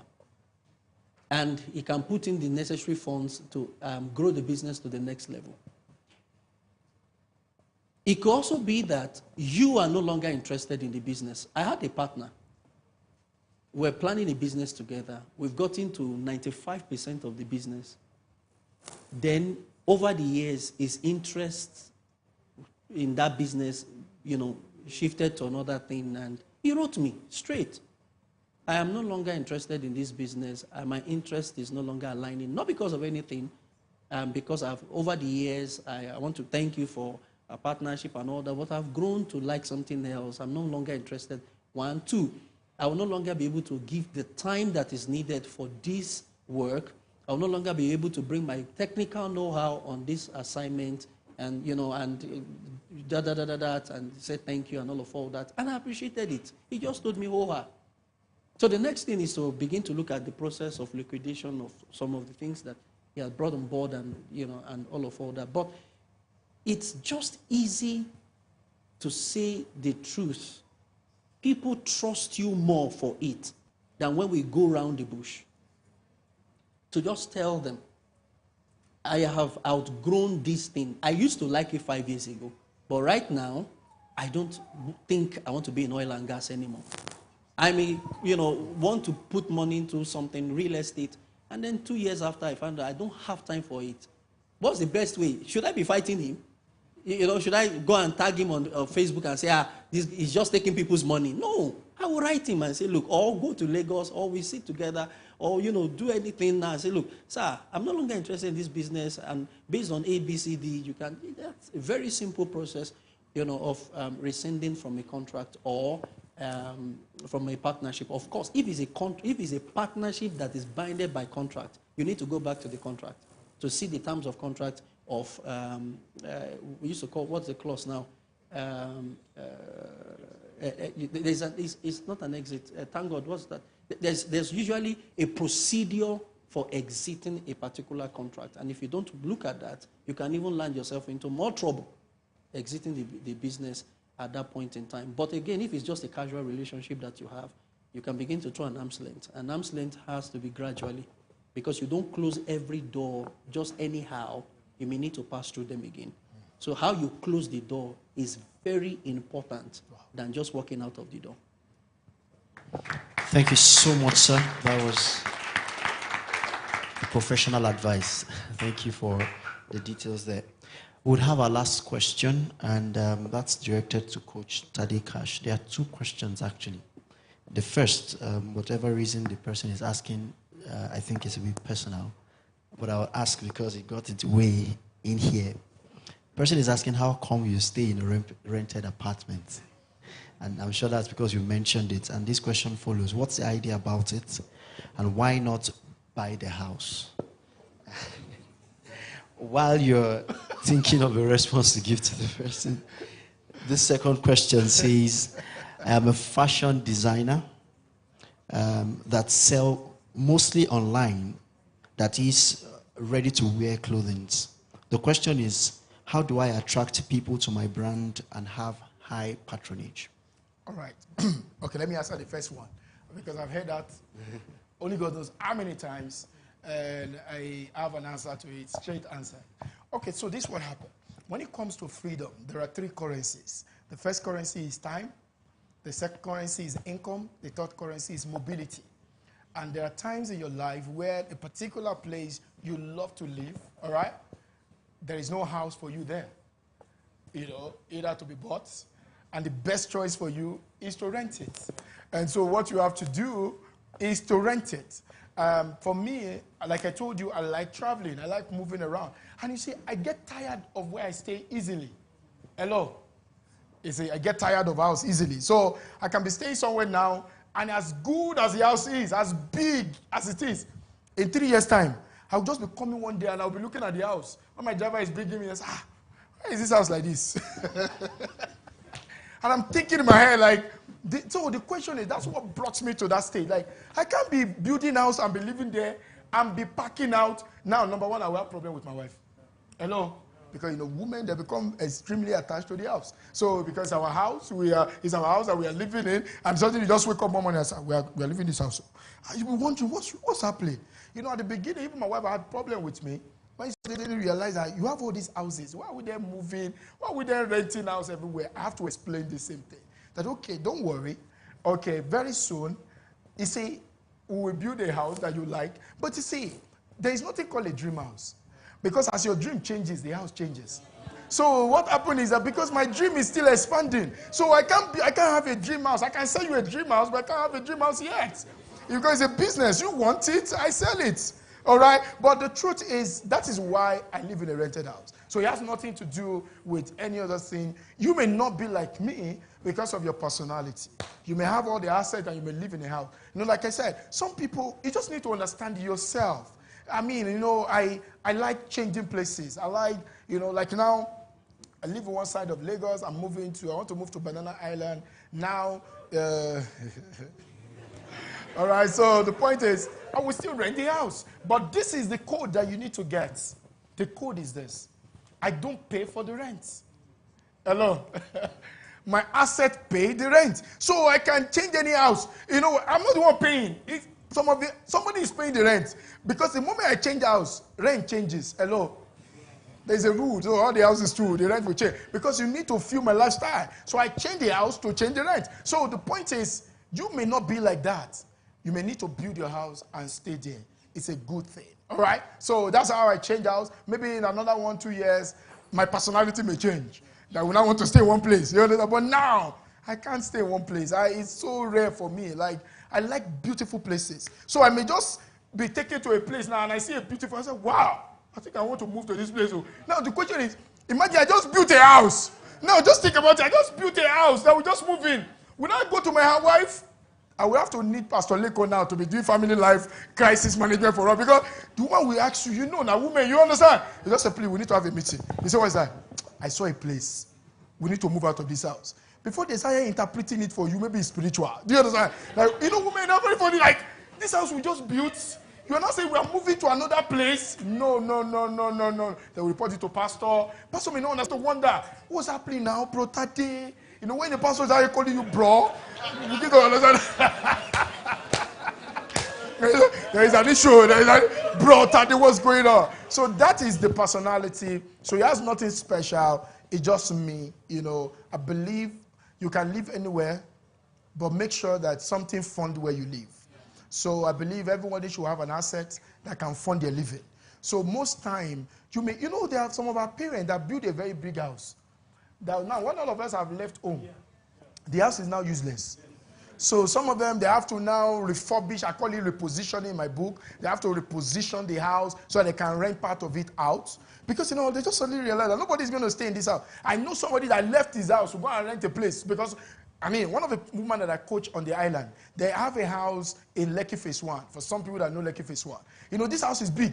And after a while, the children left the home. And we were having conversation. I said, why not rent this entire house out? And go and rent a place in VGC that is lesser. Guess what? They rent the whole building house for 12 million. They went to go and rent a house for 3 million. Is that not better? It is better now. From 12 million, you pay 3 million. They are now using the balance of the money to pay for their children's school fees in UK without spotting any other money. It's the same house they own that is paying. Excuse me. Is that not a better life? Is it going to be written anywhere in your life that you're a landlord? What concerns you between a landlord? It is better to be an economic lord than to be a landlord. So you are a lord over your own economy. So that is that. So concerning somebody selling something on the internet, let me tell you, internet has 4 levels of attention. The first level of attention is what we call awareness attention. A lot of people go online and they think that the first attention they want to get is to sell a product. People don't buy from you if they don't know you. So the first thing you need to do is to get an awareness attention. People need to know that you exist. Let me tell you, the biggest competition in the 21st century is not the competitor, it's obscurity. If nobody knows you, nobody buys from you. The Bible said there was a generation in Egypt that did not know Joseph. The same Joseph that we learned about. There came a generation because there was no continuity of announcement. That guess what? There was a man that saved this land. So the first thing you need to do on the internet, if you are putting your product there, is not to sell. It's called a social media for a reason. You must socialize. People must be able to relate with you. So the first thing is get awareness. Let people know you. Let's say, for instance, now, our church here begin to go online a lot of time. Some people will begin to see some of the messages. They will not watch it all. They're just becoming aware that there is a church. That's the first level. Now, after that level, we now get into an attention called engagement. People will now begin to engage you. Like, wow, let me even hear what this man is saying. They will just speak 2-minute stuff. I say, wow, this one makes sense. So they will send it to their friend. They will ask a question. Engagement. Now, after engagement, it's not what we call connection. It's an attention of connection. People will not connect with you. People will start following you. It's not the people that see you firstly that will follow you the first time. It's awareness. The reason why most people waste money online is because they thought the moment they advertise a product, they will just sell. No, nobody will just buy, except the product is just 1,000, 2,000. You're selling a product of 10 million, 5 million online, and you expect somebody to just see it and just click it. No, they will be watching you. So you now say you run an advert once, nobody buys. I'm not going to run an advert again. No, you don't get it. You build awareness, you build engagement. The third level now, you build connection. It's after connection that you will not get to the 4th level of attention called conversion. So it is when people will now begin to pay you money. After that, you not get to the last one called advocacy. When somebody will now begin to tell somebody else about you so that they can buy from you. Somebody will now begin to tell somebody else about the church and say, guy, you need to come to our church. Oh, that place makes sense. You know why? You need to know where are you now. Because money follows attention. So you need to get attention at different levels. People need to know you. Let me tell you, some of you, it's obscurity that is affecting you. You're already intelligent. You have good product, but nobody knows you. If nobody knows you, they will keep questioning you. Some you present an idea, they'll say, which one is this? Because people don't buy the best product. They buy the best known product. People pay more money for the best known than the best product. So if nobody knows you, nobody will pay for you. They will not say anything. So what do you need to do? Build awareness online. There are so many people, in different places. I believe God has blessed us with online for a reason. If you master it, learn social media. There are people here that can teach you social media, learn how to engage social media. You know why? There is no more village in a digital age. Hello? I mean, you can be somewhere here that nobody knows, and you are commanding attention in Lagos. You are commanding, because people don't even know where you are doing your video from. Nobody knows. People just want value. It is when you now say, let me tell you right now, I'm talking to you from Jos. I say, hey, does it went for a visit? Because they don't even know where you stay. It is you that are announced to the world. So it's a digital world. That means get attention. Get attention. Let me tell you, don't show up your work. Don't necessarily show up your person. Most of you don't know how to use the social media. You talk about the food you have eaten today, except you are Kim Kardashian. And except those things makes you money. Show your work. Show your work shamelessly. Show your work in the morning. Show your work in the afternoon. Show your work in the night. If you wake up in the middle of the night and you can't sleep, show your work. You know what? The more you are showing it, the more people get attention. And remember, the algorithm of social media also follow frequency. That means the more things that you put online, the more the algorithm favors you. Because like this guy is giving us content. The algorithm is designed so it's not emotional. It's just algorithm. That means it favors you. It's not whether, I like this guy's face. I like his shirt. No, it's content continuously. So if you have a business, let me tell you, your business can be small. But it's not about being small. Make it look big. Social media makes small things to look big. That's why you can be small, but you are looking big. That's why I told you yesterday. It's not about the bigness. It's about looking big. I mean, look big online. Because some people will only pay you when you look big. You know, and they will pay you big money because you look big. If you can buy a better phone, buy it. Buy some lights. If you are shooting video on your product, if you are in makeup, do different things. If you are selling a product, sell it, package it. Awareness is good. Keep getting awareness. Keep getting awareness. Because these 5 levels of attention is what most people never focus on. But remember, money loves attention and money follows attention. So get attention. You don't lack money, you lack attention. The moment you get attention, you will get money. Thank you. Amazing. If you don't mind, a standing ovation for our speakers for this afternoon. Thank you so much, Coach Tade Song. Thank you, Dr. Kola Ojo. And thank you, Dr. Shola John, for your time and for sharing so much value with us. Has it been worth your time today? All right, we've come to the end of day 3 of Leverage 6.0. You could have your seats, please. Very quickly, before we go for today, we'd like to just once again appreciate our partners once more for being a part of what is happening here and what we are doing here. It's great, it's massive. We are encouraged and we'll do much more as you partner much more. All right? Okay. And also to give us heads up, day 4 is still ahead of us. That will be tomorrow. We'll be meeting right here in this auditorium for 8 a.m. It's a wonderful meeting, leverage and service. So let me invite you to our church tomorrow. But you're coming for leverage. Do you understand? Leverage will be holding our church tomorrow. So come for leverage tomorrow in our church.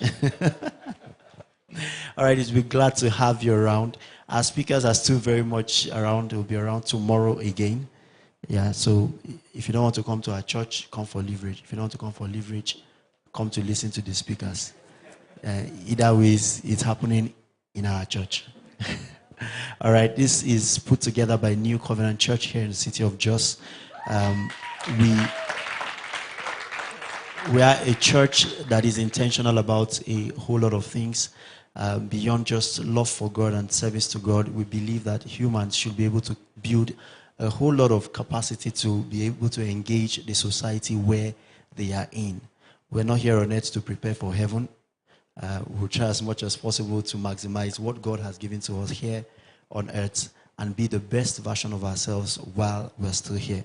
All right, so this is just to invite you in case you don't have a church. Right, it's possible. If you don't have a church, you can make this your church and fellowship with us every Sunday. We have 2 services, 8 a.m. and 10:15. But tomorrow we'll be having just 1 service. So join in for just that 1 service. And it will be very, very massive, very massive, very, very massive service tomorrow. Let's not forget that.